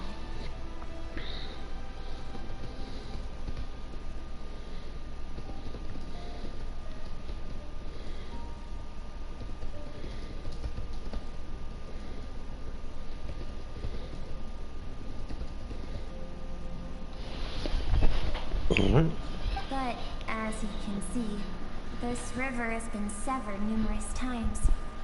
It's because Skirk doesn't like who she was in the past. When all she sees reflected in the river is a disgraceful shadow of who she was. She cuts through water and rock with the sword of reason, severs her connection with the past, and begins anew. Well, there matters me something. You must learn to shut out all the pointless emotion. Crush the self that makes you weak, and become master over your physical form. This isn't my first taste of failure or losing power. When you fall, you get back up again and become stronger. That's how it is.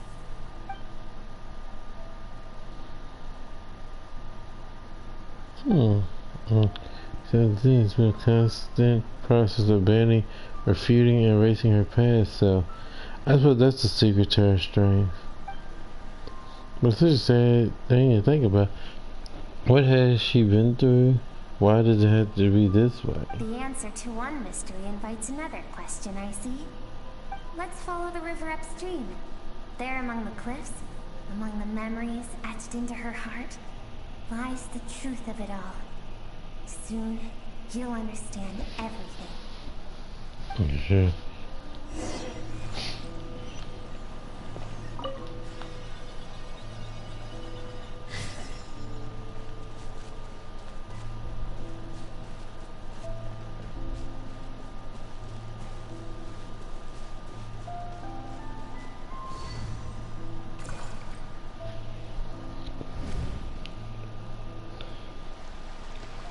This is like the coastline. Huh. I recognize the drawing on the sand. Wait, isn't the picture I drew for Paimon? Why are they showing up in Skirk's memories? I've always thought that, even when falling leaves don't come from the same tree, they can still form bonds of kinship when they meet. Like meteors, you both need a journey through the stars. Both travelers who have landed on a planet that is not your home. Yet, when she first noticed your presence, although she hesitated for a moment, she still chose to walk away, indifferent as ever. If I don't think about it, it's not surprising at all. After what happened at Wyoming Restaurant, it's obvious she prefers to disappear from other people's lives. She hasn't seen the child in years either. I doubt she's ever made a connection with this world of her own volition. What I'm seeing now is micro... I don't know what that is. I ain't gonna try to say that. Seems like you've answered your own question. Skirk sees herself as a trespasser in this world. She's made a conscious choice to avoid altering its path. But the reason for that decision stems from events much earlier on in her life. Let's keep going. It's still a long way to the source of the river.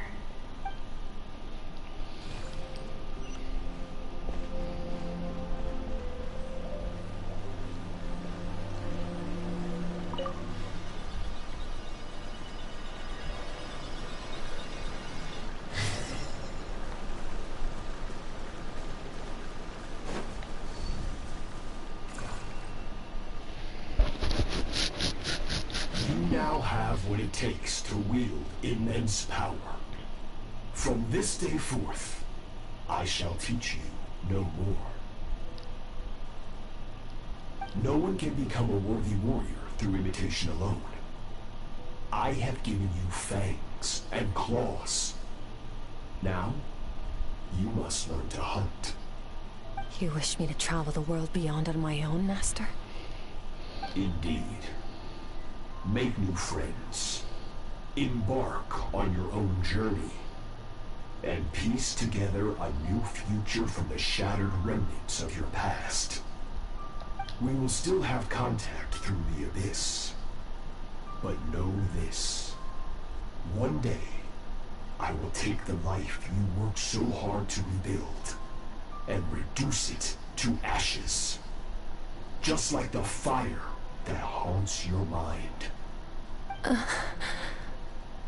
Why do you do that? I have told you before. Fear is the catalyst for human evolution. You have tasted loss. You have known fear so deep it can be felt in the bones. But as living beings, we all have an instinct to detach from that which haunts us. And thus pain dampens over time. And the acrid taste of fear becomes but a distant memory.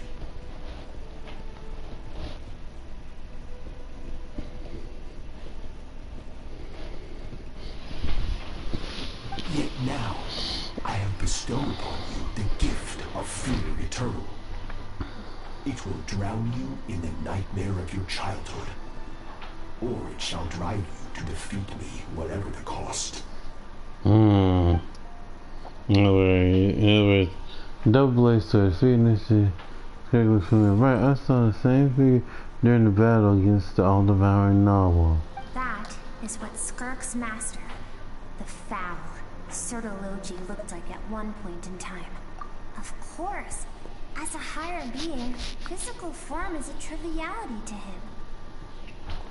He could appear as a beast, a human, or even a monster that defies description. The form you see him in here, clad in abyssal armor, is the one he usually wears when traveling through the stars.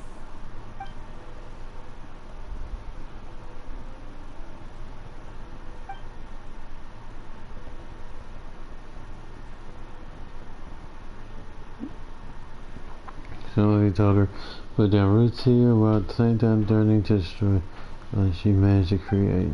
For certain reasons, I need to bridge the power gap between me and my master as quickly as possible. But first, I need to understand the source of his strength. To do that, I need to follow in his footsteps, walk the path he once walked, and somewhere along the way, I'll find out how to defeat him. That is my sole focus and purpose. So that's what she meant.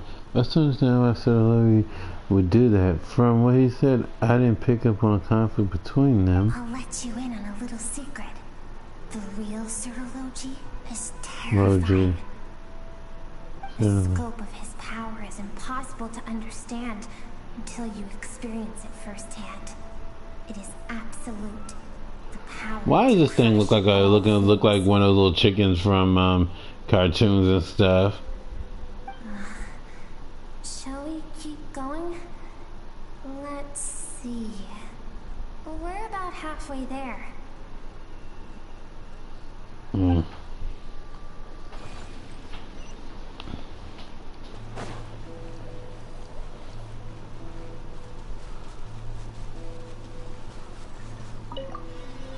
Whee!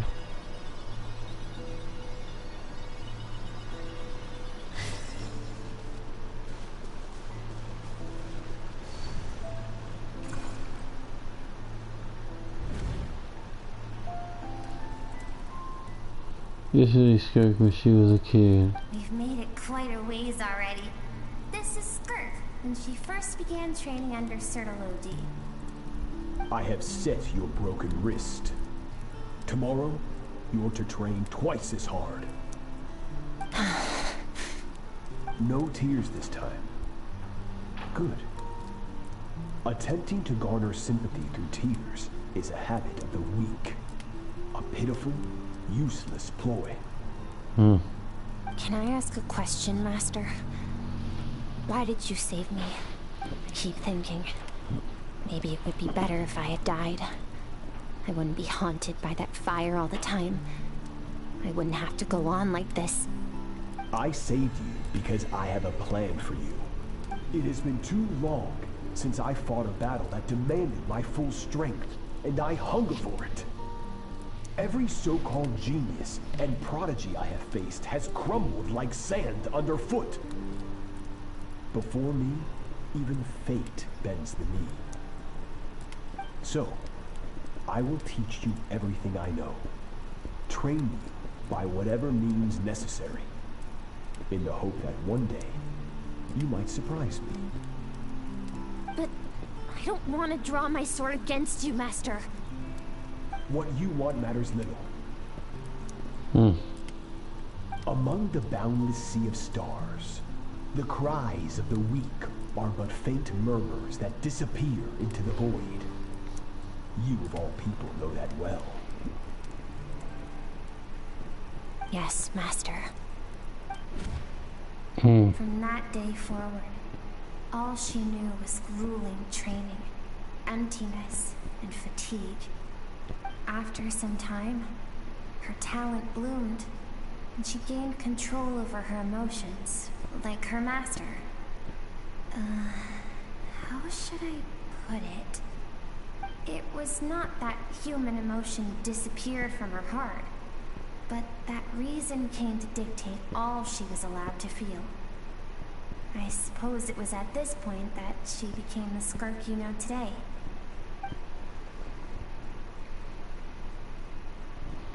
So he saved Sarah from disaster when she was a child, never tried to hide his ulterior motive. I thought they was gonna find a mystery. What really happened with the disaster back then? Sarah Levy's final words to Skirk were cold and cruel, but Skirk's reaction made it seem like it was a truth she knew all too well. I have a feeling it comes back to what happened back then. We're nearly there. I almost don't want to reach the end.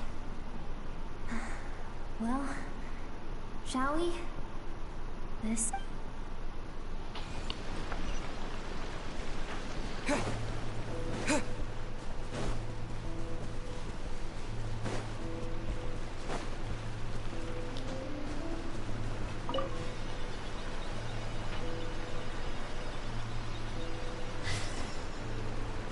He actually beat him.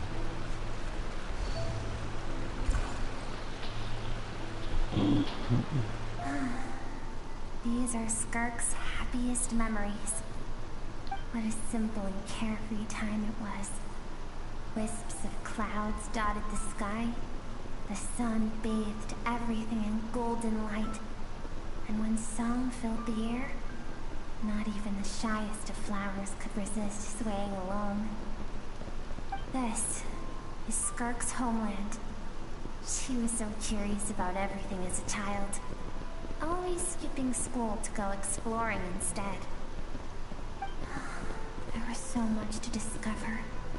The treasures at the bottom of the sea, the secrets beyond the stars, and that merchant ship packed with adults wearing those strange clothes. Yes, the ship. That was the beginning of the end. It was a spaceship. When it arrived, the people that disembarked wore smiles on their faces and spoke of friendship. They claimed to be merchants from a neighboring planet, looking to establish trade.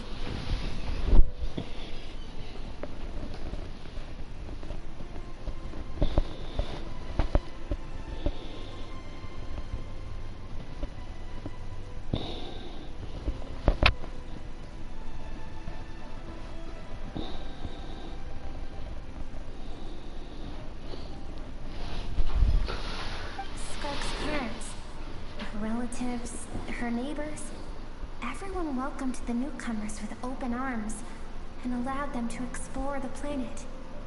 To them, the visitors were guests and should be treated with hospitality. No one had any idea of what was to come. Several months later, an army of unknown origin arrived without warning and carried out a ruthless campaign to destroy everything and everyone on the planet. Skirk had skipped school that day, like so many times before, so she was not caught in the immediate wave of destruction. Countless people cried out to her for help. People she knew and loved. Friends and relatives.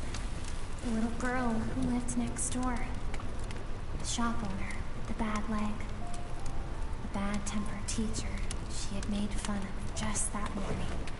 Their lives were discarded like worthless trash as the fire consumed one life after another. Skirk was helpless. All she could do was run. And so she did. She kept running until an unexpected figure crossed her path. If Sertology hadn't been there in that moment, the fire would have claimed her life too. And there she would have remained, left to rot in the scorched earth. Because she and her people were seen as a threat. As the initial merchant ship explored the planet, they discovered that it hadn't always had the condition to support life. Yet there was evidence of human activity, even during the periods of extreme heat or cold in the past. Further research revealed that, over time, people of this planet had evolved the ability to adapt to any type of environment or energy source. For that reason, The outsiders viewed them as a potential threat and decided to eliminate them before the threat could rear its head. And so, the army was called, and the so-called danger was wiped from the face of the planet. Senseless, isn't it? Deemed a threat because of a gift they didn't even know they had. Perhaps it was their own innocence and kindness that doomed them. But in the end, that was lost to the blaze as well. If those with power get to decide good and evil, then all you can trust in is the sword in your hand. And so, before death could claim her, she ran. She ran and never stopped. No one wants to relive their most painful moments. Well, that brings us to the end of the story. This is as far as we can go. Skirka's waiting over there. For both of us. Let's go to her. It's time to fulfill my purpose. And my greatest wish over all these years.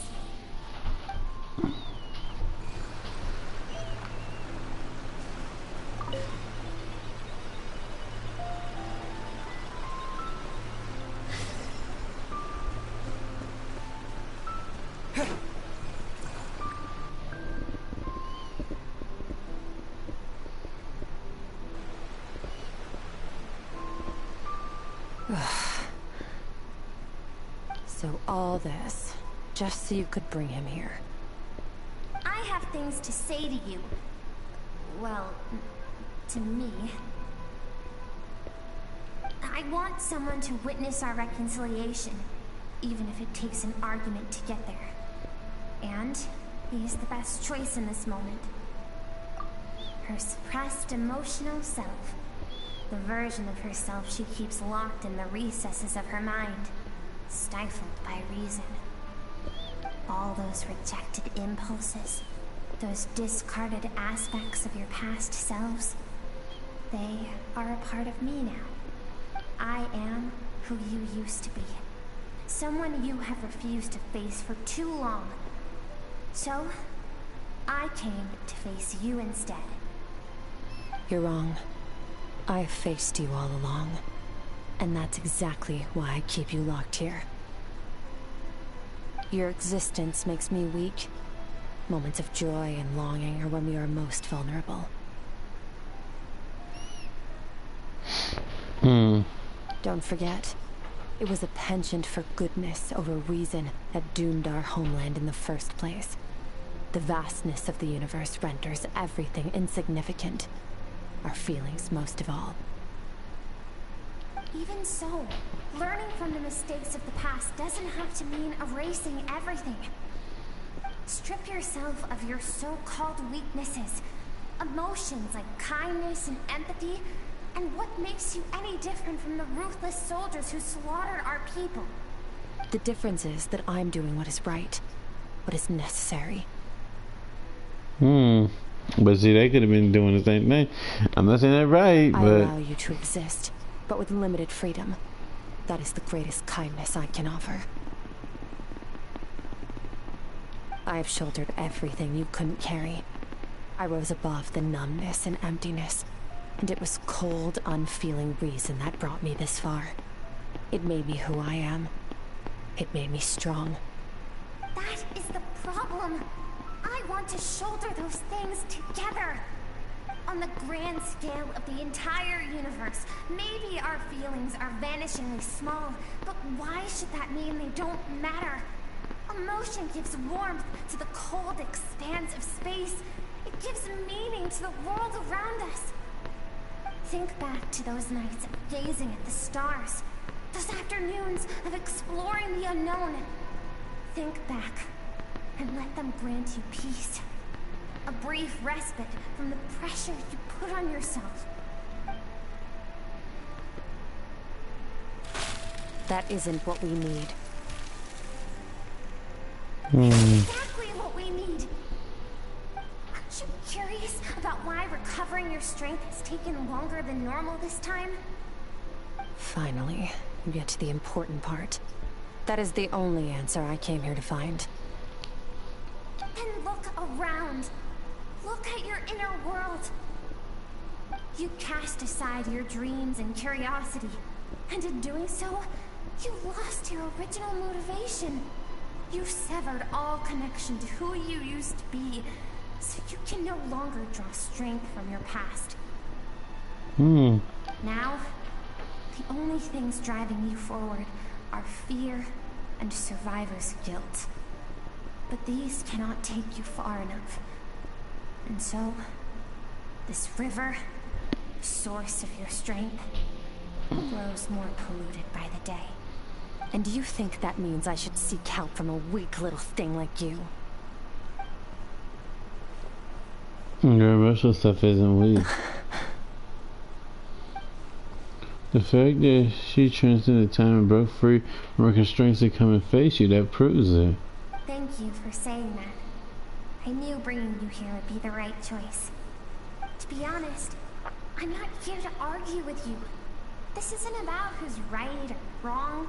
And in fact, I agree that in order to make it through the wake of that tragedy, we had to distance ourselves from the pain through reason over emotion. But what is right at one point in time isn't always right forever.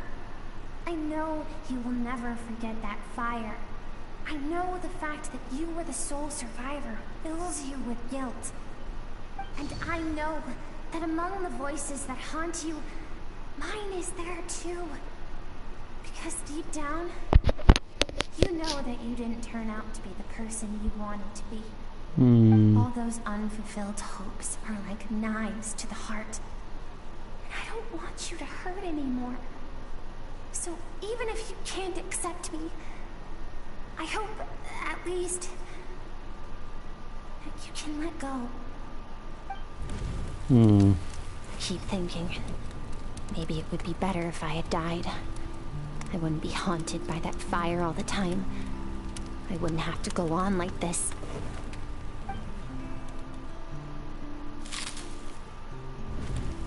Your dad and I, we're not afraid to stare death in the face, but we need you to survive. She's starting to come out of the ice. I'm sick of being a kid. There's so many amazing things out there. I'm ready to see them all.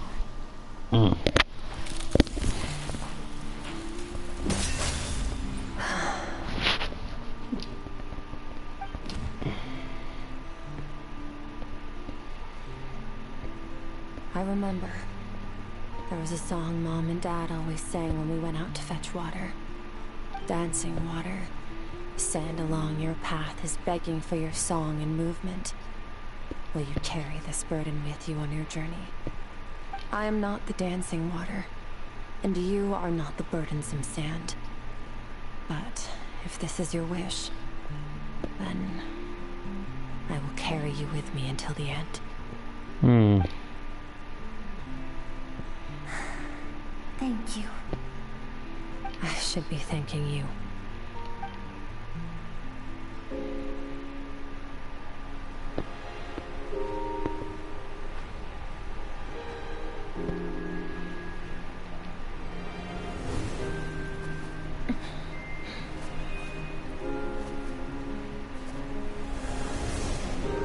Run, Skirk, run! Remember, leave no one alive! Heed my words, Skirk. Let fear take root in your soul. Did you survive? Why was it only you? Skirk, did you become a positive light in this world?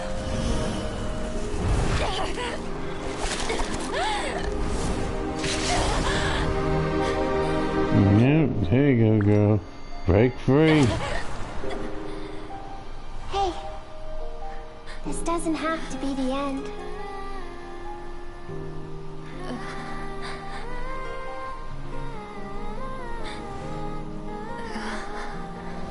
Life is a gift.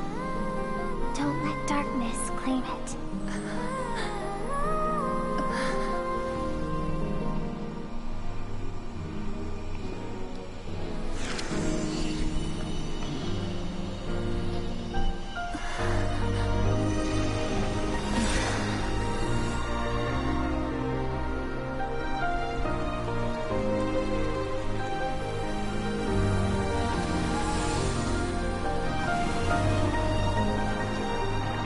These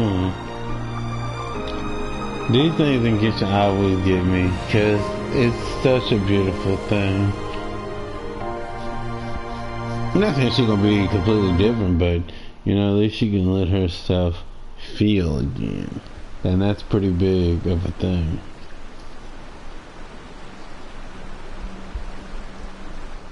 So, you saw my memories then. I once asked my master if survival of the strongest was the law of the universe. He said no. But in a world without order, those with no moral boundaries tend to be the ones who survive. That's why, after hearing his answer, an idea came to mind. An idea that, one day, I would create a new world order. One in which there would never be another tragedy like that fire. One in which power was not the law of the land. But that means I must defeat him. Because my master, Sirologi, is, at the core, a defier of all rules and order. Yes, and not just because of the gap in our abilities, but also because I have no reason to see him as an enemy.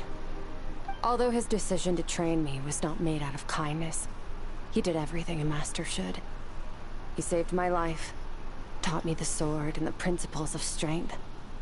And for that, I respect him. I know, and it's not something I want. But Master never goes back on his word. I have to treat everything he says as a promise. He's no longer into that, but he sends me messages through the abyss every now and then. Most of them are simple greetings, or an answer to one of my questions. Every time I hear from him, my heart skips a beat. And I wonder if this is the moment where he'll finally appear before me and tear down everything I've built to pieces. Maybe that means I do live in eternal fear, just like he said. Yes, I respect him, but I'm also afraid of him. And for that reason, the pursuit of strength consumes every moment of my life. I don't know what Master has planned, but I have to be ready. Help me? Why? This isn't your fight. If we want to build the world, we both want to see everyone has to be willing to fight for it. If we all do our part, we can make the entire universe a kinder place. No, he didn't.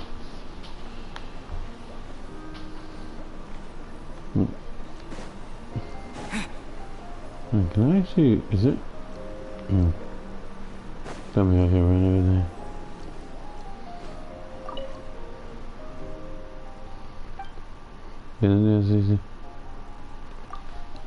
I'll leave. Her world is beautiful.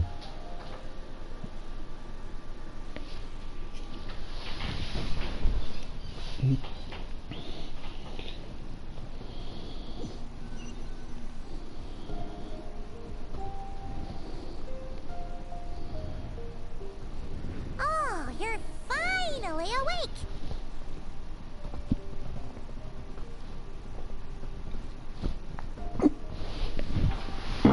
Honestly, Paimon was gone for like 2 seconds and then she comes back and finds you both unconscious?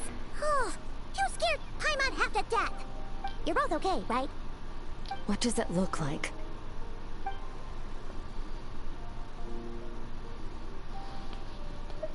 Only water from the source can cleanse the rot and filth that flows from the past. Her outfit looks brighter. I taught you to incorporate the experiences from your journey into how you fight. I suppose what happened today will become an inseparable part of who I am. Okay, so Paimon feels like she's missing some important context. But whatever. Paimon brought back tons of delicious snacks. Let's dig in. This is good. All right. It's about time we finished what we started.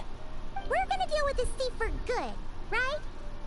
This time, I'm not going to tell you to hold back. But having digested even more power in the meantime, he's going to be tougher than before. The good news is, we have no reason to pull our punches this time.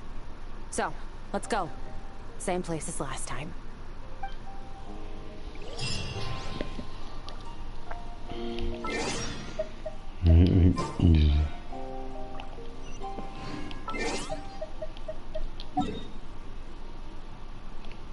Yeah, the best part, the interesting part of, after learning more about Skirk, she really is more nice than I guess people give. Like, she let herself take that hit to get what was taken from me. It wasn't like, oh, let me just do it. No, she actually had it kind of like, I'm gonna do it. That's why I said I was gonna do it. And that's why I say, in this case, I'm glad that it didn't just end with us getting what we got back and then that was it.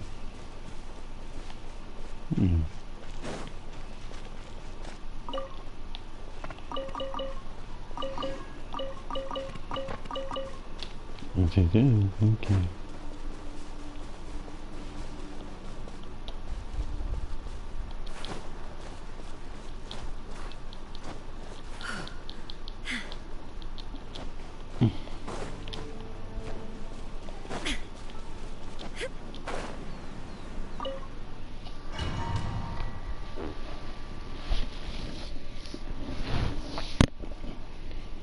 Yeah. This went further than I thought it would. Should, but that's okay. We good with that. You know, I wanted to do this with y'all, so this is okay. The fog is gone. And there he is. Wait, isn't that the form the all-devouring narwhal changed into? How come he knows that too?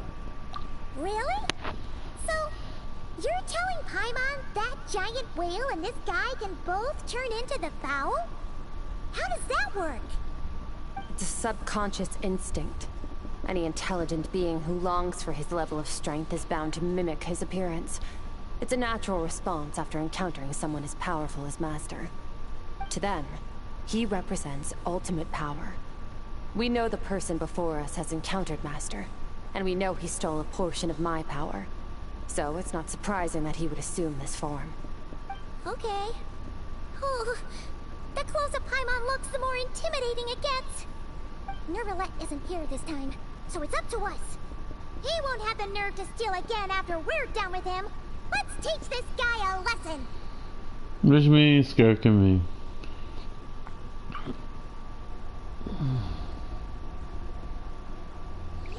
The Paimon ain't doing nothing.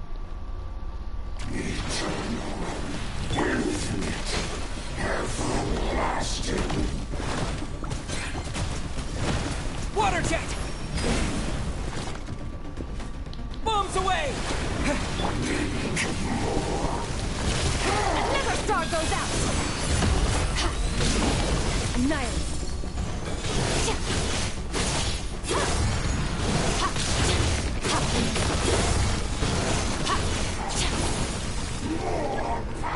Haven't forgotten your training, I hope.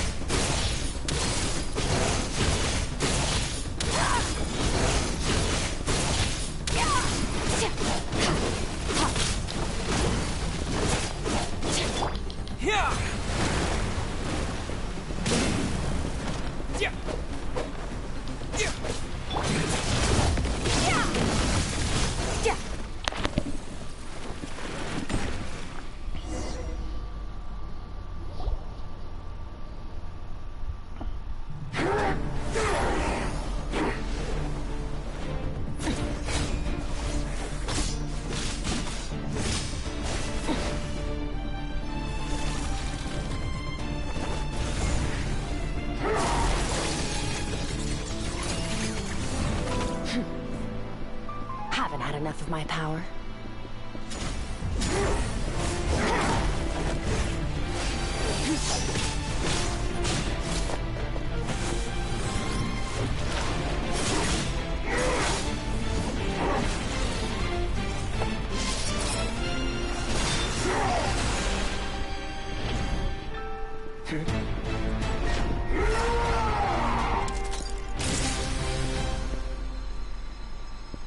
Well then, let's see how much more of this power you can handle.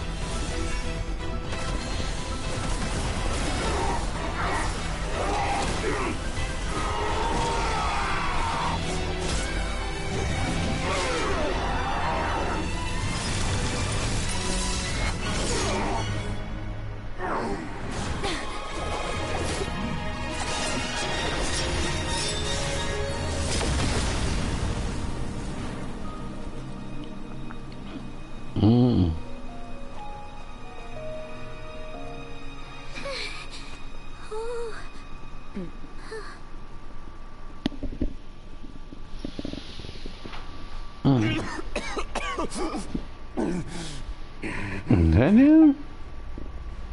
Well, have you come to your senses? You saw that my body was at its limit.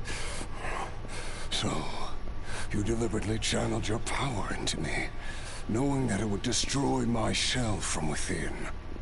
Such power, such keen battle instincts. So, you must be... Skirk, Sertologi's disciple. How long has it been? How long has he been away from Tevat? Hundreds of years. Hundreds? Sorry. It's a lot to take in. I should introduce myself. I am Skofnungar, a friend of your master and one of his followers. This is the first time I've heard your name, Skirk. But hundreds of years ago, I knew you existed. And I knew you would come here. Hundreds of years ago? Sounds like you and Master have quite the history. Care to tell us about it? Of course. Might as well take advantage of a clear head while I can. The story starts a long, long time ago. I was born into a noble family in Conria. As the eldest son, I was set to inherit our title. But I contracted an incurable illness as a child, and everyone gave up on me. I trained the sword harder than anyone else, defeated all of my peers. It was all in vain. When other people looked at me, all I saw in their eyes was pity, or a strange glee in my misfortune. Even my parents were just waiting for me to die. Over time, my heart hardened, and I became aimless. That was the point where I met your master, Sertologi. We were similar in age, but different in background. He was born in prison, the son of criminals who had been sentenced to death. He spent his childhood wandering the streets, facing more criticism than the literary works in the Universitas Magistrorum. Yet, he always wore a smile on his face, as if kindness and malice were one and the same. And I still remember what he said to me when we first met. You need to fight to survive. Even if it's a losing battle, it should light a fire under you. How can you sit back like this and go down without a fight? That does sound like something he would say. He was the first to acknowledge that I was worth something. And he inspired me to keep going. When we sparred together, it was the first time I'd actually felt the thrill of combat. When I was 10, he stole forbidden research materials and managed to cure my illness. It was like there was nothing in this world he couldn't accomplish. When it came to the human form, he was always intent on pushing the boundaries of possibility. But somewhere along the way, I fell behind. My talents were nothing compared to his, and at some point, I realized he had pulled so far ahead, I was too embarrassed to even ask him to spar.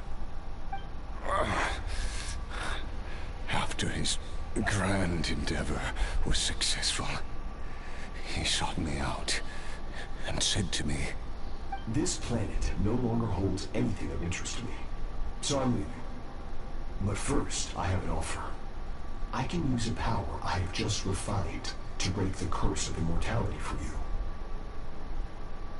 Your death was once what we worked so hard to prevent. But the immortality you now face is a different kind of pain altogether." I'll pass. Immortality doesn't sound so bad to me. Since I can't die, it means I have an infinite amount of time to get stronger. Maybe I'll finally catch up to you one day, and we can spar like we used to. Are you sure? I cannot say when I will return. Your body, or rather, your soul, might not be able to withstand this curse. All I can do is try. After all, a wise man once told me, people need to fight for their own survival. Wise indeed. Nevertheless, if you grow weary of the pain of immortality, and wish to experience a good sparring match before you wither away, seek out my disciple. Disciple? Never thought I'd hear that word coming from you. Nor I. But Vedifenir said I was destined to find a disciple out there in the universe, and bring her to Tibet. You know as well as I, Vedifenir's prophecies are never wrong. Well, now I'm curious about who this disciple of yours will be. All Vedifenir said was that one day, the stars shall bow in her honor. Sounds pretty impressive. Of course. Only the most outstanding people would have the right to become my disciple. Still self-assured as ever, I see. But you're not wrong. I'll be leaving them. Oh, and if you are serious about getting stronger, I left you a little gift in the primordial sea. As I've said before, walk whatever path you want. Freedom means even the wicked get to make their own choices. Waiting for me in the primordial sea was the all-devouring narwhal, already beaten into submission by Sertologi. In its weakened state, I was able to cut off part of its flesh and sew it into my own heart. Your heart? That sounds like torture. How did you even survive that? Because, of course, I bear the curse of immortality. So, you used the curse to turn yourself into a vessel for power. Even with that whale's ability, devouring power like that is not something the human body can withstand. With your body and soul constantly at the breaking point, it was the curse of immortality that sustained you. But that is not the path to strength. You have to pour your heart into it, work for it, dream of it. Instead, you stole something that didn't belong to you, and it backfired. You're right. I should have known better, but I had already pushed myself to my limits, and he was still miles ahead of me. So I had to take a leap of faith. I miss your master.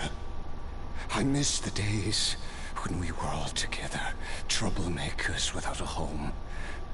I don't regret the choice I made. But if you'll allow it, I do want to apologize. To both of you. After the beating we just gave you, I think we can call it even. You're an interesting one as well. Sertologi's disciple. That's a lot to live up to.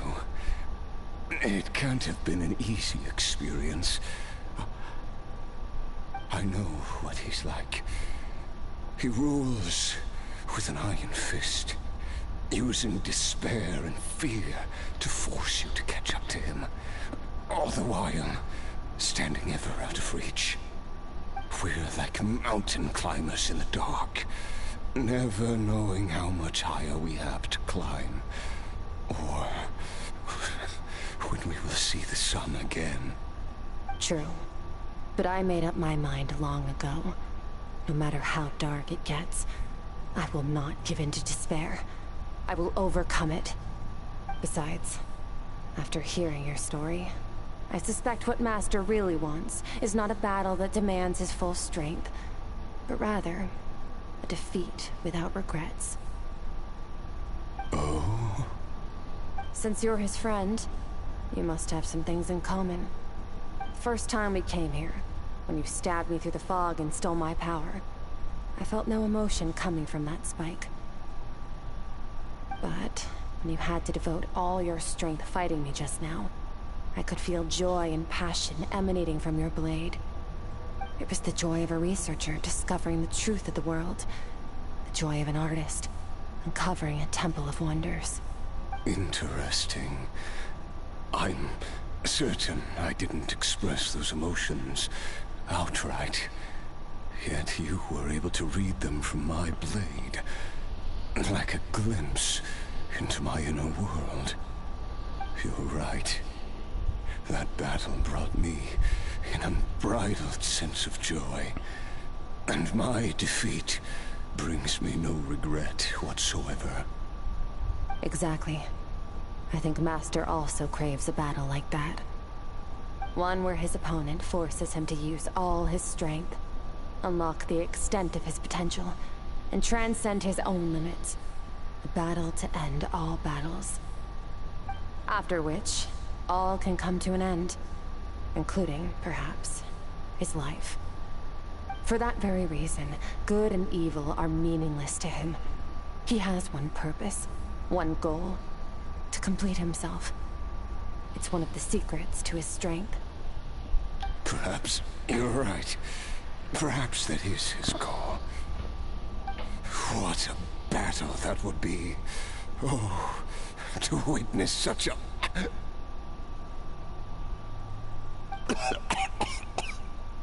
Are you okay? Too many different kinds of power are surging through my body. The curse of immortality allows it all to coexist, but it does not remove the pain. I won't be able to hold on to my sanity for much longer. What a shame. I would have loved to witness that battle. Sertologi once offered to free me from this curse. Now, I must ask that of you, Skirk. Can you release me from the pain? I can, but not through death, if that's what you are hoping for. It's not a suitable punishment for your crime. As an alternative, I can take your consciousness, along with all the power you've consumed, and smash it to pieces. The impurities will dissipate, and under the curse of immortality, your mind and body will regenerate. When that process is complete, you will be back to who you were before, no longer tortured by powers you can't control. But it will be a time-consuming and painful process. The decision is yours to make. I accept. And who knows? Perhaps I'll wake up in time to witness your great battle with Sertologi. I have faith that you'll be able to stand against him one day. Though I know it'll be a long and arduous road. If we are climbers in the dark, it appears the dawn has finally broken for me. But your ascent continues.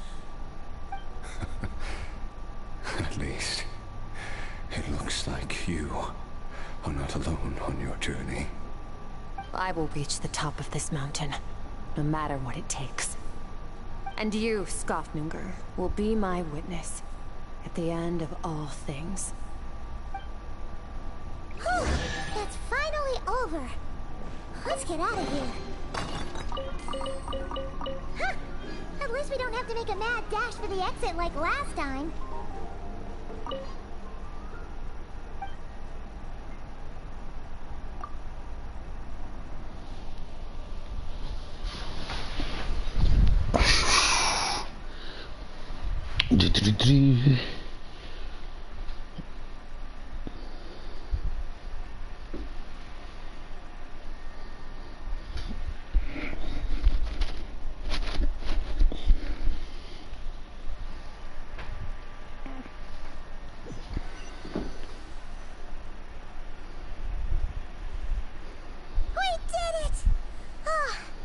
It's only been a few days, but it feels like forever. Right. Once again, we've proved there's nothing we can't overcome. We're just that awesome. Wow, you sound even more confident than usual. Guess you really have become stronger. Today sure went by fast. It's night already. Oh wait, that reminds Paimon. The stars you mentioned, the ones that died out, are they back now? Yes. The power Skofnungr stole has been returned. So, the stars have regained their light. Great! Huh, it's crazy that you even noticed their light was gone. There are so many stars in the sky. If a few disappeared, Paimon definitely wouldn't be able to tell. I suppose it's because I have gazed upon this sky for centuries. The false stars, hanging in the meticulously planned sky, glittering with rotten light. It's not real.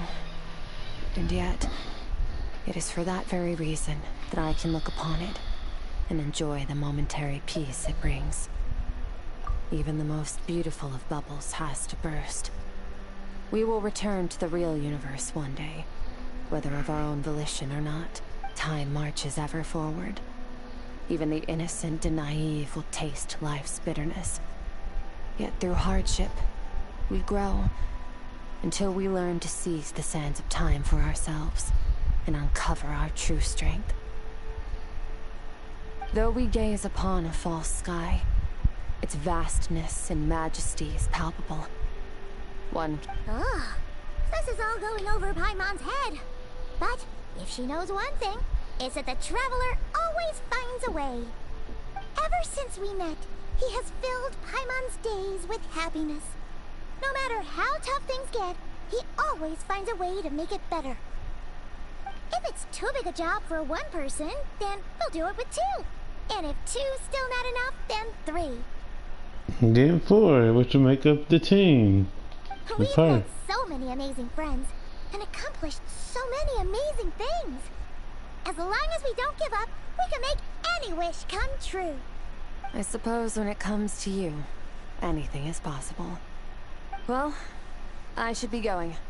Now that my power is no longer isolated from my emotions, I need more practice to get used to it. I suppose fate will decide. Maybe we'll bump into each other on the street.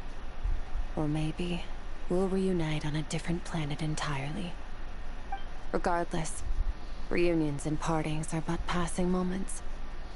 More than anything, I hope that at the end of this journey, wherever it takes us, we stand in a world reborn. One without war, pain, or forced partings. One where new life can bloom, even where there was once nothing but scorched earth. For this, we must all work to become stronger. If that's what you want to call me, I won't object. Goodbye. Bye!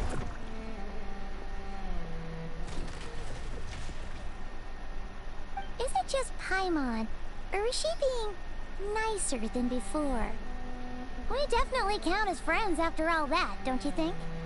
Hey, what do you think about camping here tonight? There's nothing quite like sleeping under the stars. Come tomorrow, we can continue our journey. Oh, and since Paimon treated you to that super nice meal at Wanyan Restaurant, it's about time you returned the favor. Alright, y'all. That's gonna do it for me. I'm gonna get up off of here. I got some things I got to do. But I hope y'all enjoyed. I know I enjoyed. It was very nice learning more about Skirk. I won't lie, at first I used to think that she was kind of, you know what. But we're not gonna say anything else on that. But that's what I used to think her as. Cause she, just how she carried herself. Damn. We've done the Archon quest, and we've done that. Now let me see who we're gonna raid out to. Or maybe I won't raid out this time, cause I'm a little tired. I wanna rest. Let me see who I am. 1 second, please.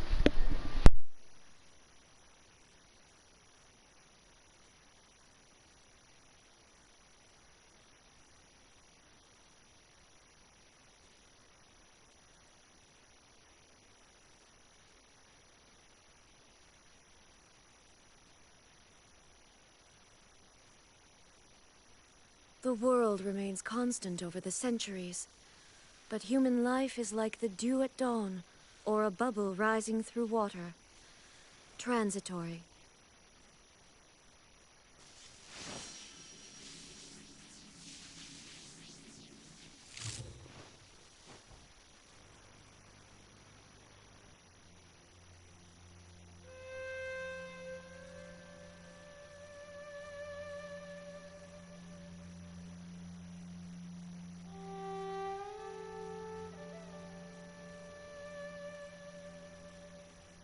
Inactivity serves no purpose whatsoever. We're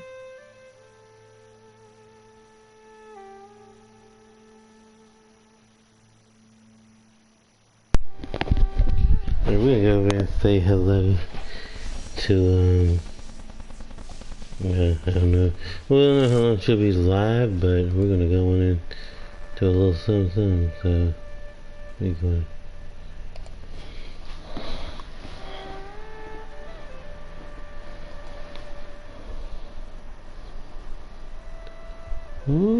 Actually, let's give it to her, because I want to give it to someone who hasn't exactly been on long, because I don't know when they're going to actually get off, and I don't want to, sit them and then, but that could be its own thing, so I'm going to say hello, thank you for your time, hope y'all enjoyed. Tomorrow I don't know what we're going to be doing just yet, but we'll be doing something. I'll think of it as I go. But take care, remember to hydrate, eat, rest, stay cool, stay warm, and I will catch y'all tomorrow. Bye!